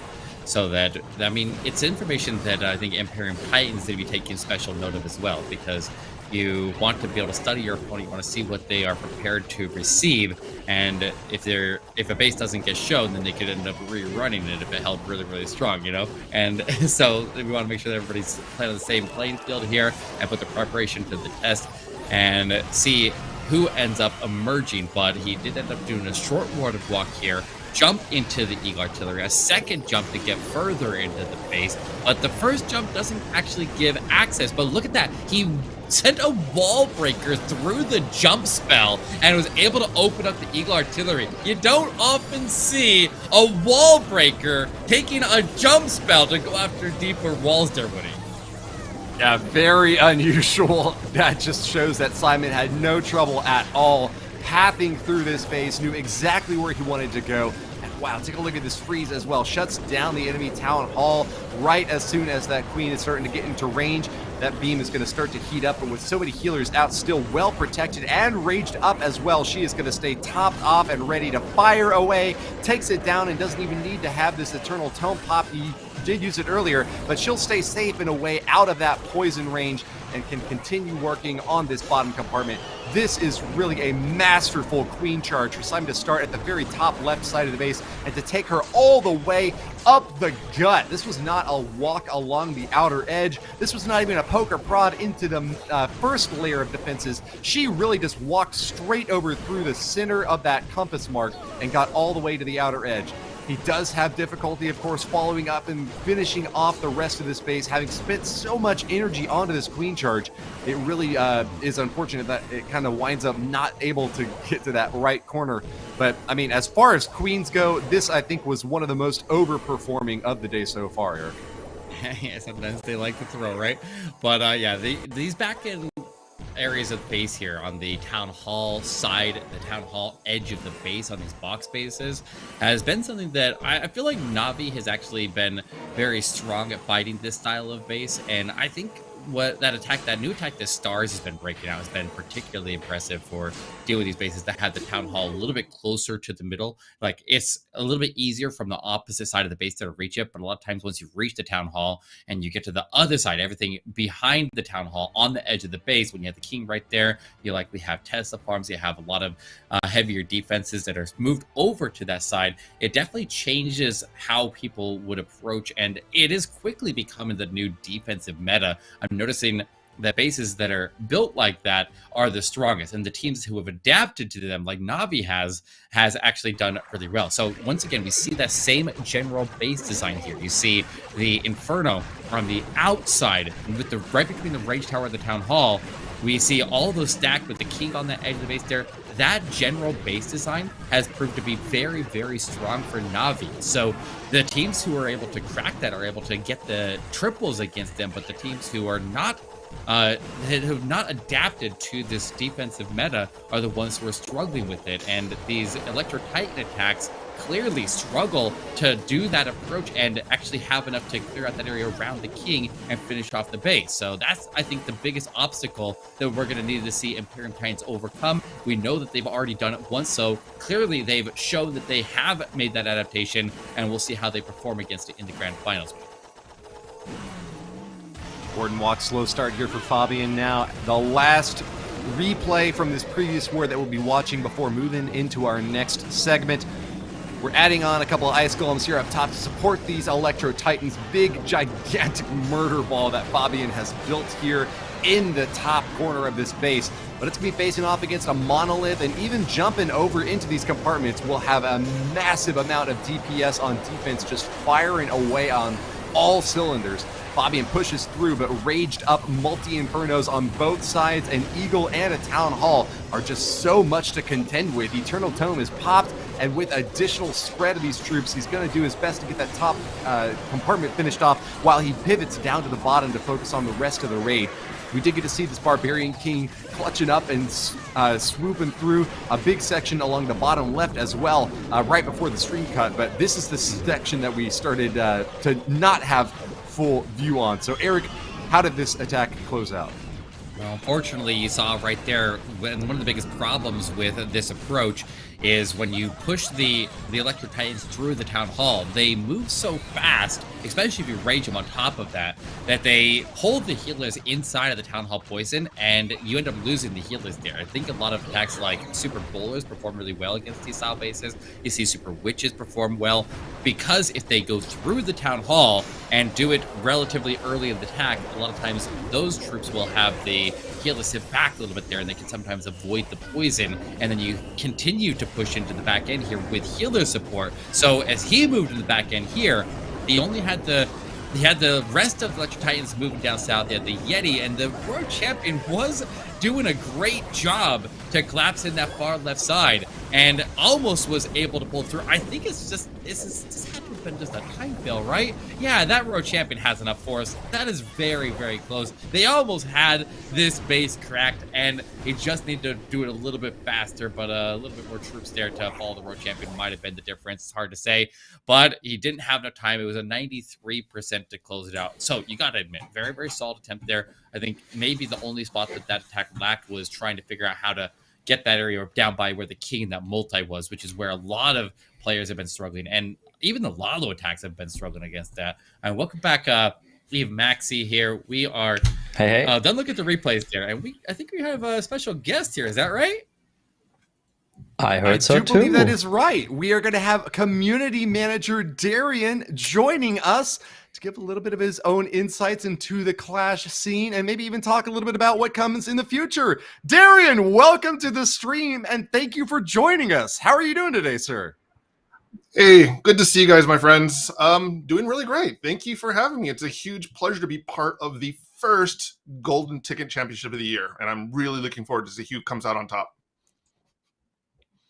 Well, so are we. We've got a few questions asked from our friends in the community, and we hope that you can give us a little bit of insight. I'll take the first one if that works for the rest of y'all.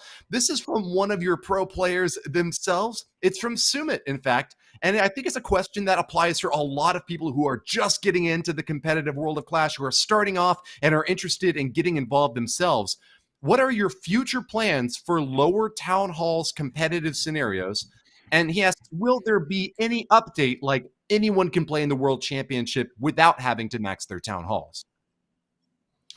Well, first, shout out to Samit. It's good to see a really solid question from my old friend. We always wanted the World Championships to be a competition of the best of the best. where it's the top level players competing against the top level players. And Clash of Clans has always been about progression. And so we want the esports to be about the top players, showcasing the highest level of clashing possible. So given that there is only a very small base of lower to mid-level Town Hall players, it would be way too niche to create a viable, sustainable tournament scene around it. That's a fair answer. Okay. I mean, if you want to compete with the best, you got to do the work, right? And there's a lot of ways to advance in Clash of Clans. I know that with each update coming out, there's often easier advancement methods. You reduce troop costs. You give opportunities to boost your barracks, go quicker on those raids. And so, yeah, I mean, I encourage anyone who's having fun and watching these top level matches to give it your all and to continue pushing toward the top, because it doesn't really take all that long anymore. Okay, thank you very much, Woody. Thank you, Darian, for the answer. I have another one from AO Esports, and it is, you know about the base slots you have in-game, where you can save up to 9 bases. And AO Esports was wondering if there was a way that you can put a note on there to, for example, give the base a name, put an opponent that you want to use it against, or the clan castle troops that you think are best with this base. Ooh, adding the note to list which base or which kind of defenses should go with it, or what kind of clan troops. That's an interesting one. I haven't heard that one before. That's a unique suggestion. We know that a lot of quality improvements have been requested and suggested by the community on how we can improve, whether it's the layout editor, how many bases you have saved. And we have a very large shopping list of items that we would love to get through. From a programming or game design perspective, I don't know how easy this would be, other than just maybe adding a notation feature to it. From what I understand, that being able to much more easily identify which layout is which is something that's on our shopping list. I mean, we literally have a whiteboard, or I want to say a digital whiteboard, of full of ideas that we would like to get through when resources allow. Okay, that's great. Thank you. All right. Winterfell has asked if we will ever see a voice chat function inside of the game, so people don't have to use a third-party extra thing to do voice chat on the side there while they're playing. So this one's kind of a, what do I say? I don't want to say controversial, but it's a tough pill to swallow, because there's a reason why we removed global chat in the first place, and that's for player safety advocacy. Whether it was abusive players, predatory behavior, threats of violence, and the number of times we've had to call the police in different countries to address these situations. And it's, it's because the global chat, like, there's no way to actively monitor every single conversation that happens on global chat unless we had a field of thousands of player support players monitoring every single language and every single second of it. Now, looking at a voice chat, there would be no possible way for us to moderate and safely allow a safe environment for all players. So as of right now, until we can find a way to do that and reliably secure player safety, we just don't see voice chat happening in the game. Especially so many kids. And it's my recommendation that if you're looking for it, go join the Discord server for r/Clash of Clans, where you can get official support over there and keep an eye out on all the Clash of Clans news that's coming out and talk with your friends. But Darian, I've got a fourth question for you coming up next. This one comes from B. Nishant over on Twitter. Nishant says that Super Troops are one of his favorite additions to the game, and being able to unlock them for 3 days at a time is great.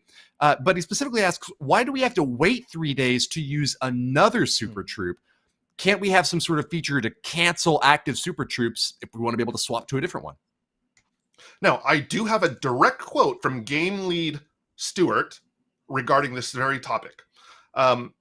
As we know that there's going to be more Super Troops in the future, and as that roster increases, we're going to have to make changes to how the timing works on Super Troops, whether it's an active cancel button, a way to, enable more Super Troops at a time.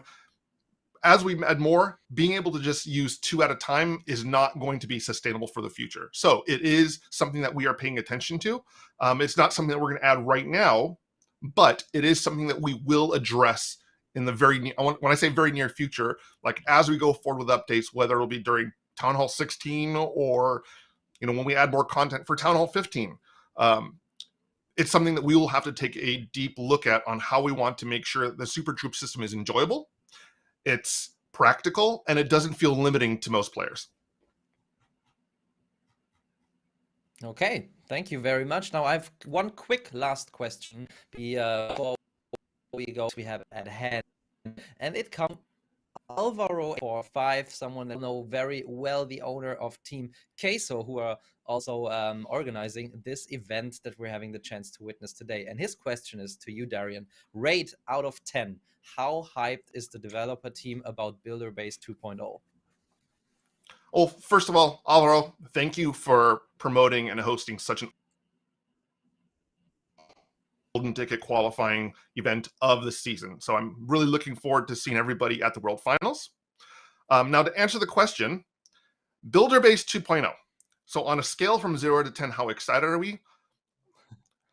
You know, if I said anything less than 10, that would feel really cheap. But it is an honest opinion that we were at probably cranked to 13 right now. We've got a lot of cool ideas going into Builder Base. We've been working on it for probably close to half a year or more at this point. If you haven't been reading the Clash of Clans developer blog that we've been posting, you go to clashofclans.com/blog, where we've been posting updates and discussions about what's going into Builder Base 2.0. And we've got another one coming out fairly soon. I believe in the next few days, but it'll give you some ideas on some of the changes going into Builder Base. And we are super excited to show you guys what exactly we've been working on and how we're going to address some of the, I guess, what we felt were some of the restrictions and complications that really made Builder Base not as enjoyable. So on a 0 to 10, I think 13 is a good solid number. I think so too. Well, I know we've seen a little bit of a sneak peek That's on the scale, right? Judo's channel. He was with us earlier yesterday. So go check out Judo Sloth's channel once again if you want to know more about Builder Base, and keep an eye out on all the content creators who are going to be releasing news as it is available. Darian, thank you so much for joining us and for giving your time to the community every day, every week, all the time to keep us enjoying Clash of Clans and engaged with all these updates that are coming out. It's great to see your smiling face again, and we hope you enjoy the best of the summer that is to come in Finland very soon. Thank you for having me, and good luck to both Navi and Inquisition. I'm rooting for both of you. All right, Eric, do you want to take it away? We're going to be kicking off the next war soon. Oh, I gotta pass it off to the two of you. You guys are gonna have to rock it here while I head out, and you guys will have to carry these teams into the grand finals. But ladies and gentlemen, Woody, Maxi, take it away here as we get ready for Imperium Titans versus Navi for round 1 of a potential 2-round grand finals to award a golden ticket to the Clash of Clans World Championship. Good luck to both the teams, and have some fun with this one, guys. I'll see you in a little while. We certainly thanks, Darian, will. and Thank to Eric for joining us for that segment and for giving us a tee off for this grand final match. You have all been waiting so patiently in the weeks leading up to this event, in the days and hours. Today, you've already seen both of these teams compete in the hard-fought matches, the 2-star 99% and the glorious 3-star victories. Is it gonna be the reigning champions, Navi, world champs, top the mountain, or is it gonna be from the upper bracket, undefeated Imperium Titans? That's exactly the spirit. That's exactly the hype and the energy that we need for the final right now. Because now it is hammer time. Now it is the golden ticket on the line. And now it is time for the first team to claim it. For the first team to make a big step towards the World Championship for 2023, Woody. I couldn't be more over 2 minutes in to be... Oh, it's Al-Walid. And this is actually going to be his first fail in the tournament. He was 3 out of 3 so far, but now the first time he was held back by the base from Navi's Kazuma here. And that gives them basically, I think, a bit of confidence that they can make a match number 2 happen.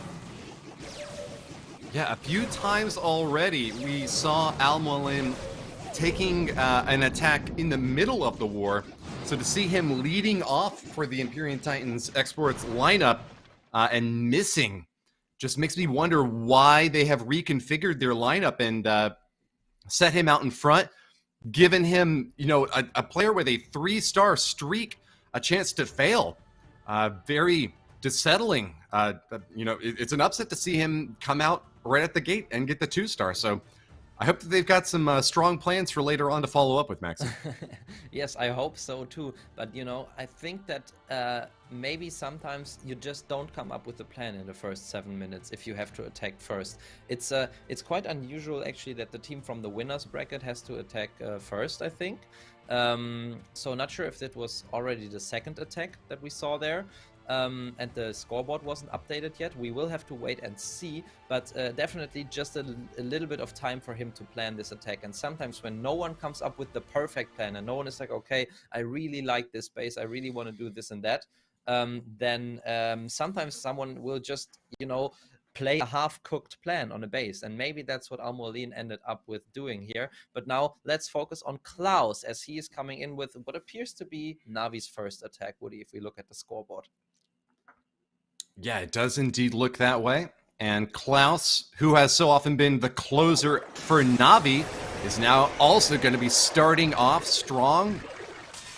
Skelly Donut right there in the core of the base finds the clan castle and the monolith right next to it as well. Plenty of invisibility timed perfectly here just to keep those Skellys safe as they swarm and spread across the interior compartment there. Get a little bit of chip damage as well onto the air sweepers, but those will be healed up. Archqueen out in the right corner now gets a Barbarian King to support this Sui hero dive, and that'll find an easy air defense to get the first one down. There's also a multi-target Inferno in that top compartment that the Barbarian King will have access to, and as soon as he pops that Iron Fist ability, expect to see a swarm of Barbarians charging through, trying their best to shut it down. There are some skeleton traps there to slow it down. I don't know if the King's going to get that top Inferno. Looks like he doesn't. Oh, hold on. The Phoenix brings him back. Yep. The Phoenix, ashes to ashes. He is flaming through again for one final shot. Yeah, and he just got it down there with the last shot, but now the Queen is okay. The Queen is low, and the wall break for the Queen was so beautiful, and so was the ward ability, not only protecting the Glimp, making its way to the town hall, but also the Royal Champion. And you can see the Queen barely missed the second multi-inferno, which is getting healed up now by the Builder Hut there. And Klaus still has a couple of troops. He has a Dragon Rider as well still left, and needs to take care of this enemy Royal Champion. So he will send in the Headhunters now with the free spell. But there's still a lot of base left, and especially the back-end splash damage could be a problem. But look at this! The Dragon Rider onto the multi-inferno. Such a 200 IQ move there. Klaus is very confident about the last few stages of the base. Hastes up a few balloons over on that top side as well. Had plenty of spell space. Not worried about the cleanup at all, because with over a minute remaining, this was a lightning fast LaLo attack, and Klaus is just holding his head high. Glad to see that the troops have all done their job, and that without even a hiccup, he has claimed a 3-star start for Navi. Very, very strong attack here. And you said it, Klaus has been the finishing attacker for Navi for the longest time. And maybe, since he didn't get the 3 stars in the last couple of attacks, he thought, okay, I have to change something. And he just changed the attack order. He just changed the position on which he would attack. And maybe that led to him, you know, not overthinking the plan. Maybe with his his sophisticated planning style, he came up with two crazy ideas when you give him too much time. So maybe he thought like, okay, I'll just hold myself back by attacking first, so I'll only have a couple minutes. I'll just do a straightforward attack, and boom, look at that. He got the 3-star, and that is a very, very good start for them, and it puts the pressure on ET Esports, because they know once they lose a war, then their advantage from the upper bracket is just gone, and we will have an even playing field. Well, it seems to me that Navi is the clan that has to play risky right now because they have got to win this one just to have another war for the potential golden ticket opportunity. They have got to put those attacks that may or may not work, but will get a 3-star if they do work out there first. Imperium Titans is the squad that can play this a little bit more conservatively. They can play it a little bit easier because they have a second life, basically. If they lose to Navi once, they can come back in and play again. It's unfortunate for Imperium Titans then that they have to attack first, and that they're going to be the ones who are going to be setting the pace for this war, because they essentially lack that information that they would really want to otherwise have to get those easier, earlier strikes. Cynthia's going to be starting off with one of the strongest Skelly donuts we've seen all day, grabbing that Clan Castle, Inferno Tower, and an Eagle Artillery. Super well, precisely placed invisibility spells. Keeps him right on target to take it all down. Beautiful stuff there, and what I love most about this attack already is look at the trooper. Cynthia brought a P.E.K.K.A. We were talking about basically every single troop being viable at the moment, but then I mentioned the P.E.K.K.A. not being used a lot, and there it goes. P.E.K.K.A. to funnel and take out the archer tower, also providing tanking for 2 of the single targeting defenses inside of the base, but is finding actually the Tesla farm and a lot of traps there in this compartment. Now using the rage spell and the earthquake, and will this be a royal champion trick? Let's go! Oh no! He didn't get the multi-inferno down, unfortunately. I don't know if he miscalculated, but more importantly, Woody, the town hall is still up and he had to use the green ability. These compartments were so well defended, but I think he's got a plan B there, sending in the blimp with the ward protection. Very good choice by Cynthia. That is a safe blimp, we like to call them, although they have sometimes missed the 3-star opportunity in the past. It looks like he does get the connection with those sneaky gobs onto the town hall, and they will be able to take it down. So that must have been plan A from the start. Cynthia has got a wide spread of balloons at this point and is just doing his best to keep them inside that life aura, trying to protect them as they path over a lot of really big splash defenses. There's just a single target Inferno, but unfortunately for Cynthia, he's pathing these balloons directly through the Town Hall poison, and 3, 4, 5 of them are dropping now to that poison. He didn't make it back up into that top compartment, and that just leaves a lot to be desired from this strike. It looks like a 2-star with some cleanup for percentage is what Cynthia is going to be left with now, and then Imperium Titans are going to be just at 4 stars out of their first 2 attacks, Maxi. Yes, and I wonder where this attack went wrong. Usually Cynthia is an attacker that has like everything planned out, and as you said, it was actually plan A to use the blimp for the town hall with the sneaky goblins inside. But somehow it felt like with so many different parts of his attack, he didn't get what he intended to get. I don't know about this Royal Champion trick. He used an Earthquake there, and I think even 1 or 2 Zap spells, lightning spells. But the Royal Champion trick didn't work, and I really wonder, maybe someone in chat knows what the problem was, because I haven't seen many Royal Champion tricks recently, and I haven't been using them either. So maybe it was a calculation mistake. Maybe there were just too many Teslas in the way. I don't really know, but something did go wrong, and ET Esports still waiting for the first triple. Where were the Hog Riders, Maxi? That's my question. What was the question? Where were the hogs? I want to see more hogs. Yeah, that's a good question. I only saw the skeleton statue in Cynthia's picture, referring to his Skelly donut, I guess. But yeah, no Hog Riders. But I think he made up for it by bringing the P.E.K.K.A. But still, okay. The highest DPS troop in the game, right? Yeah, exactly, 680. But even though he didn't get the 3-star, it was still a very good attempt, and yeah, it's always nice to see some creative attacks. But now it's Gaku who's usually the opening attacker for Navi. So Woody, let's see what he brings as we see, some Electro Dragons.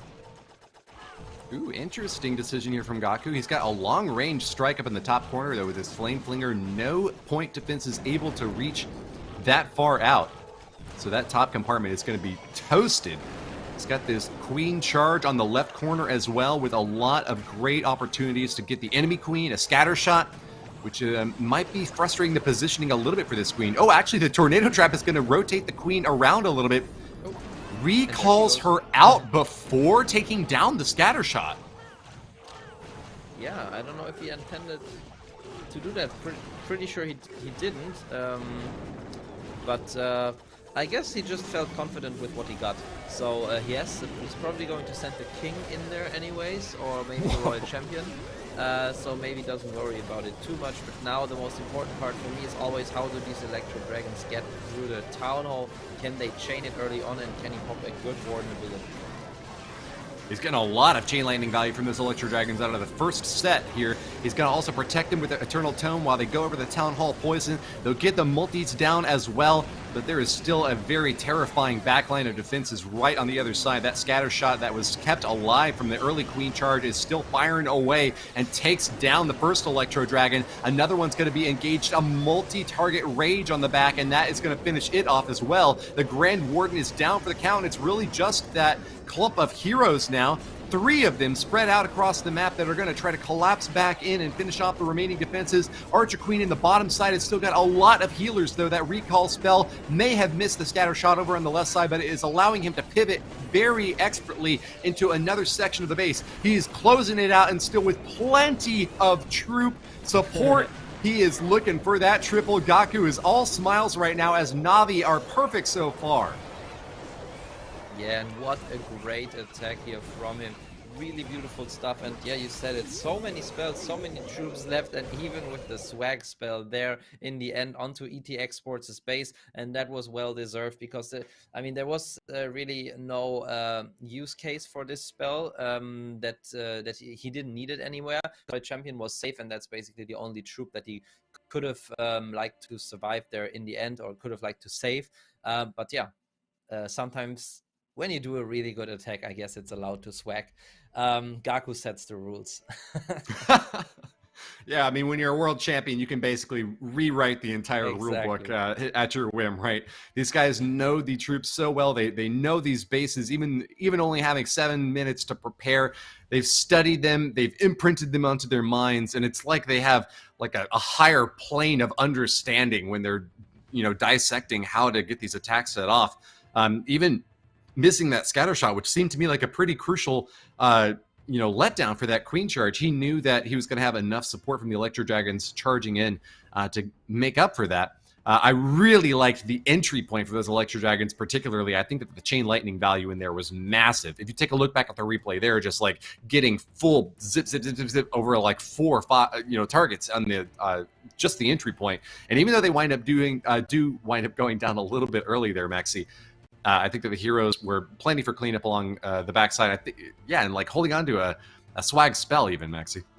Yeah, and he also kept his queen alive very nicely there with the healers and the help of some spells like the freeze spell onto the enemy royal champion.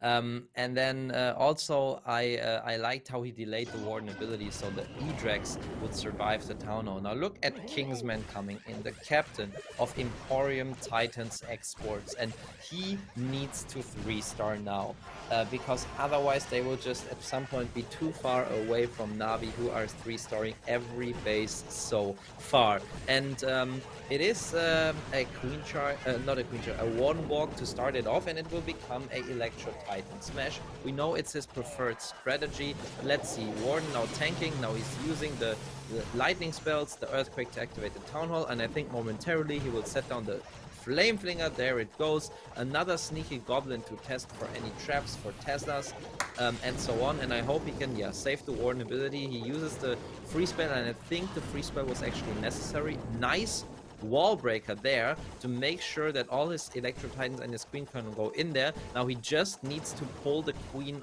the warden over with his queen at some point. Warden is long range, gets the snipe, and will pivot off to support those Electro Titans and Iced Golems. Take a few pop shots at the enemy Archer Queen as well. She goes down very quickly, zapping through this bottom left compartment, and that scatter shot is not going to cause any problems at all. Nice blocking out in front from those Ice Golems, and they're going to put the deep freeze on some of these defenses as well. They're going to be able to hop into that top compartment, take out a multi, grab that Eagle Artillery, but the CC is going to come out now, and will it cause any problems for Kingsman? So far, it doesn't. He popped the Warden ability right on time, and look at these Electro Titans cutting through the lava pups. Also his Ice Golem providing some nice freezing there, but now the troops all go into the range of the Town Hall. He needs to rage them up quickly, and he needs to make sure to use the Queen ability in time. Oh, she's going the complete wrong way. Look at the jump spell where he that he used to basically open all of the compartments, but everything is gone. The king on the outside is gone as well, and the smash didn't really get far. Now he's just down to the royal champion, and this is not looking good, Woody. I don't think that he can 3-star this anymore. Very unfortunate follow-up here for Kingsman, and just the Imperium Titans are just faltering here at the upper bracket. I don't know what it is, but this seems to be a story that this French squad have encountered time and again. They are a team that makes it to semifinals. Like, they've been in the top 4 multiple times in World Championship matches. But, like, they get to the very end, and then they just kind of start to flutter. They flash in the pan, and then they burn so hot, you wonder if they can get the temperature back up for the grand finals. It looks like Navi are just really shutting the door in their face. That golden ticket is just on a pedestal, and Kingsman is ready to claim it. But with guys like Stars on the other side, I don't know how Imperium Titans are going to do it. Neither do I, and that is they're also holding back guys like Almoalin and Cynthia who have been perfect so far, 3 out of 3, and neither of them was able to triple. Now, I thought maybe someone else from their team could, but even Kingsman couldn't. And it's not just a 2-star, it's also a pretty low percentage attack with 79%. So I think that Navi are feeling more and more comfortable in their position, and if they can keep just a little bit of pressure at this point, just high percent 2-stars will get them the victory. If they just keep on getting those, then they will force quit match number 2. Navi is just like the big heavy in just like any anime series. They're like Goku, right? They go Super Saiyan when you knock them down and are just ready to charge back to the top.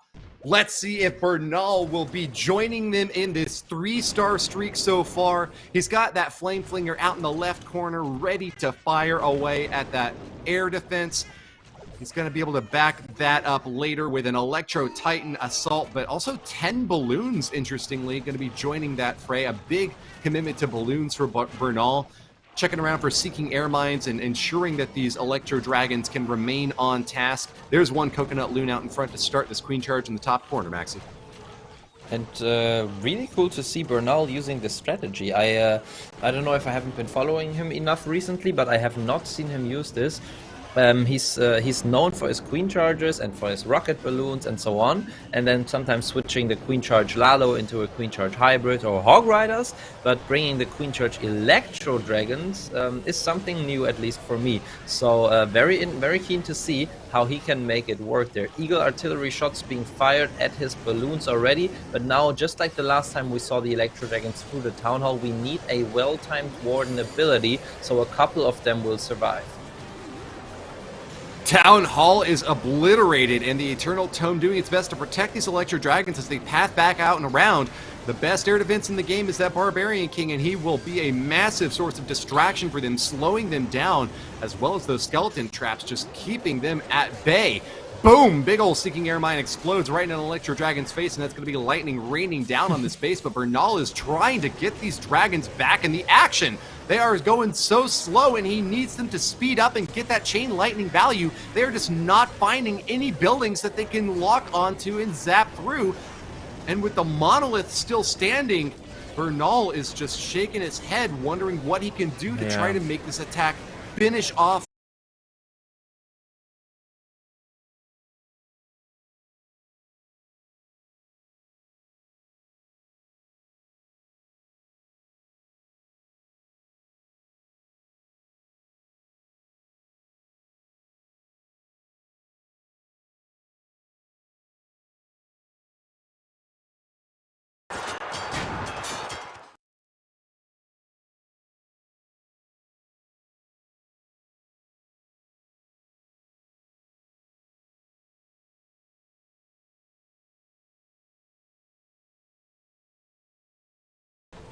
Oh yeah, try hard. Okay. Tryhard is in with, we can see Bernal down there looking at his iPad as if he was attacking himself, but I think he's just watching Tryhard's attack.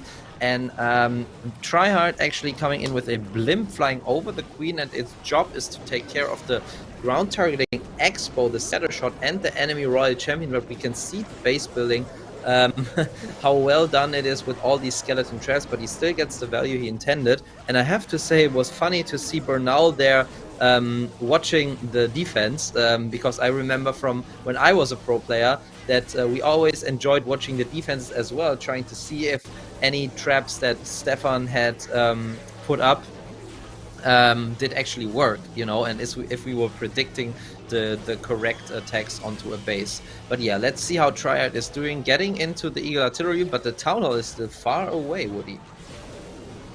Thanks to all the Chiefs who stuck with us. We are down, but back at it again, just like ET Esports, trying to keep their heads held high despite this 2-star run so far in the grand finals.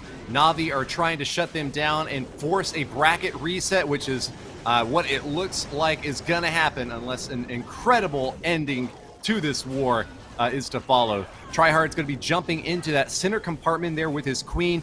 Brand Warden has taken awful beating, but the healers are trying their hardest to get him topped back off before he starts taking multi-target Inferno fire here. There it is, right in the core, and a rage spell on just the heroes. And Viz is going to go off and defend that multi-Inferno, and the Town Hall will activate. This is a very bad spot for these heroes to be in, Maxi.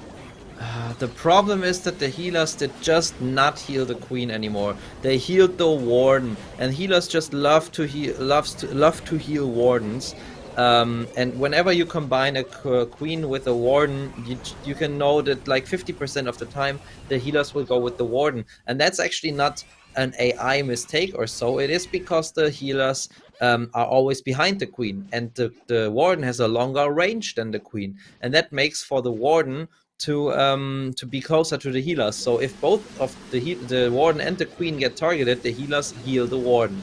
Unfortunately, that went to Tryhard's disadvantage here by a lot, and at this point he just knows, if I send the rocket balloons from the opposite side of the Town Hall, I will not get it down. So rather than just wasting them from the opposite side where he charged from, he just sends them in to collect some more percentage points, which is clever, but doesn't get them any closer to Navi. Woody, we have 7 stars for ETX with 4 attacks and 8 stars for Navi with 3. So it seems like they will be keeping the upper hand in this first match. Imperiled, festered, faltering, collapsing before the might of Navi, this rematch has absolutely swung the pendulum of fate back in the Japanese team's favor, as the Imperium Titans have just not even found the ability to consistently put up 2 stars against them. Navi now with 2 attacks left could potentially get all the way up to 14 stars, double Esports' current standing at 7. That is correct, and Kazuma now aiming to increase Navi's number, which is 8 at the moment, and he is coming in once more with a queen charge, his preferred first part of any attack that he is showing today, I think. And the backhand today will be, or this time around, will be Lava Loon, an attack strategy that he really likes to use, especially on these box spaces. And Kazuma has been known to be fearless with his queen charges, always going into Town Hall compartments, even if they are as stacked as this one, with, you know, a king, a single targeting Inferno, and also a partially lured out CC at the moment, but he just, you know, he just knows his spells, he just knows when to use what, and so far it's working out, but he's in trouble now, Woody. Yeah, quite a bit of trouble here. This right side queen charge needs to get deep into that Town Hall pocket and finish off those key targets, and it's a race against time right now. He does not have the full poison deploy against these pups, and that is going to mean even more time for these defenses to stack on that DPS. Here comes the Rage, though, and this is going to be a breath of fresh air for this Queen charge in the top compartment. Freeze added on as well. That is just a lot of spell support committed for Kazuma's early strike. And when these balloons come in later, he is going to have to rely upon this Grand Warden to keep them up as best he can. But with a deeply entrenched multi-target Inferno protected by an Archer Queen, he's going to have to do a lot more work with the Queen of his own before he can set up for this LaLo hit. Yes, and I really like the use of the battle drill, though it just doesn't take out any... the troops outside of the battle drill didn't get any value. They didn't take out this ground targeting expo, they didn't take out the monolith either. So now this warden ability has to be on point. He uses it also for the headhunters to do damage on the enemy queen, but they will die soon, I think. Yeah, doesn't quite get her down. And his queen is in trouble, his LaLo is in trouble, and I think he might be falling short for the first time, but for ET Esports it is just too little too late at this point. Yeah, very unfortunate for Kazuma to miss the triple opportunity here, but as you noted, as long as Navi is putting up 2 stars, they are going to stay way ahead of pace. And with 10 now to their name, even a triple from ET Esports would just tie it up on star count. Navi are so cleanly just cruising through this war right now, Maxi, that something would have to change very drastically in the final war if the Imperium Titans want to get the first golden ticket to the Clash of Clans World Finals. Indeed. And at this point, I think there's only a theoretical chance left. Let's look at the updated scoreboard in a second. Okay, we will see it during the next attack, but there's I think they just need a couple of more percentage points in their next attack, even if ET Esports was able to 3-star. But yeah, they have 7 stars so far out of 4 attacks, so they are basically under a average 2-star at the moment because of the 1-star, so they can just pull it back up to an average 2-star with a 3-star in their last attack. And who do we have left? Oh, Imperium again, who has been the finishing attacker for them quite a bit. But yeah, at this point, it's just, I think, about regaining some momentum, regaining some confidence, because we will see match number 2 between these 2 teams, as long as Navi just put down any troops to the board in their next attack. But now let's focus on Imperium coming in with the Electro Dragons. Seeking to close this one out with another triple, Imperium, who has done so many 3-star strikes in the past, knows that there is going to be another war against Navi up ahead, and all he can do with this strike is to send a message that they are going to do their best to win the next one. ET Esports are in the fight of their lives right now to retain this win that they have so richly deserved in the upper bracket, reaching the grand finals undisputed at the top. But Navi have just completely shuttered their hopes of an easy victory. Gaku's defenses now are starting to fall to Flame Flinger fire at the top and Electro Dragon spreading out that lightning down below. We now see attacks from every sides of the map as Imperium begins this siege assault in the left corner with his Archer Queen all alone, getting just a few balloons, and now the E-Drags up top to start chaining lightning through the base. Yeah, I wonder if this skeleton spell was really necessary to hold back the fire of the ground targeting expo, since he's going into there with this E-Drax anyways, and the queen didn't have too much damage on her, but he uses the ability now as the headhunters are approaching her. And I want to mention the 2 Electro Dragons at the start there, not getting any shots off because they were swept away by the sweepers. Was really heartbreaking to watch. But now let's go back to the attack. The Super Dragon on the right side finishing off the Royal Champion. The Electro Dragon is actually still going strong with the hope of the Rage and Freeze spell. They should be able to take out this Monolith, which they do, but the Queen is going down. He used the ability too early there, I fear. But the King is still going strong. The Royal Champion now joining into the party, and I think he still has a shot, even though he doesn't have any more spells, so could be close in the back end. These Electro Dragons are like a souped up sports car waiting at a stoplight, just so prepped and and pressed to get that gas pedal down.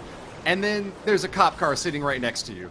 You just cannot go at full speed when tornado traps are spinning you around, when you're soaking damage from unexpected sources, you don't get maximum value from the chain lightning pulls that you expect.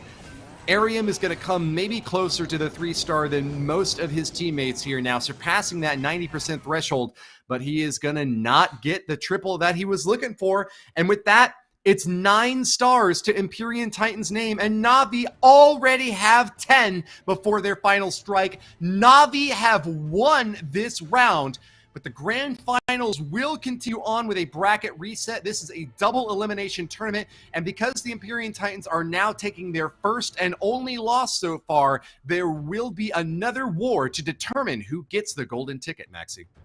Exactly like you said. But first of all, we will see the finishing blow from Navi in this match. And I wonder, it's not Klaus this time, who is still missing stars, I think we haven't seen so far. So he will be the last attacker for Navi. So let's see what he can bring to the table.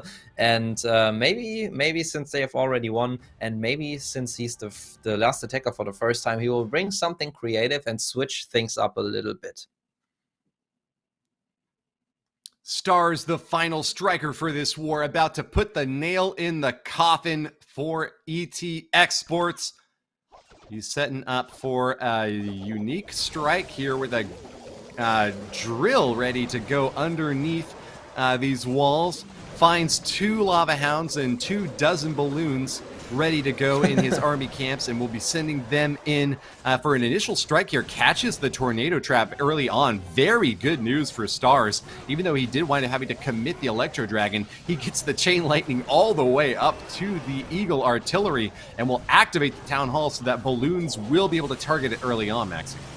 Yes, and he makes the Town Hall invisible there for a second by taking out the invisibility spell Tower with the lightning spells. But I think that was very good, because it's now gone and cannot make the Town Hall invisible anymore when he is approaching it with his queen. I don't know about the golem though. I think he didn't need it.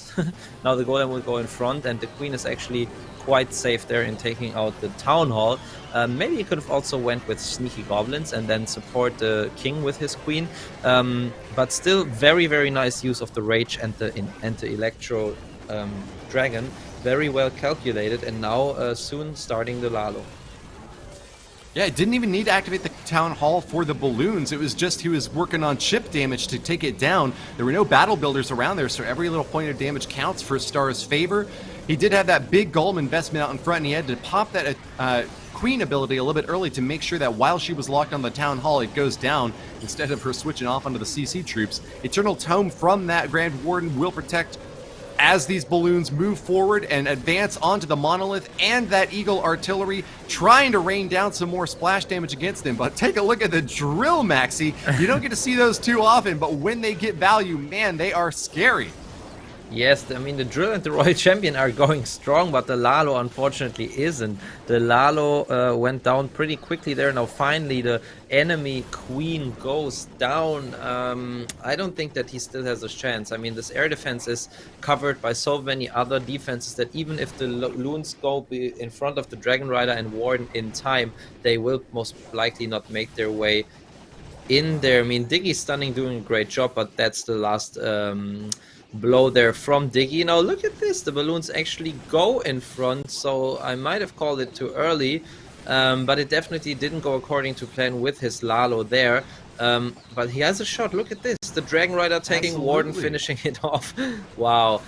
So it's either time or it's the Clan Castle on defense though. It's time maybe. No, okay, we got a minion floating over there. Oh, the red air bomb takes him down. He's got to take down the Clan Castle. He's only got 10 seconds left. He's got to get all the way back to the center of the base. The Warden's going to have the range, but does he have enough DPS to take down one of the highest hit point structures in the game? Fire it away. 3 seconds left. He does not get it. Sent these defenses hold on, and at least the Imperium Titans can have that. If nothing else, a 2-star 99% for Stars means that Navi have won this first round of the grand finals, but one left in the bag before we can award a golden ticket to either of these teams, Maxi. Exactly right. So the next match will definitely determine who will get the golden ticket, and that's what we're all here for. That's what we've all been waiting for the past couple of weeks when we were watching every single stage of the Queso Cup. Now we see Navi was the winner. Now we will see the winning stats from them. It is a 12-9 victory. I mean, it is a very convincing victory with 3 stars, but then again, 12 stars is not the highest, and we have seen Esports putting up 12 star, putting up 13 stars as well, and also putting up 14 stars. So maybe if that was just their one slip up, they can still come back from this, and they can definitely be a fighting force against the Navi squad here. And as we're watching the final results, we just want to let you know, guys, that of course we're going to take a look at the Bernal replay as well. We have not seen his whole attack, unfortunately, so we will take a look at it momentarily, so you are not missing out on any action that happened in the last war. Great. Well, we are ready to hop into it as soon as production has that replay for us. Watching Bernal again, the attacker who was going in early on for Navi while the stream just... Yep. All right. You got it, Maxi. Go ahead. There we go. Okay, and I'm leaving also one attack for you to do afterwards. But first of all, let's look at this one. So Bernal coming in with the Electro Dragons and the Queen Charge. So I want you to look at this base, because I cannot paint on the screen right now, but you see the Town Hall compartment with the 2 expos there in the center. There's kind of one big compartment in the center, and then there are 2 compartments on the outside, each of whom contain a air defense. So what Bernal does, he makes sure to take out one of the air defense at the top side with his Queen Charge, then making her way to the right down the outside of the base, and the same effect on the left side with the Flame Flinger.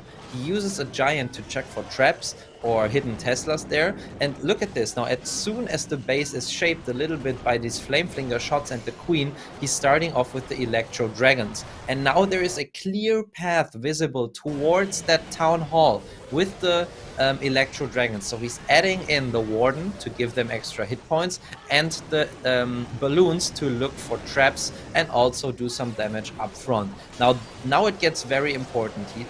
He really needs to go into the Town Hall with a well-timed Warden ability, and that's exactly what he does there. But as his Queen Charge and Flame Flinger are doing a great job at the moment, notice how he tries to somehow get rid of this multi-inferno tower and the monolith in the core of the base. He invests a free spell just a millisecond too late. Now he invests a rage spell and a free spell for the Electro Dragons covered by the Warden to get this monolith down. Now he invests an invisibility spell, but look at this, still the defenses are too strong and the Electro Dragons do not get any more buildings, and I think that's the reason why this attack was probably did not a 3-star, if I'm not mistaken here. He wall breaks the Queen very nicely, but with the poison her ability is only worth half as much as usually, and with just the Queen and the Royal Champion left on the board, he will fall short towards the end of the attack. Look at the poison spell slowing down the Queen with a single targeting Inferno on her. That is her last blow, and at this point it's just about collecting percentage. But we know that in the at this level, you know, every single building matters, and the healers actually converting to the Barbarians here on the right side of the Queen can in some cases actually define victory over loss. Now, unfortunately, they only took down 1 building, but that's 1 percentage point more, and Bernal eventually finishes with an 87% 2-star. So that's attack number 1 that unfortunately we missed before, but we have another one ready for you as well, Woody. Let's take a look at it, and we can hop right in because we're going to watch another one of those 3-star performances from Navi. I know that you're looking forward to seeing it just as much as I am, because getting a little bit of hindsight and some more time to breathe gives you even more appreciation. You know, these attacks are like a fine wine, Max. You got to let them sit out for a little while and just, you know, absorb the tannins and enjoy the aroma for a little while. Knowing already that Navi is going to be advancing gives us a little bit of separation from the anxiety of the attack as it's happening. So we're going to go see Gaku now, who came in with a Queen Charge, big heavy strike out in this left corner from the very get get-go. He is going to be able to take down that air defense as well as charge deep into that upper compartment where I thought he was trying to get at that scatter shot, but you saw later on in the raid that he actually didn't even need that. He recalls her out and is able to pivot down to the bottom and get a lot more value out there as well. But with this early strike, you notice that he is just barely taken as much damage as the healers are able to deal with. This Archer Queen can usually handle about 3 point defenses from like the Expo, the Archer Tower, and the cannon firing at her with these healers stacked on top before she starts really losing out a lot of health. But with the Rage on top as well, that's more damage for her, that's more healing from the healers, and a lot of spell support committed there, but enough to get exactly what Gaku needed. And the Flame Flinger's been firing away this entire time without any questions asked. It does a lot of damage, very reliable. It's just kind of a fire and forget. If you find a good spot on the map for the Flame Flinger, that is a very easy answer to the question of what siege machine should I bring? Now, down back onto the bottom left section of the map, we see the main attack charging in, and this is what was so impressive to me. The Electro Dragons finding so much chain lightning value on that initial blow. Look, there was a lot of buildings in that opening compartment, maybe trying to bait an attack down there that the defender tryhard thought would slow up and gum up an attack. But Electro Dragons are purpose-built to be able to deal with clumped-up buildings like that enable their chain lightning value to maximize the damage output that they have. Same time, Gaku is not going to let his focus stray at all. He gets the free spell off to support the Queen charging into the bottom section of this base and takes out that enemy hero. Meanwhile, the Flame Flinger has popped, and what is inside? A Super Dragon to help support and get plenty of splash damage onto the top side of the space. A really great addition to this Electro Dragon army, because even though it can't chain the damage, there's a lot more spread out buildings along the top side, and that's going to still be maximum damage from this Super Dragon to get the finishing blow along the outer edge. We got more cleanup from that Royal Champion tossing out her shield now. And really a swag invisibility at the end that Gaku could have used at any point during this raid to protect any troops that were under fire. But with a full health Queen, a full health Royal Champion, and plenty of time left in the end, there was no question in my mind that Gaku's attack was one of the best that we saw overall today. And certainly from this war, leading Navi into the grand final showdown for the golden ticket. But let's go ahead and bring back our third caster, because we have a third replay to take a look at. We have got one more to enjoy, and Eric will be casting it. Eric, I assume you're with us, so please take the stage and let us know what you like of Klaus's hit. Thank you, Woody. Okay, so Klaus had that opening to the war, and he doesn't normally go that early in the war, so it was kind of interesting to see him take the opening strike there, because usually he goes in the 5th position, but he saw something and he was able to take advantage of it here and really start this war off on the right foot here for Navi. And that ultimately carried him through to a victory here. So very impressive stuff. But look how fast the attack was as well. Like, look at the starting timer there. 2 minutes and 15 seconds on a 3-phase attack. First phase is the Skelly donut.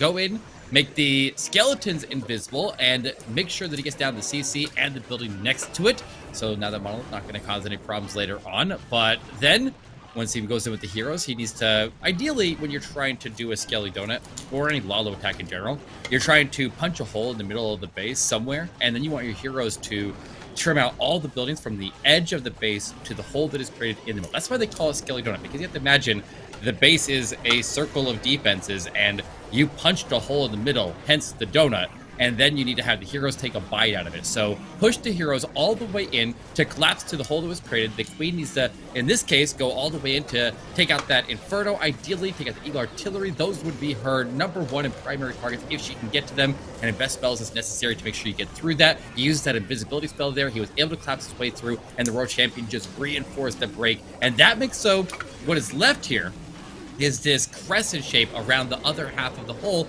that was in the middle of the base there. So now all the blues as they pass through have air defense anchor points all along that left side and in the top side of the base to make sure that they have these hounds crossing through, providing tanking ahead of the balloons so that they're not stacked directly with the balloons, and you can get the tanking of the hounds without having the splash damage hit the main pack as well. But obviously there was no hounds right here, so we had to improvise a little bit there, throwing in some giants and stuff to the outside of the base. But he even had a Dragon Rider inside of his blimp that was able to go into the middle of the base, take out that multi-inferno that was left behind, and then all the balloons stayed together as a pack And it makes it very, very important that he's able to make sure that they don't separate from the main pack there and get picked off, because you got to have the strength in numbers. You got to take advantage of as much cross-tanking as possible. And that's where the strength of balloons is going to actually show itself there. So very nicely done here from Klaus. And I'm hoping that we can see a little bit more of the same in the next war. And I'm hoping that Imperium Titans puts up a little bit stronger of a fight in this next one and really gives us a good show here for this final match as we go into the match that decides which team will win the golden ticket. So, man, are you guys ready to get into this? We are ready. Yes. Well, I'm gonna be backing out actually. Okay. I'm gonna See be you later. backing out. It's gonna be just the two of you casting this next war. But I am ready to watch. But you and would I'm be gonna ready. That's cheering the most on. important thing. And you're ready to watch the first golden ticket being given away for this year. And yeah, I am very, very excited. We have the two best teams of this whole competition facing it off. And now it really comes down to the last war. And you know, what's beautiful about this second war is that now it is win or lose. Whoever wins will get the golden ticket. And that is just, it's even playing field, and I like that very much in a competition like that. Both of these teams had a weak war so far and got one loss, or like one loss in one match, but now they need to give it their all. Now it's hammer time for both of them, and now we see who will melt under pressure and who will give their best. Absolutely. It's gonna be a wild one here. And what's this? Well, we got some stats throughout the tournament here. We have the most used strategy at the top of the board there with a 28% hit rate. Queen Charge LaLo used a huge amount of the time there. And then it's all LaLo text. All like look at this. Four of the top 6 strategies are LaLo text or Woody. Yeah. I mean, that's exactly what we had come to expect from so many years of Top Clash in play. The Lava Loon strategy is the most used by far. It's the first, second, third, and maybe not the fourth, but it is also the 5th most popular attacks as measured by Chase the Ace. Big shout out to him, and thank you for keeping an eye on all the stats here. You also see the attacks that have had the most success are also typically these LaLoon strikes. But Zap Titans not too far behind at 35% hit rate. They are doing quite well as a little ground-based pivot here for some of our top players. And then, of course, E-Drags there at the bottom. Used 6 times and with a 31% strike rate. We're quite, or I think that's actually 3 stars maybe out of 19 attacks. Yeah, is that what I've interpreted? Yeah, that is pretty strong there. But Blizzard LaLo being very far off compared to the other strategies, which is quite surprising for me, actually, Eric. I mean, did you have the feeling that they were these LaLos were more successful than the others? I mean, every once in a while I see those blimps get baited a little bit there. Yeah. So it is surprising to see that their hit rates came in so high, higher than I expected, especially when you have like people who are like the top Blizz LaLo players like Stars not even using it. I don't think he's used it once. He's been he's been using like this super archer hybrid thing that he's been breaking out there, and it's been pretty effective. So I don't know. I also wonder if the E-Drags clump together the Queen Charge E-Drag attacks and the Recall Queen Charge attacks and those interesting variations. So there's this doesn't show the full picture of what they've actually been using, because it's not just a cookie cutter attack every time. There is a lot of built-in variation where they customize it specifically to the base that they're taking down. Yeah, absolutely true. And also what I want you to notice is that Queen Charge LaLo is the most used by far, but of all of these strategies we have displayed here, it is the one with the lowest hit rate. So it goes to show that there are only a couple of very skilled players that can make that work in their favor most of the time, so like consistently, while others still try to use it and maybe see the options it gives on the base, but are not able to go through with it. So some players that are using Queen Charge LaLo might want to overthink their decision and maybe go to another strategy that is maybe more straightforward. Maybe you don't have to do so many things at the same time, but it is definitely one of the hardest strategies out there. Oh yeah, I mean it's so much multitasking. I mean a lot of the LaLo attacks are a lot of multitasking, but the queen charge is especially so. And if you're trying to manage a queen charge during any of these other attacks there, like it's going to be your attention split as you push your way through. So it is quite challenging, but the players here are very proficient with it, and the ones who use it are specialized in it. But ladies and gentlemen, it is time. The grand finals, the final match that decides who will get the golden ticket to the Clash of Clans World Championship is underway. It is 1 win and 1 loss for each team as they face each other in the previous stages of this playoffs bracket. And Stars will begin with a Super Archer Bomb anti-2-star basis. Being breaking out here right out of the gate here for a try-hard, and Stars is going to try to take advantage of it by dropping in a Super Archer blimp on top of the Eagle Artillery, making sure to get this Town Hall down. He is able to claim it, gets the Expos out of the way as well, got the CC pull. Archers are not done yet, though. They keep on picking up Expos, air defense, and now he's working on the CC troops as well. Maxi, that was huge value, and that will definitely set this up for success. Yes, look at this base, and the Super Archers are actually still going, taking out the CC troops as well. How much value do you want to get out of them? And Stars just says yes. Every value there is. He's the Chuck Norris of Super Archer blimps right there, and he must feel so comfortable with this attack strategy, or with this specific attack on this base, because he is the first attacker this time for Navi, and he hasn't been the first attacker for them ever before in this tournament, I think. Now, a little surprising for me that he didn't bring a giant. When you go into these corner compartments that have open walls and you use an ice golem, you usually send a giant first, because there are almost 100% of the times there are spring traps. But yeah, I mean, look at this, Eric. There's basically what is left of the base. Like, what can go wrong? Right, he's got the headhunters to try to sneak through to get to the world champion. They didn't make it though, and he's got more coming in from the right side. They're going to swarm in, and they're getting the protection of not only the ground and the air troops right there, but they lock on. They will take her down. Yes, they got it under control, but there's so much force right there. I don't think there's anything that can stop this. Not after that initial setup. He was able to identify a weakness on the base, and you would think that if there was a big weakness on the base, that it would be reinforced. But a lot of times when you're attacking, like, you're playing mind games, attacker and defender. You don't know if you're walking into a trap, and they want to sometimes make you feel like you're walking into a trap, so you just don't even attempt it. And then it might not be trapped, or the trap is somewhere else. But Stars is fearless as he drops in that blimp, claims that value, and he ripped that base to shreds as we start off this grand final Let's match here. Go. Yes, exactly. That is crazy. Like, they have no nerves, you know. They have had one bad war, and ever since since Navi were kicked down to the lower bracket, they were performing on such a top tier level, especially Stars, I have to say. Remember, Stars, I said it in the one war where he actually got the 1-star. I said deemed by most of the people as one of the, if not the best player in the world. And then I said it doesn't matter. Sometimes you have a bad attack. It can happen. And he recovered from that within minutes, basically. And just the next war, he 3-starred again. And ever since he has been 3-starring for his team, I think. Oh no, in the last one he got the 99% 2-star in the very end, but it didn't even matter anymore. You know, probably would have been 100 if it would have mattered. Such a strong player and such a strong performance. Now he definitely, even though he has attacked already and there will be no more attacks for him today, he won't lean back. You know, he will be on voice with his teammates and planning out every single detail of their attacks, and I can't wait for them to happen.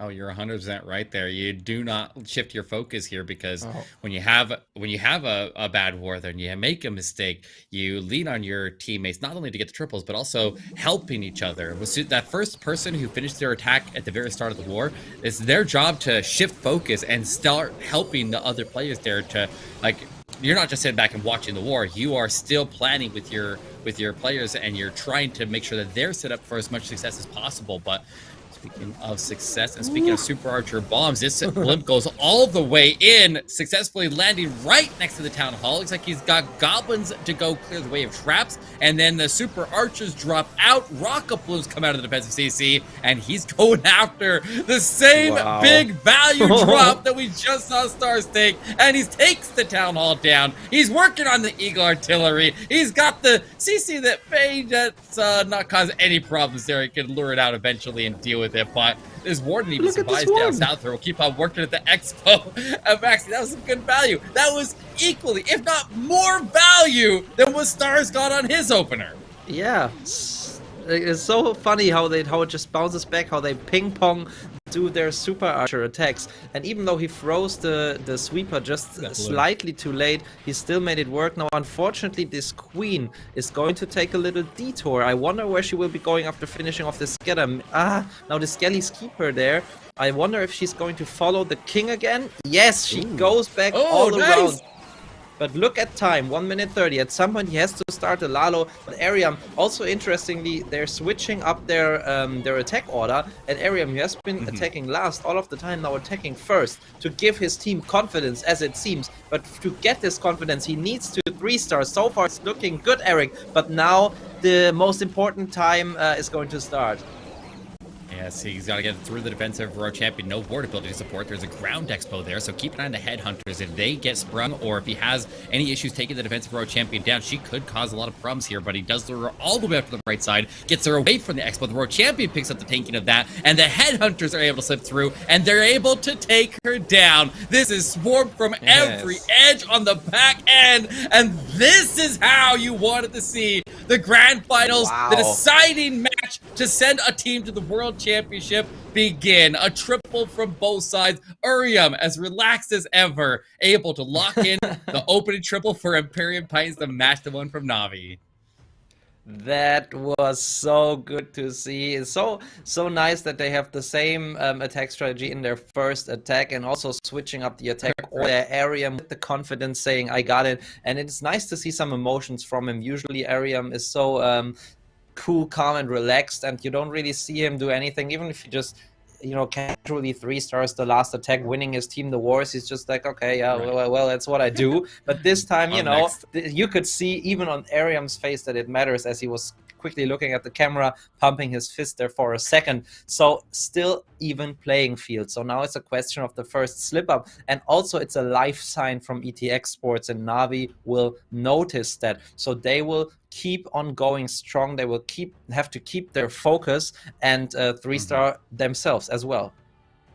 Yeah, nice little rally after a rough war in the match before this, when Imperium Titans struggled to get anything up against Navi. So this looks like a whole nother team to start off here, and they just need to ride that confidence. They need to take what just happened there and ride that high and carry it into the next attacks here. But I mean, Navi's going to go first, and that means that they get a chance to put the pressure on and see if they can build that pressure to make so that they make mistakes on the other side. So I mean, it's interesting, because when you go first, you show your hand, you get to show what the mark is that they have to beat.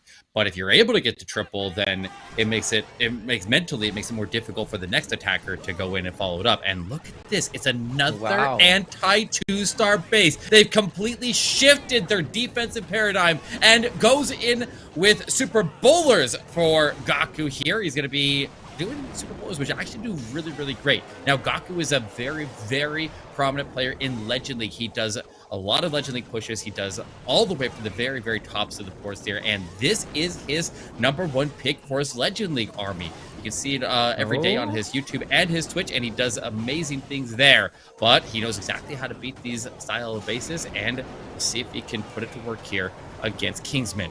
Yeah, but he just needed to invest a second rage spell, because he wasn't estimating this Warden to go so far to the right side. Now he finally putting in the Queen, and we know that Super Bowler smashes, which is very interesting to see, because we haven't seen many of them so far in this tournament, or like at this weekend at least. Super Bowler smashes are one of the most popular counters to ring-style bases, but he has to delay the Warden ability for a bit there. and funnel to make sure that these super bowlers at some point will bounce onto the town hall. He uses the rage spell. They go a little bit to the outside, probably even too far to the outside. When is he going to use that warren ability? That is the question. Where are these super bowlers going? They're turning back now. Oh, finally. Okay. No, they're leaving. No, they're not. But oh, but actually, it's okay. It's okay because his queen has the healers there. The warden still has the king providing tanking right there. He pops his ability through the multi, and with the queen fighting the CC and delayed off to the left, the healers are staying safe, and he just converts it into a queen charge. Bowler striking back to the core of the base there, getting a bounce all the way across. And I don't know if they were hitting another expo, but the expo does go down, and he puts his hands in the air. He knows that he has it in the bag at this point, and he even has support on the backside for the single Bernal. Absolutely crushed. No mercy against ring bases. Super bowlers sweep it out there, and Navi has another one on the board. Yes, Gaku 2023 still snacking bases and snacking chips at the same time. So nice to see, you know, how he gives himself this little reward after just casually throwing his last 2 freezes onto the board, knowing that he's secured the 3-star already with a minute left to go, and I got it. Very cool to see. No nerfs whatsoever. You can really tell that this is some world champion energy there. Great stuff, but it's now the ball is back into ETX's corner, and they have to make it the most of it. To be exact, they have to get another 3-star. Yeah, keep the ball rolling here.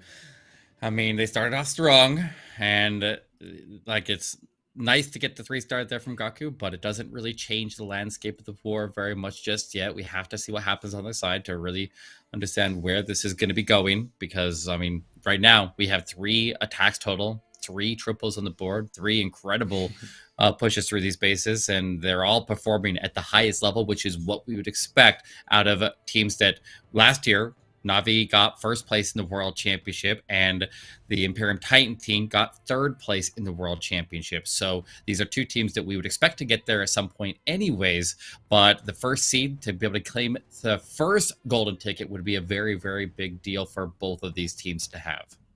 Yeah, I mean, especially with all the work that went into this tournament, because it was open qualifiers at the start. Everyone, there was no invitation or so. Everyone started from the same spot, and they had to get through several rounds to come here to this final match, and have had to defeat loads of very strong opponents.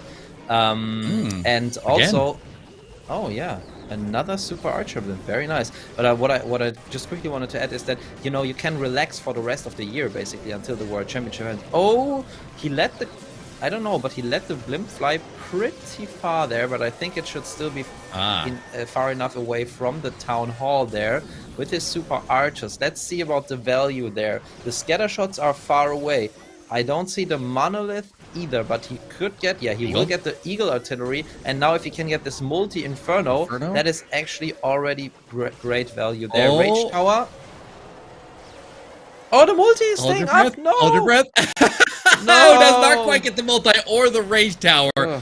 But I think he got enough value, especially picking up the Eagle Artillery as he was striking the defensive CC building. The arrows were going through it and hitting the Eagle Artillery on the other side. And it's kind of surprising because you think the Eagle Artillery has enormous amounts of HP. And I guess the CC does as well. So the damage through front and into the other one was enough to get him through. And now he'll push his heroes in and push right through the...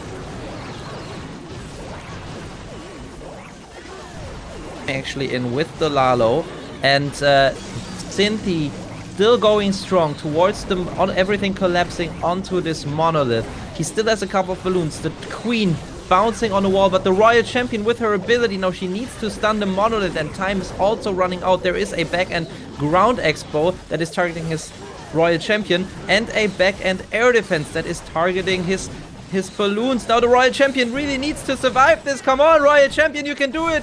The king is also still up, Eric. I think he's got it. I have a delayed feed here, and I'm able to see. I see the Royal Champion sweeping in, and with the Expo being swarmed by the minions at the top there, he was able to ultimately pull through. And I'm sure my speech is delayed a little bit there from what I'm actually seeing. I lost my feed there for a little bit. We were able to recover enough, but looks like Sinthe was able to lock in that triple, and that means that Imperium Titans will match the triple there from Navi, and that's a very, very big pickup right there. They definitely needed that, and they need to continue this trend, but both teams with 2 triples on the board now will stay tied here.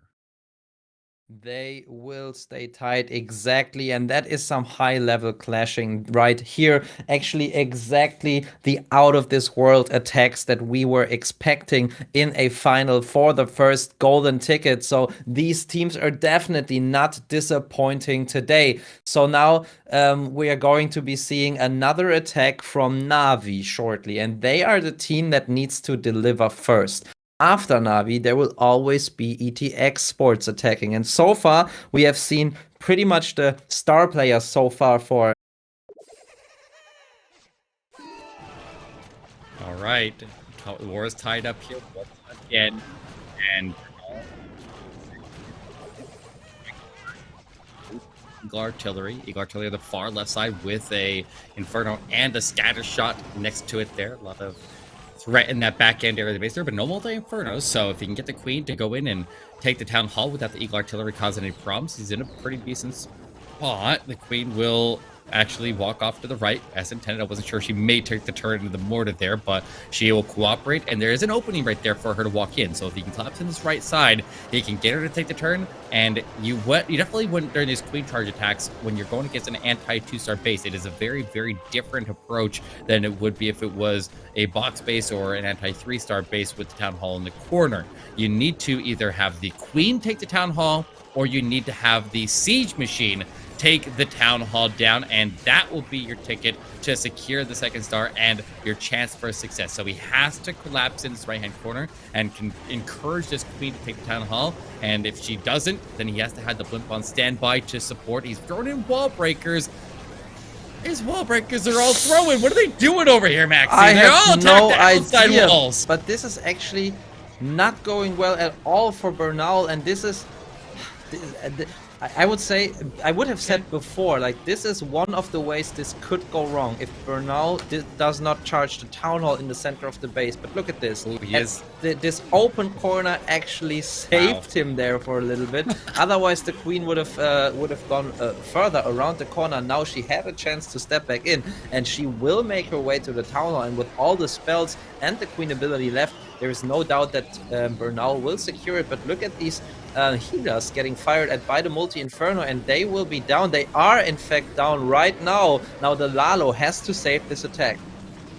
He didn't invest any more spells there to the Queen, but she still continues to claim targets beyond, and she gets the value that he's looking for. Now he has the extra spells for the scatter shot, freezing it up there. He's at the rest of his spells being used to support the LaLo as they push through to the Eagle Artillery, and he gets the air defense down south, and he's looking like he's gonna pull through, but he still has the defensive Royal Champion chasing down his warden right now. She's causing problems, but the Electric Owl is zapping at her, and the Electric Owl able to push through. He's got the Yetis. Though you're not. He's got the Yetis. Two Yetis. They just need to die and throw out the Yeti mites here, Maxi. Come on, Bernal, you can do it. Yeti mites, go. The minions help out as well, and he's popping his fist. I think he's got it. Wow! Barely crawls that one through. Can you believe it? A third triple for Navi. 5 attacks so far in this grand finals match, and nobody has missed. They know what's on the line. The winner of this goes to the World Championship, and they're fighting tooth and nail to get there, Maxi. Yes, they for sure know what's on the line. You could see how the relief there, you know, all the tension going away when he finally knew, okay, things went wrong, you know, especially the queen, and then the LaLo just died out. But then there were some heroic Yetis still up, and when Bernal realized he would have enough juice with these Yetis to finish through, you could really see the emotions on his face there, and it's really cool to see. Great stuff there from Navi, and the ball is once again back in ETX's corner. Oh man, and there was a bit of a roller coaster of emotions there. You couldn't tell if he was even sure if it was going to go through or not, and it almost looked like disappointment when all the blues died. But then you see the re-emergence of the excitement as soon as he realizes that it is actually going through. But now a little bit of lightning comes down to take out a rage tower. Looks like he got the defensive warden, and did he get Inferno out of it? Looks like he got an Inferno out of it as well. And he'll go ahead and push in a Yeti to go pick up the air defense there. Just a solo little push on the left side of the base with that Yeti, and the heroes are not even deployed anywhere in the area where lightning was used, and they're going to come in towards the town hall, but not even just. This is interesting. He throws the Royal Champion at the town hall, but it's not activated, so it won't do any damage to her. She doesn't last very long, though. They got to correct that. That's a problem here, Maxi. That is a problem, and I don't know what the intention was behind that. Oh, the invest too late. Oh, King. Well, maybe things are going to plan here. I think he might actually have it on track. Okay, well, the Queen will power through to the defensive Queen. Diggy getting the stuns. Ground Skelly's going invisible. The King pops his ability, but he's going to get stalled up by Ground Skelly's that are on him as well. Get the Town Hall. Got it down! And the King picks up that Town Hall takedown on his final strike. There goes to Phoenix, and then he can clear up any Ground Skellies that were still in that area, and he will now be set up for his LaLo. But is this the proper setup? Is this enough to carry him through for a triple? And he's got the backend Queen that he still has to worry about there, and no more spells with this ward, with this Eagle Artillery and Multi Inferno. I don't think he can get through there. Not just yet here. He's got the Slammer. Slammer has whatever's inside of it. The defensive Queen is right there. She's the biggest problem, but he has a Headhunter coming in after her. Slammer moving though. Depends on what's inside. If he can get the defensive. Oh, he just lost the Headhunters. The Headhunters hit some giant bombs and they get wrecked. And now the Queen is ever more threatening. He'll have the Dragon Rider try to grab what he can there, but everybody's getting shot out of the sky here. Okay. We have our first lead. Navi is on top, and Imperium Titans has their first slip up here. He'll gather the percentage up into the 80s, and that will set the bar for any attack that misses for Navi. Yep, exactly right. And I actually still don't know what the plan here was for Almu. Like, was the Royal Champion really intended to get any farther? Like, look, the Royal Champion basically got a three or four buildings there because there's so much damage raining onto her. Usually I wouldn't expect the Royal Champion to be put down there. Maybe with an Ice Golem or the King or something, but just the Royal Champion by herself, I feel like she really didn't get a lot of value there. And same actually goes for the Queen. He invested so much the invisibility spells there as well, the Golem, but she didn't even take out the enemy Queen. So maybe also GG's to Navi's base building, as they defended this very nicely. Yeah, I think if he did get that Queen down, she did cause a lot of problems with that attack there. And if the push towards that offensive Queen, did he get the scatter shot there? I don't think he got the scatter shot either. So if the King is, or the Queen is going into the compartment like that and investing a Golem on top of that, you would expect them to at least claim the major defense and the hero in that compartment. That's usually the minimum that you want when you dive a hero into a compartment like that. But if they fall short, if the defensive Queen holds the line, then obviously that's going to cause a lot of problems. And that Queen did have a pretty significant impact at the very end there.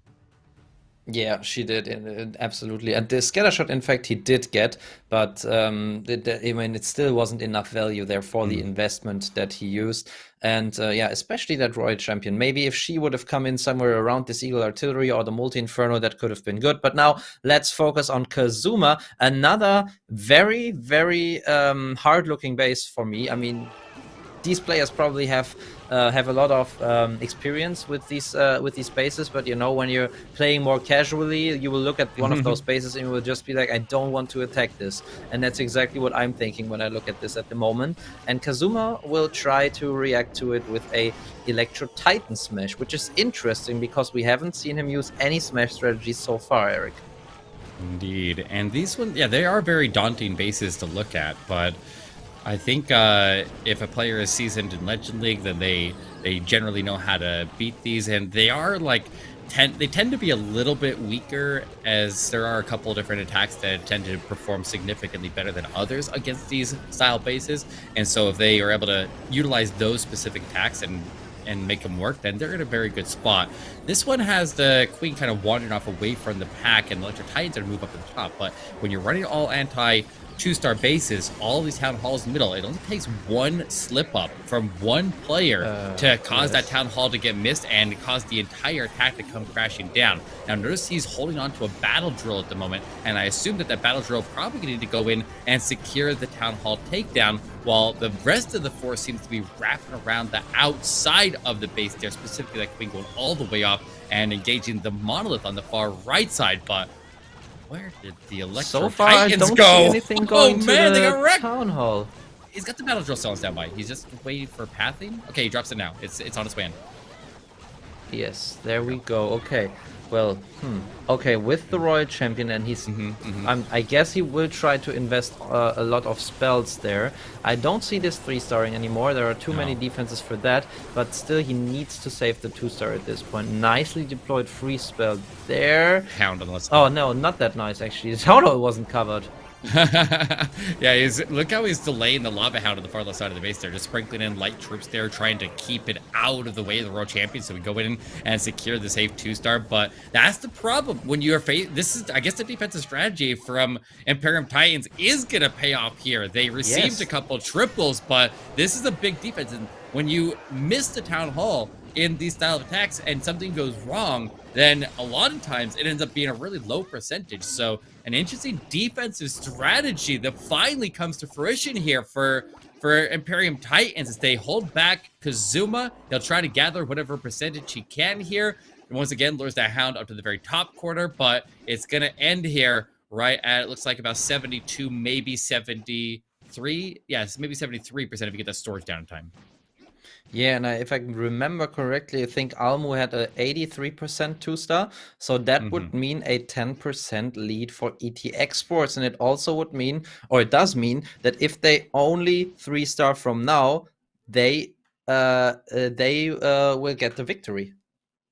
Interesting. But the only way to take advantage of the miss here is to 3-stars. So you're down until you lock in that 3rd star on the board there, and then suddenly the war shifts into your favor. So huge opportunity. This is getting tense here, Max. Yes, this is getting it's really, getting really so tense. intense. Yeah. I mean, Kazuma leaving that door open, I mean, it's probably not so cool for his team, but for us, it's the best thing we could wish for, because now it really comes down to this last 3 attacks, only 3 more attacks, and so far we have no idea who of those 2 teams will claim the golden ticket, Eric.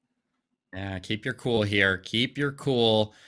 Kingsman will be going in next. He's got a Queen Charge recall into Electro Dragons. Flamefinger on standby here. Got Rage Tower on the far left side of the base, with all 3 multi-infernos surrounding it, ground expos around the town hall, invisibility tower protecting at the town hall and the monolith. Very interesting base here. Klaus on defense, and here we go. Queen's going to be deploying directly to the defensive king. Finds a test farm right on the drop there. That's going to require some extra investment. The Queen's not sustaining. She has a little bit of time to work with. He throws the Flameflinger right there. So interesting deployment of the Flameflinger to push in wherever the Queen leaves off. But if she just goes through and clears out the defensive king, he didn't have to burn any rages, surprisingly. And he will get the buildings cleared out of the way there, so that the Flameflinger... Look at the traps. He's still alive, though. He's still fine. And he hasn't burned any spells. And he can pull the Queen out of there. And he's cleared the way for this Flameflinger to continue where she left off. And he can push her over to a completely different section of the base and let that thing roll. Wow, that is really cool. A really good value there. And the Flameflinger will continue to get some good value as well. Yeah, I mean, very creative hit there for the final match, to be honest. And we haven't seen that from Kingsman, but now we can see what we have talked about earlier. You shape up the outsides of this town hall, and then you send the Electro Dragons in. Now I really hope that this Dark Elixir drill there at the bottom of the screen next to this Wizard Tower will not pull any troops to the outside. Now he has to do some cross multitasking with the Warden ability, with the Queen on the outside, doing several things at the same time. But oh, there's one Electro Dragon taking on the enemy Royal Champion. It's actually really good for him because that means less damage for his Queen. Now the Monolith has to go down, and it does. This is looking so good, Eric. Wow. The Queen though is in danger. Queen, she is, but she has her ability. And look at this, the Electro Dragons in the core of the base there have the Expos under control. If they get those Expos down, there will be no threat for the backside. Here comes the King now. This base is crippled! Kingsman just needs to beat the clock now, and he's got the Flame Flicker troops coming out to reinforce as well. He's got Electro Dragons at full HP down to the scatter shot. This is crushed. Ladies and gentlemen, Imperium Titans swing the war as we go into the final set of attacks there, and this final exchange will decide who advances to the World Championship.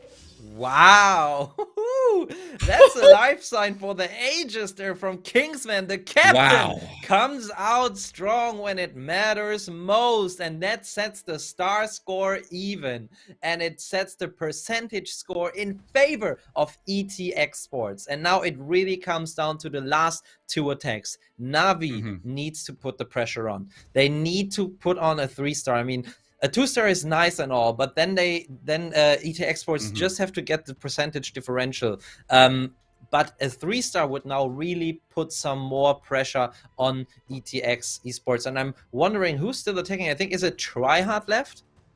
Oh, I'm not sure. I lost track. I'm getting, yeah, it is I'm Tryhard. too nervous. My brain stops working. I just hope that they're keeping their cool here, because this is getting crazy. This is getting wild. Only one attack left from each team, but with the percentage disadvantage, Navi needs to triple to put the pressure on.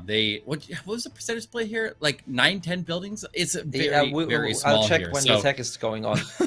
I mean, I brought my World Championship pillow here to see who will then go to the next World Championship. Now, also, I'm sitting comfortably on it. But now look at this. Okay, it's 11%, 2.2%.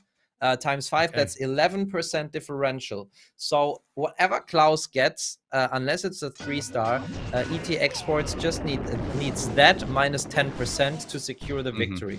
And Klaus coming in with a giant and a flame flinger at the top side of the base. Look at this. There are 2 mortars there.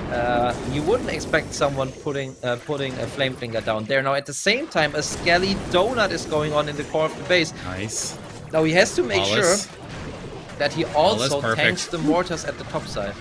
Yeah, gotta keep that flame flinger safe up in the top corner there, but can't delay the next phase of attack here. Here we go. Heroes coming up from the very bottom. Baby Dragon picking up the Arc Tower on the left side here. Gonna push the Queen to go south on the base, where the King goes north. The Queen's gonna have to round in. She needs to stay protected until she reaches the Town Hall, but the King seems to have a path directly towards the defensive Queen and a path to reach her, so she'll lock on. He can pop his ability. He freezes on top of that. He's not just going for the Queen, he's going even deeper in the base there, but his World Champion is gonna be stalled up by a Tesla farm as she pushes her way in, and now Yeti's coming to the top to try to help deal with the mortars. A lot of multitasking. Klaus is attacking every different side of the base simultaneously, and he has to keep his focus in a lot of different positions while he does it, but everybody's looking smooth here. Even throws out invisibility to get the World Champion through the scatter shot. Take it. She got it! Right as she dropped! Wow. Everything is going to plan here, Maxi! Yes, more or less. I mean, he didn't tank for the scatter shot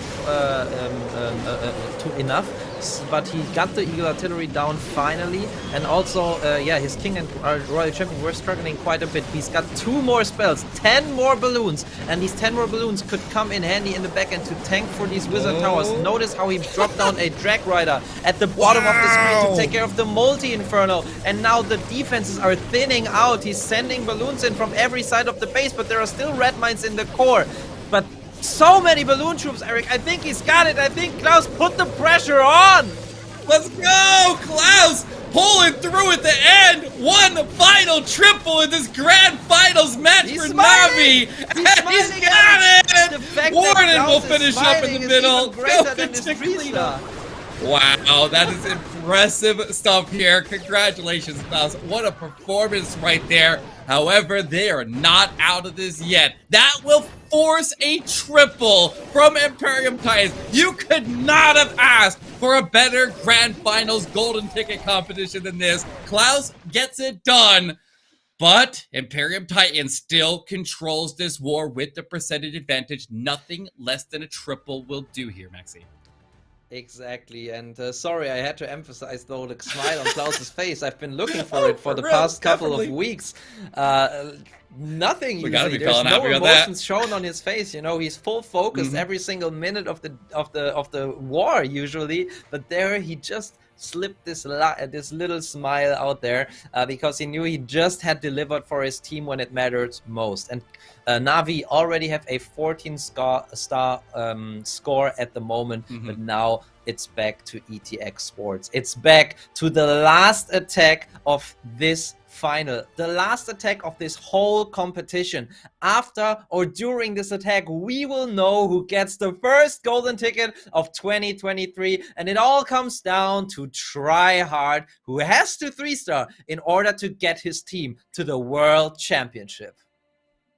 Get crazy. This is getting intense. I'm just trying to put my mind into what Tryhard would be going through right now. The amount of pressure, like, you gotta keep your cool. You gotta not get tunnel vision. You gotta make sure that you keep a cool head on your shoulders, communicate with your team, make sure that you're focusing as much as possible. And here we go, the final attack of the Queso Cup. If this triples, Imperium Titans advances to the World Championship, but if it misses, Navi will instead. It is Electro Dragons. He's got a Skelly donut to start off here. Out of the ordinary to use a Skelly donut with an Electro Dragon attack here, but that's what he decided to go with, and we'll see if that's the right call here, Maxi. It all comes down to this.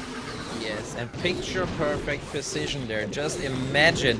I mean, there are so many players struggling with pulling this off in like a random match or like a friendly challenge, and he just does this casually here in the very final match there of the Queso Cup for the golden ticket. Now dropping in the Dragon Rider on the top side to funnel a bit and to take out this air defense most importantly, and now all of his Electro Dragons can hopefully get into the core of the base. Now early warn ability does only catch a couple of Electro Dragons, but most importantly the blimp, it gets to the Town Hall. Town Hall takedown is secured, even though he finds the tornado trap. But now it's all about the Electro Dragons and them working together with the heroes. Yes, and he's got the heroes moving along the top side of the base there. The king and the queen moving along the outside, trying to keep these Electro Dragons centered, but without the Eagle Artillery, and I guess the Monolith and the CC stopping up these dragons, they are cleaning house up there. He's out of spells now. Now the final approach here. He has 3 hero abilities, no spell support, and he's standing with a defensive row champion and a king at the far end of the base here. He needs to play this perfectly to build him pull through. I think he's got the time. He's going to engage the road champion with that E-Dragon. Get the shot off. Yes, it gets a little bit more damage, but multi-first stays standing. Maxi, this is a long, long push here, and he doesn't have a huge amount of support. This is going to be extremely close. He's got the Phoenix with the King. He has no Headhunter, but now the King finishes off the Royal Champion. Queen will follow the King. Royal Champion takes out this multi-inferno, and also she still has the Diggy, which can come in clutch here. He needs this Royal Champion to take out the ground Expo. I think that is key right now. He uses the ability early. It would be so nice if the Royal Champion could survive for a bit longer. He has the Queen ability, he has the Giant, but there could be so many traps there towards the end. He has to get through the Warden and the enemy King. He has to time this Giant perfectly to tank there, maybe also to trigger some traps early on. He won't trigger these traps early on. He's got it! I think he's got it! I don't know! I don't know! He's got the Queen ability! Power through the King, power through the King! He's gonna lose all of his archers here to the Inferno, and that's gonna hurt! The Queen still has full HP! He puts his head there! There's nothing else he can do! Giant is down! He's put time! Look at the clock! Look at the clock! 10 seconds! Oh my God, go, go, go, go, go, Queen, go, Queen, go, Queen! He's not gonna make it! No way! 5, 4, 3, 2, 1! Navi are advancing to the World Championship! 98, or is it 99? It doesn't matter. It's not a triple. Can you believe it? The defending world champions will be our #1 seed in the 2023 World Championship. That is wild here, Maxi. Congratulations. Yes, that is certainly wild. That is extreme. That is so intense. The last attack, and it comes down to the last segment. Wow. That was incredible. Congratulations to Navi. They are the champion of the Queso Cup, and it is the current world champions that get the first golden ticket of this year's World Championship season. It was a great performance by ET Esports and by Tryhard in this last attack. Such a creative attack, such a good execution. But in the end, Navi prevailed. And this is the leaderboard. This is the podium for the Queso Cup. A lot of money was on the line, but most importantly, the golden ticket for Navi. That was absolutely mind-blowing, keeping us on the edge of our seat that entire war. But wow, Navi gets it done. What a performance. A grand finals match, a 14-13 star performance there between the teams. I would love to still see Imperium Titans make it to the World Championship. I really hope that they can get one of the other golden tickets. They definitely deserve to be there after that performance, but there's only one to give away today, Woody. And it goes to Navi right there. Drop the hammer, boys, because we have our first golden ticket finalist. Here we go, Navi, with not just the closest war of today or of the entire Queso Cup 2023, but one of the closest possible wars that you could ever see. Big congratulations as well to the Imperium Titans, because we know that seconds matter in these terribly tight matches, and this could have very well gone either way. And just like you said, Eric, I really hope to see the Imperium Titans qualify as well for the grand finals later this year. $1 million prize pool and the right to claim that world championship title is so ever elusive, and this French squad has got a lot going for them. For so many years they've been competing to try to get to the top, and they won't get there today.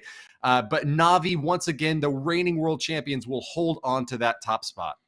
Yeah, and just imagine, after a 9-star, I think it was 9 stars in the first war from ET Esports, they really showed morale coming back in this second one, getting 3-star after 3-star, holding Navi back, holding Kazuma back there, who's one of the most consistent players there, and they made it so exciting. They made it against the world champion, made the last seconds decide whether they will win or not. So a great performance by them, and I'm sure they have not spoken the last word in this season for the Clash of Clans World Championship. But yeah, all around an incredible performance from Navi throughout the last 2 days.